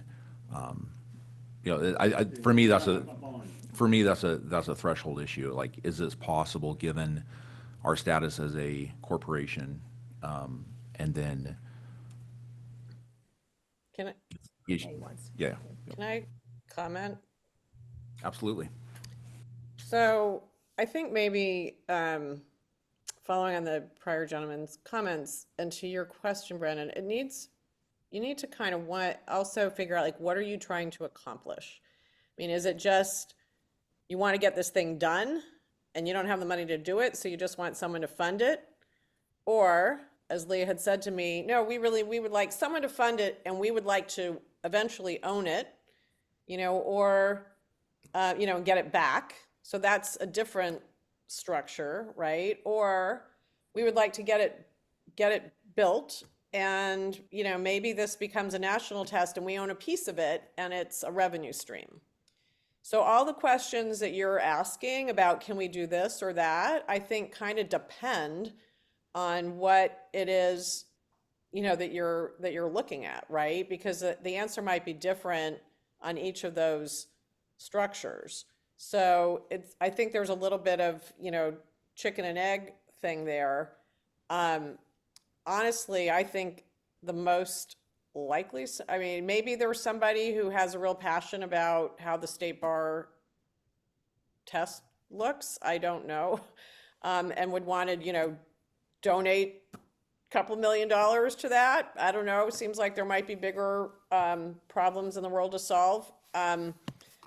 But it is a potential revenue stream, and I haven't, worked out the numbers. I played with it a little bit when Leah called me a few months ago, and I don't remember where I came out. But if you could come up with, just kind of here's a back of the envelope, like here's kind of roughly what we're thinking about doing, and, find people who have some kind of interest in this.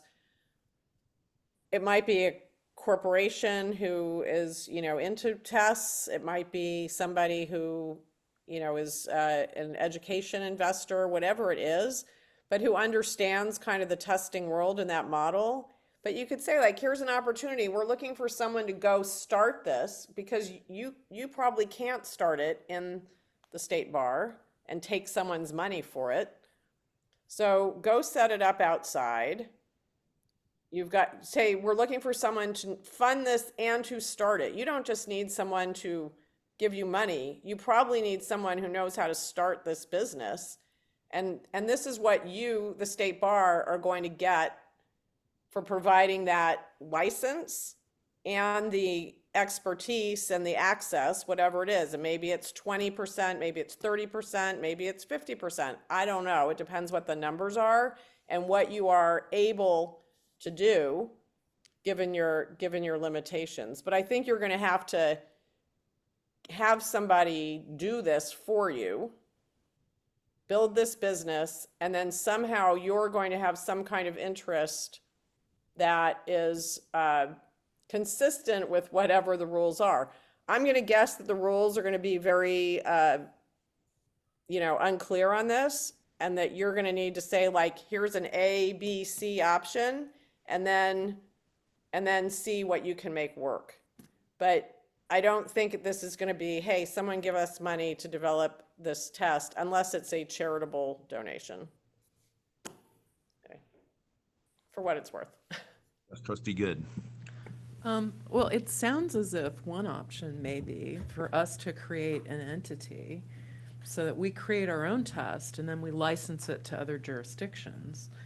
And, maybe do it through like ETS or, one of these big testing companies. companies, right? And then, so I don't know how we would do that, but it seems to me that we need legal counsel to advise us on nonprofit aspects, but then also just, if we're gonna set up a separate entity, that's fairly readily done, really easy. But maybe we can even get pro bono, outside counsel to advise us on this. There aren't like a ton of lawyers that do the nonprofit stuff. There's a lot of people that do the startup company stuff, right? Like I grew up in a firm where that's what it did. So, I mean, that could be kind of interesting and exciting. I don't know what the legislature would think about it, but. Exactly. Good luck. Structures to this with the city of LA, and I've done it in a variety of ways, but again, it's like, what do we want to do? I mean, we could definitely navigate through some preliminary stuff, but it's exciting, right? It's exciting to be able to do something like this. I just, we would have to go into the mechanics a little bit more seriously and kind of see what, how you pitch it, what scenario might work, just to kind of see as a first case if this is really even an option. Trustee Tony? Thank you. I very much appreciated the presentation and the clarity of some of the options. And I understand this as a very beginning conversation. And I think that I want to lift up something that Renee said earlier, which is that we also need to have a fundamental discussion of what is it we're interested in doing with testing, with the test. Because I think there are pluses and minuses to, doing a, completely new design, innovative design, and looking to monetize that. That's one, with also questions of, does it compete with or interfere with our core mission of protecting the public? Does it run the risk of shifting our focus from reducing the discipline backlog? And so, we're not going to have that discussion today, but in some ways, I would suggest that we have that discussion before we get too far down the road of how to raise the money, okay? Is really what is it we want to do? And then I think then we can talk more about what are the pluses and minuses of different models, which I'm not going to go into today, but just some thought. But what's nice is we're talking about it early. We're going to have more opportunities to talk about this, and I appreciate that.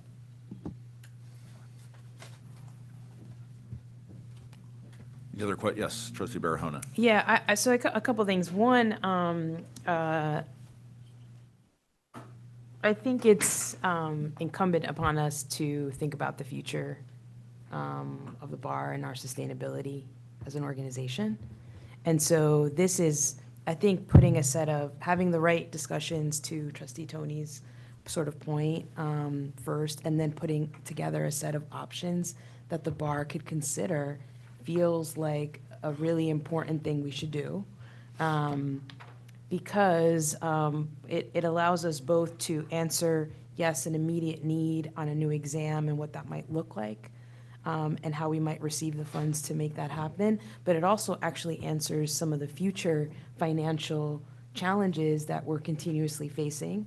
The legislature has asked us to reduce, right? We are in that process of getting to this vacancy rate. We've made multiple changes to that end, but we also have to then become really ultimately a sustainable organization that doesn't always rely necessarily on a fee increase and whether it will happen or not.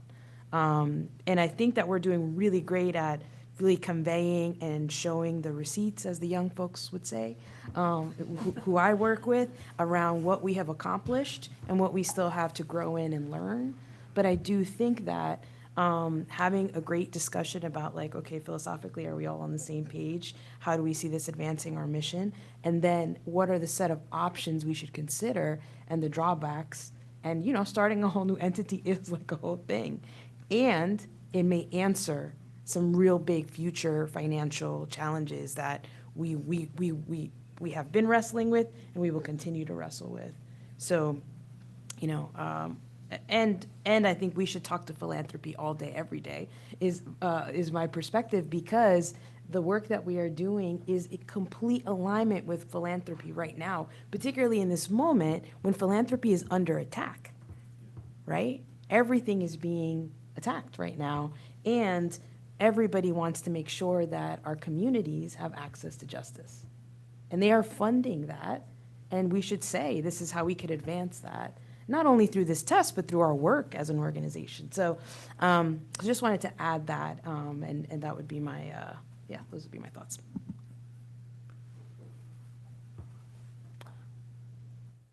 Other questions or comments?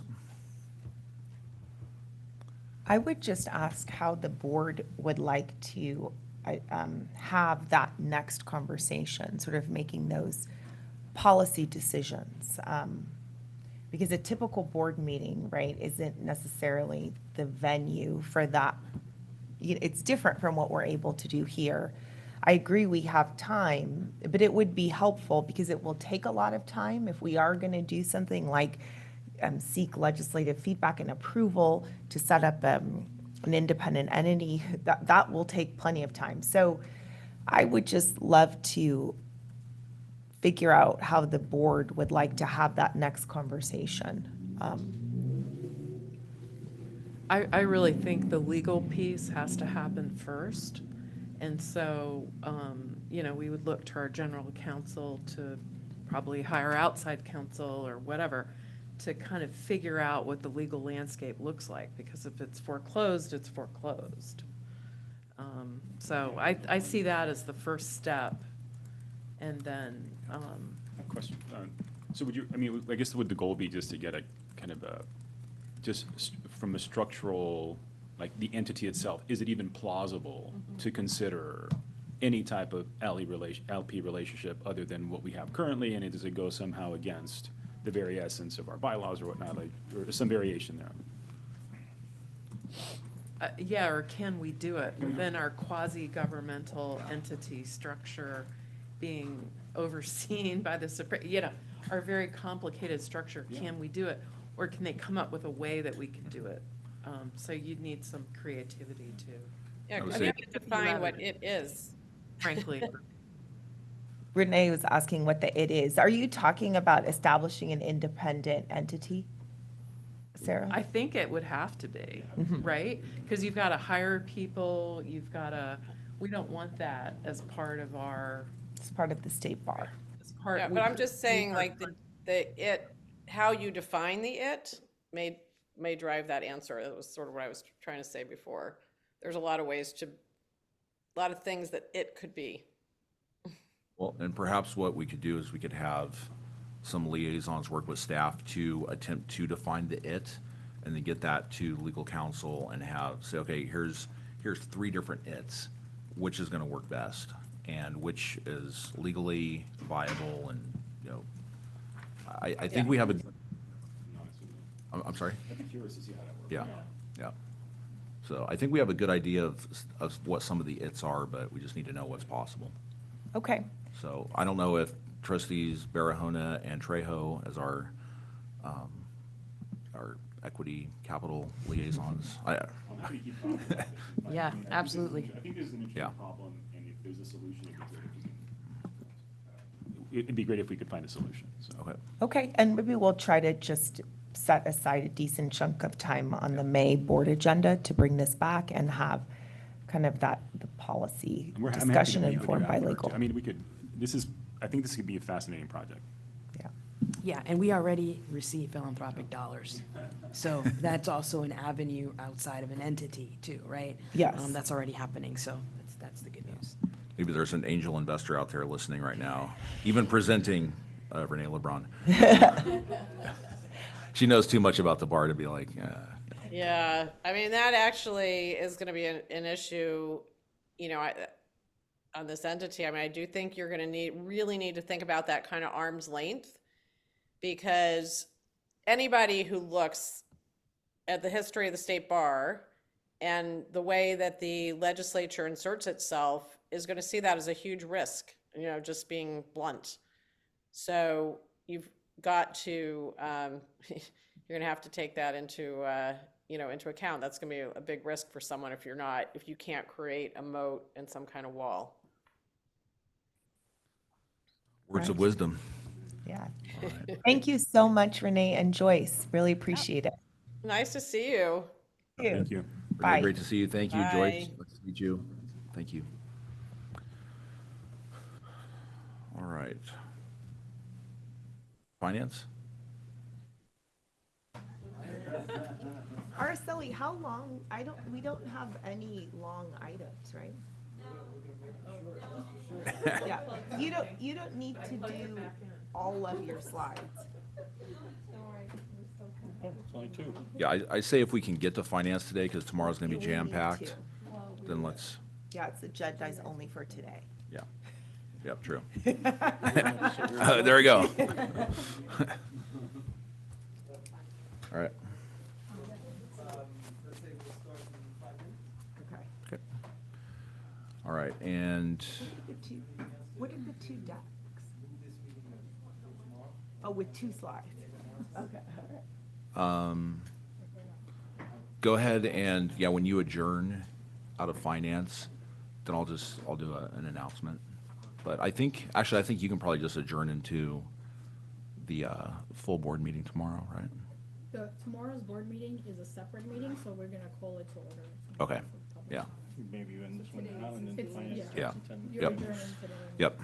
All right. Thank you. Adjourning the Thursday portion of the Board of Trustees meeting, we're going to go into the Finance Committee meeting, and then tomorrow we'll start back in the executive committee. All right.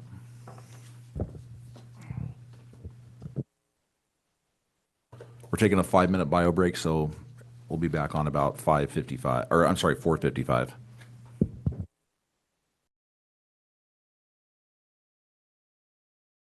Good afternoon. Well, let me make sure. Sam, are you ready? Yes, we're live and recording. Very good. Good afternoon and welcome to the February 20th Finance Committee of the State Bar. And as a reminder, this meeting is being recorded. And could I get the committee coordinator, Sam Tesoro, to please call the roll? Yes, Barahona, Present. Buenaventura, Present. Grande, Present. I think that was the president, Soel, Present. and Trejo. Present. We have a quorum. Good. Next on the agenda is a call for public comment. And before we begin the public comment period, I'd like just to remind everyone that under the Bagley-Keene Open Meetings Act, public comments must pertain to the items that are on the agenda or be related to the matters that are within the jurisdiction of the agency. Specifically, the Finance Committee leads the oversight and overview of the State Bar's budget preparation. The Finance Committee does not have authority over attorney discipline, and there are no attorney discipline matters on the agenda for today's Finance Committee meeting. The State Bar staff will attempt to call members of the public in the order in which they appear in the attendee pool. We normally allow for 3 minutes of public comment. And for those of you who are participating via Zoom, if you would use the virtual raise your hand function, you'll be acknowledged by the committee coordinator and have 3 minutes. For those of you that may be calling in, if you press the *9 key, that will allow you to alert the staff that you would like to make public comment. And at this time, Sam, do we have anyone that is availing themselves to make public comment? Yes, there is one individual who signed up ahead of time, and that person is calling from a phone number ending in 8389. Please, I'm not sure, don't have a name, but that caller that would like to make public comment, you do have 3 minutes to make public comment.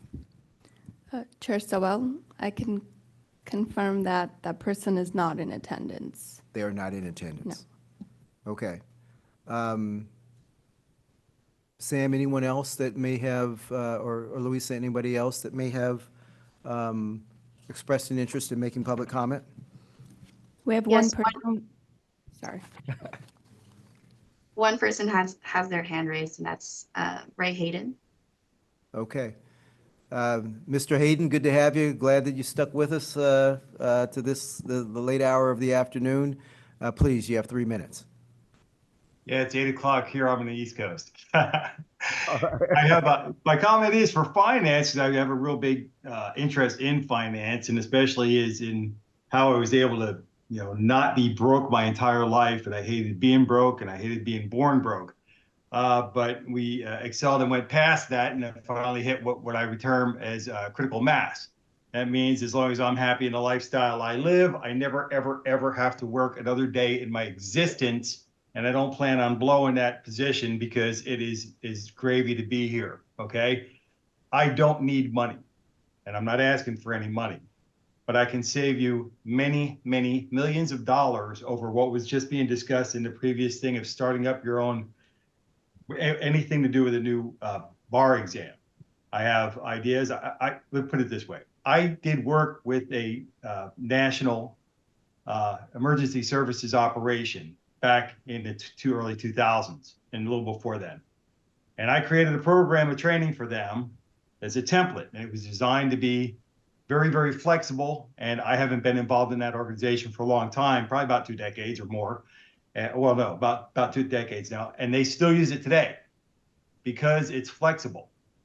And they can create it all in-house. In fact, I used their own materials to make the program. I didn't make any of the exams or any of the study materials or anything. They already had it. I just brought it into use for them and showed them how to do it. And I did it in such a way that I designed it to where they could take it on, be trained how to do the template, and set up the program however they wanted. My FAA exam for my commercial drone pilot requires me to score a 100% perfection on my exam every 2 years. I want to be a commercial drone pilot, and I kind of like doing that, and they kind of really got us hamstrung on having to do it, but I don't mind. They give us a training program, we take an exam, and we must pass it with a 100% perfection. That's sort of kind of the thing I want to have to see for the bar exam. I'm not looking for a freebie. I'm not looking for anything to be easy, but I don't want it to have anything that I don't need, and neither does anybody else. We want to be able to cram in what we need to know, like the military does for us, pound it into our head to where we are the subject matter experts of it. California Bar is the de facto entry and exit of a current bar attorney or a future unemployed attorney. You already have everything you need at your disposal, and I've witnessed it personally, and it's fantastic. It's better than anything I've seen before, and I would love to have the opportunity to talk to California Bar to show you how to make use of a template to make an on-demand multiple choice question that does not ever invoke that 2-year rule. Have a wonderful meeting, and thank you for your time. Appreciate your comments, Mr. Hayden, and I think that as you were listening to the prior item, there'll be ample opportunity for additional input from you and others with your expertise to potentially assist us here. So appreciate your comments. I think I want to make sure no more public commenters at this particular point in time, Louisa or Sam. Yes, there are no other hands raised. No other hands raised. Okay. We will move on with our agenda then. I think the next item is the chair's report. And I do not have a very lengthy report, but I do just want to make sure that that I alert members of the Finance Committee to one item on tomorrow's agenda. And that is that we did have a Finance Committee last week in which we dealt with several technical corrections in terms of the schedules of charges and the like. And subsequent to our Finance Committee meeting last week, there was a revision that needed to be made to that schedule. And so you will see on the consent calendar tomorrow, item 3.10, And just know that I'm going to remove that item from the consent calendar in order to ensure the fact that we deal with the revisions that were made. And so you'll hear that. And I just wanted to alert members of the Finance Committee to that action beforehand. The next item on the agenda are the minutes. I need to reapprove the minutes from the November meeting. I know that we had a Finance Committee meeting last week, but we will have those minutes from that meeting as well as this meeting. We'll approve those in May. But these are the minutes from the November Finance Committee meeting. And I would ask and respectfully ask for a motion to approve those minutes. I move to approve. I think that, all right. Trustee Grande moves the minutes. Trustee Trejo with the second. Sam, would you please call the roll? Yes, Barahona, Aye. Buenaventura, Aye. Grande, Aye. Trejo, Aye. Sowell. Aye. 5 ayes and 0 nays. The minutes are adopted. Very good. The next item before us is the annual review and approval of the board's investment policy. And I will turn to our Chief Financial Officer, Araceli Montoya Chico, to make the presentation on that. Thank you, Arnie, and good evening, Finance Committee members. It's 5 p.m., I think it's evening.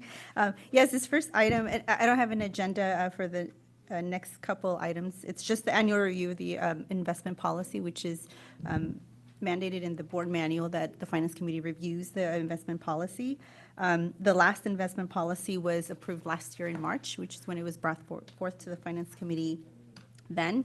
The main objective is to identify our authorized investments and what are the objectives in the investment policy, which, as I've said in my last presentation, it follows the California investment policy.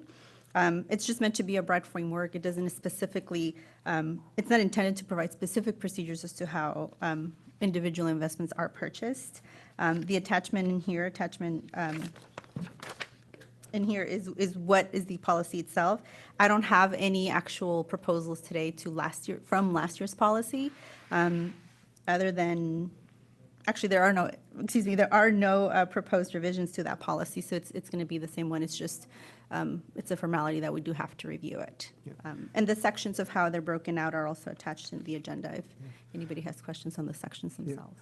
Araceli, I don't necessarily want to prolong the discussion here, but I do know that we have some board members that this is their first time sort of dealing with the investment policy. Would you just mind saying just a little bit more about who we use as our sort of and who assists you in terms of investments? Right. So Wells Fargo is who we have our investments, where our investments are in. So I do work with one particular individual at Wells Fargo who knows our investment policy, who has our investment policy, who ensures that the investments that I do purchase are allowable per the investment policy. They tend to be very conservative investments. Item 3.4 is going to be the Q4 investment report, which outlines the type of investments we currently have, and they have normally been government-backed securities. Some corporate bonds are in there, but generally speaking, it's the Wells Fargo, my one contact in Wells Fargo who helps me with investments. I have also reached out if I ever need additional input to Jose's chief chief investment officer, who Jose, our trustee, vice chair, has put me in contact with. So I have reached out to him also if I ever have any questions on what the city of San Francisco is doing, because they also need to follow the California investment policy. Very good. Any comments or questions from members of the committee about the annual review and approval of the investment policy? I just one point of clarification. I remember it was primarily the policy is pretty much for the preservation of capital. I think that was the primary goal, right? And I remember that we were primarily in an assortment of of ETFs or bonds primarily, right? Yeah, bonds. Now, the reason I guess we were asking about who your person is at a place like Wells Fargo is because sometimes they might be helpful to give you an idea of where you still might be within the confines of the investment policy, and not necessarily be affected by some of the obvious changes that are going to be coming in with the with interest rates and whatnot, just if it's any consolation, you're not the only one asking for advice, and certainly if the resources you don't already have aren't valuable to you, please contact me. There's people that we can at least get a third or fourth opinion from, depending if there is some doubt ever. Yeah, no, and I would welcome any input. You know, I don't have a whole team. I don't have an investment team. So any input and any suggestions that any of the finance committee members has, we can certainly look into it and see if certain investments are allowable. But to Henada's point, yes, it's safety is the objectives in here are safety, liquidity, and then rate of return in that order. So we can't be risky with our investments too much. It's just not an objective. Araceli, do you have regularized sort of meetings scheduled with the other folks from Wells Fargo, or it's just sort of on an as-needed kind of basis? It's more or less on an as-needed basis, but because the investments mature almost quarterly, it happens on a quarterly basis. Yeah. So would it be possible if, like, for instance, if Trustee Trejo wanted to just be a part of one of those meetings? Totally, Okay. yeah, absolutely. Yeah. Yeah. Okay. Yeah, not a Very problem. good. Very good. Any other sort of comments or questions on the review of the approval of the investment policy? If not, may I have a motion to move to approve the investment policy? I move to approve. Need a second? I second. So Sam moved by Trustee Barahona and second by Trustee Grande. Would you please call the roll? Yes, Marihona, Aye. Buenaventura, Aye. Grande. Trejo, Aye. Sowell. Aye. 5 ayes and 0 nays, the motion carries. And just for members of the Finance Committee, you will see this item on the board's consent calendar for tomorrow, okay? Next is the 2025 Finance Committee Work Plan. Yes, that's the next item. It is the 2025 work plan for the Finance Committee. It basically dictates all of the recurring items that are brought forth to the committee. It's part of the Finance Committee charter to review and approve a Finance Committee work plan. Arnie and I worked to review this committee work plan, and that's in attachment A. If you see in attachment A, it's really just mostly the items that are presented and the frequency, or I should say the date in which they're presented. So obviously, anything having to do with the budget, that's in here listed. All of the financial statements that are reviewed on a quarterly basis, including the investment report, are included here as work plan activities. One particular activity that I want to call out is not recurring. It's only happening this year, and that's the launching of our Fresh Start Settlement Program, which used to be called the Offer and Compromise Program, if that rings another bell. But we did finally launch it to a limited group of individuals right now, earlier this month. So that's right now open and ongoing. And that'll be a one-time debt collection program offered only in 2025. So that's one of our key projects that's only happening this year for the Finance Committee. And I will provide an update at a future meeting, likely in May, to give results of what we've seen so far. Anything else, Arnie? Very good. Questions or comments about the work plan? Araceli, I did have one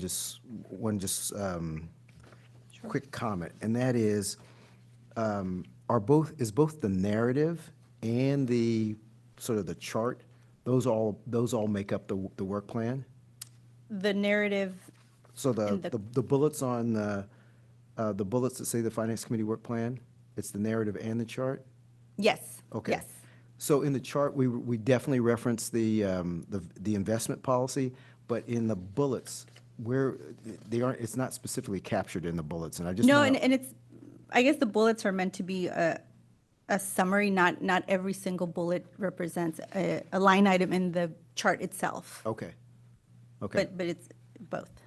Yeah, I'm fine with that. I just didn't know if we needed to specify the investment policy in the In the bullets? Yeah. No, I don't believe to, because it's captured in the chart itself. Okay, very good. Unless there are other questions or comments about the Finance Committee work plan, need a motion to move the work plan forward and a second. Move to approve. I second. All righty, I love it. Trustee Barahona with the motion, and Trustee Grande with the second. I'm looking at the resolution, and I think we're good. Sam, would you call the roll, please? Yes, Barahona, Aye. Buenaventura, Aye. Grande, Aye. Trejo, Aye. Sewell. Aye. 5 ayes and 0 nays, the motion carries. Okay, and for those of you that are on the executive committee, this item is going to move to the executive committee, and they'll for action tomorrow. All righty. Approval of the 2024 quarter 4 financial statements. This Darcy. one I have a presentation for.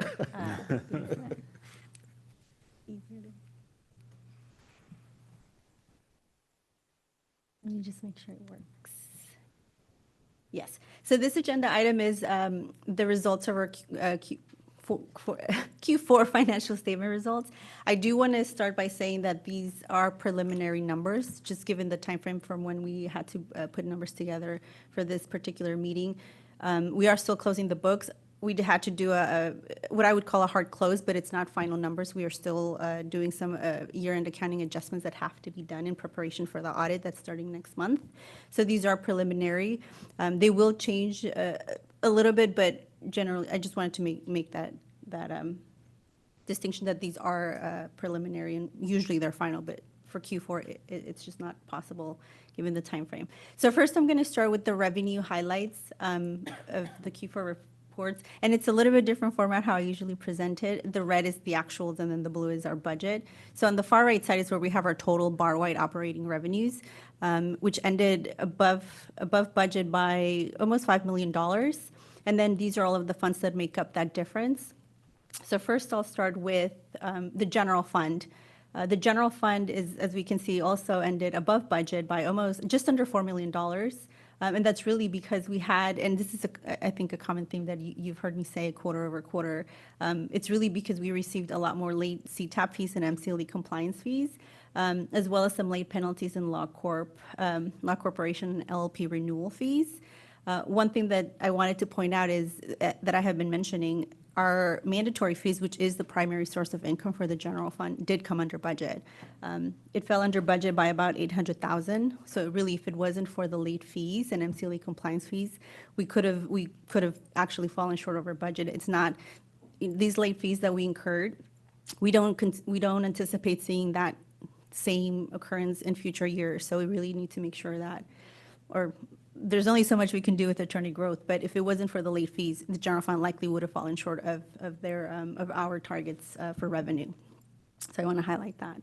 The Equal Access Fund also was slightly below budget by just under $500,000, and that's really just from grant administrative reimbursement costs. All of the funds, just as a reminder, are all passed through, so you'll see them. Any decrease or increase in revenue, you'll see the same on the expense side in my next slide. But for the Equal Access, it was just less billable time due to staff turnover, so that just gave us less administrative reimbursements to collect. The Grants Fund actually fell well below budget by almost $19 million. And that's really just because one of its grants that sits in the Grants Fund, the CARE Core grant, there was delayed funding in that. So that's really the main cause for the huge decrease in revenue in the Grants Fund, which again is passed through. Legal Services Trust Fund, as you can see, did well above, as always, well above budget, almost $6.5 million. And it's really just IOLTA revenue. We budgeted about $5.7 billion in actual accounts, but the actuals was $7.2 billion. So earning interest on $7.2 billion obviously gets the IOLTA revenue a lot higher and earning a lot of interest. The admissions fund actually did pretty well revenue-wise. It ended above budget by almost $2.5 million. And that's really just from more February and July exam fees that we earned, as well as higher moral character determination fees. And the program fee increases that we did in last year really helped also augment admissions revenue. So we had more Pro Havice, out-of-state attorney arbitration counsel, and law school accreditation.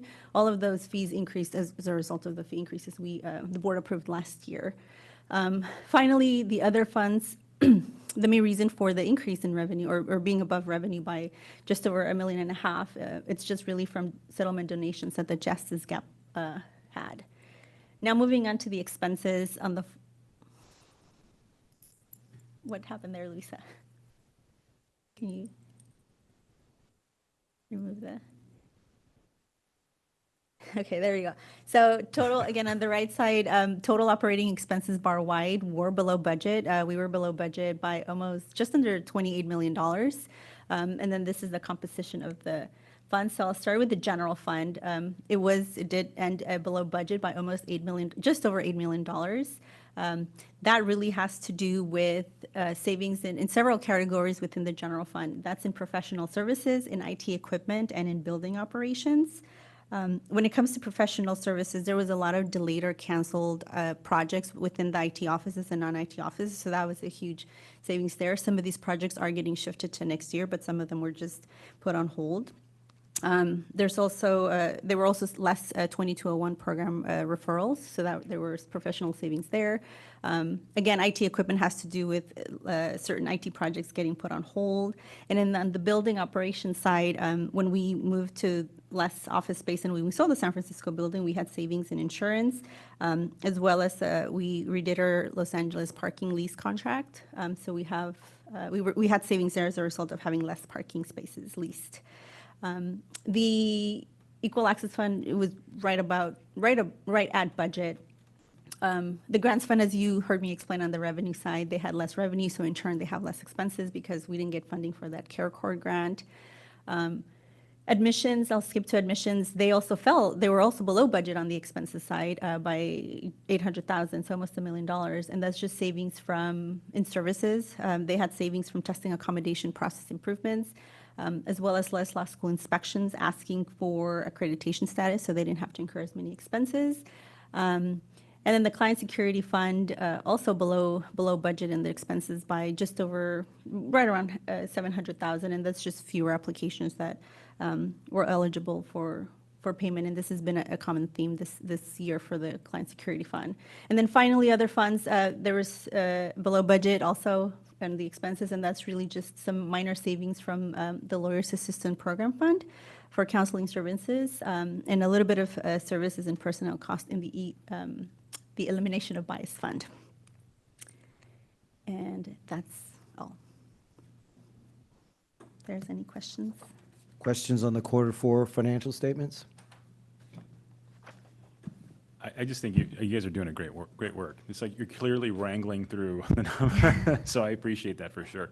Do you have any? I know some of these are just accounting metric or accounting, the way the accounting works. But are you concerned by some of the delayed technology expenses that we're putting off? Or do you anticipate that those will be higher next year?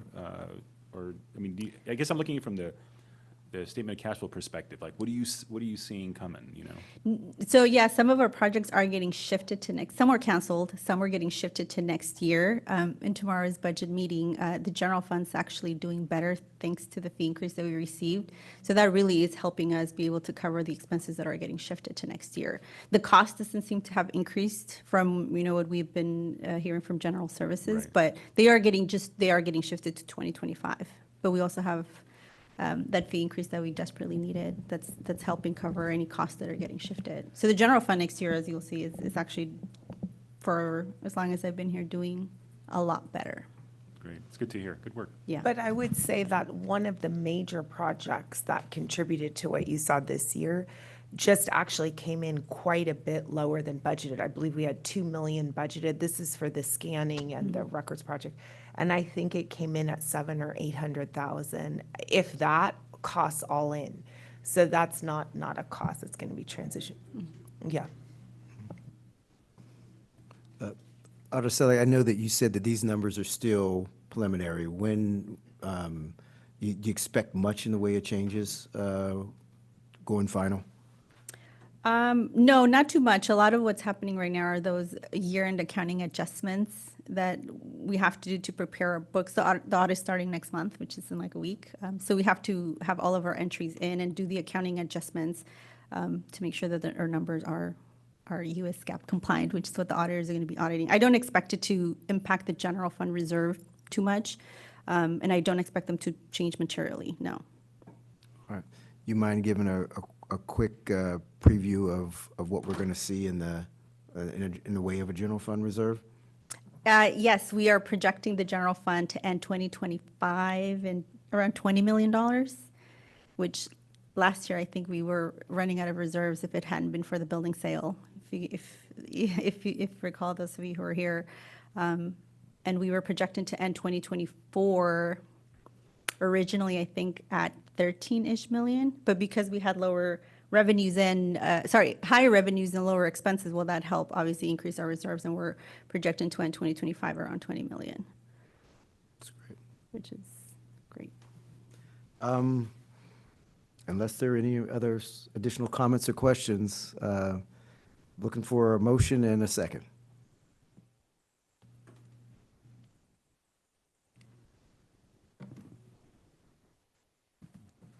I'll motion.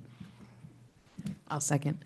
So, Sam, Trustee Trejo with the motion to move the approval of the 2024 Quarter 4 financial statements, and Trustee Barahona with the second. Would you please call the roll? Yes, Barahona, Aye. Buenaventura, Aye. Grande, Aye. Trejo, Aye. Sowell. Aye. 5 ayes and 0 nays. The motion carries. Very good. All right, I think this is our final item, which is the approval of the 2024 Quarter 4 investment report. Correct. This is the last item, and it is the approval of the Quarter 4 investment report. Really no changes from the prior quarter in terms of the investments that we have. In attachment A1 and A2, which is the summary of the investments. As I mentioned, they're in pretty safe investments. It's commercial paper, money market funds, and then government bonds or notes. The only thing I will highlight is, with the Fed cutting the rates, the market has adjusted for that. So in attachment A2, you'll see that the newer investments are now earning a much lower yield, not much lower, but a lower yield than we were last year. Last year, everything was usually above 5-ish%. Now I'm starting to see low 4s. And that's going to be a trend that continues. If the Fed continues to cut rates, then we might fall even into the 3% range. Still, short-term investments is what seems to be the highest earning yields for fairly conservative investments that we have. So, Renato, to your point, anything we can explore that can help with those yields, that's great, because it's investment income is also, we earned more investment income than we had anticipated this year. And, this was a big part of it, managing the investments to try to get as much returns as possible. Yeah. That's all. So, comments or questions on the Quarter 4 investment report?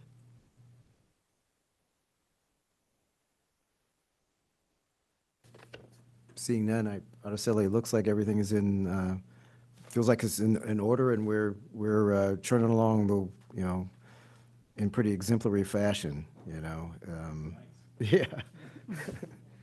So, with that, I need a motion to approve the 2024 Quarter 4 investment report, and a second. I move to approve. I second. Okay, so Sam, we have Trustee Grande with the motion to approve, and Trustee Barahona with the second. Will you please call the roll? Yes, Barahona, Aye. Buenaventura, Aye. Grande, Aye. Trejo, Aye. and Sowell. I'm an aye. 5 ayes and 0 nays. The motion carries. Okay. Unless there is any additional business in front of the Finance Committee, which I do not believe there is, I believe we are adjourned. Thank you, everyone. Thank you.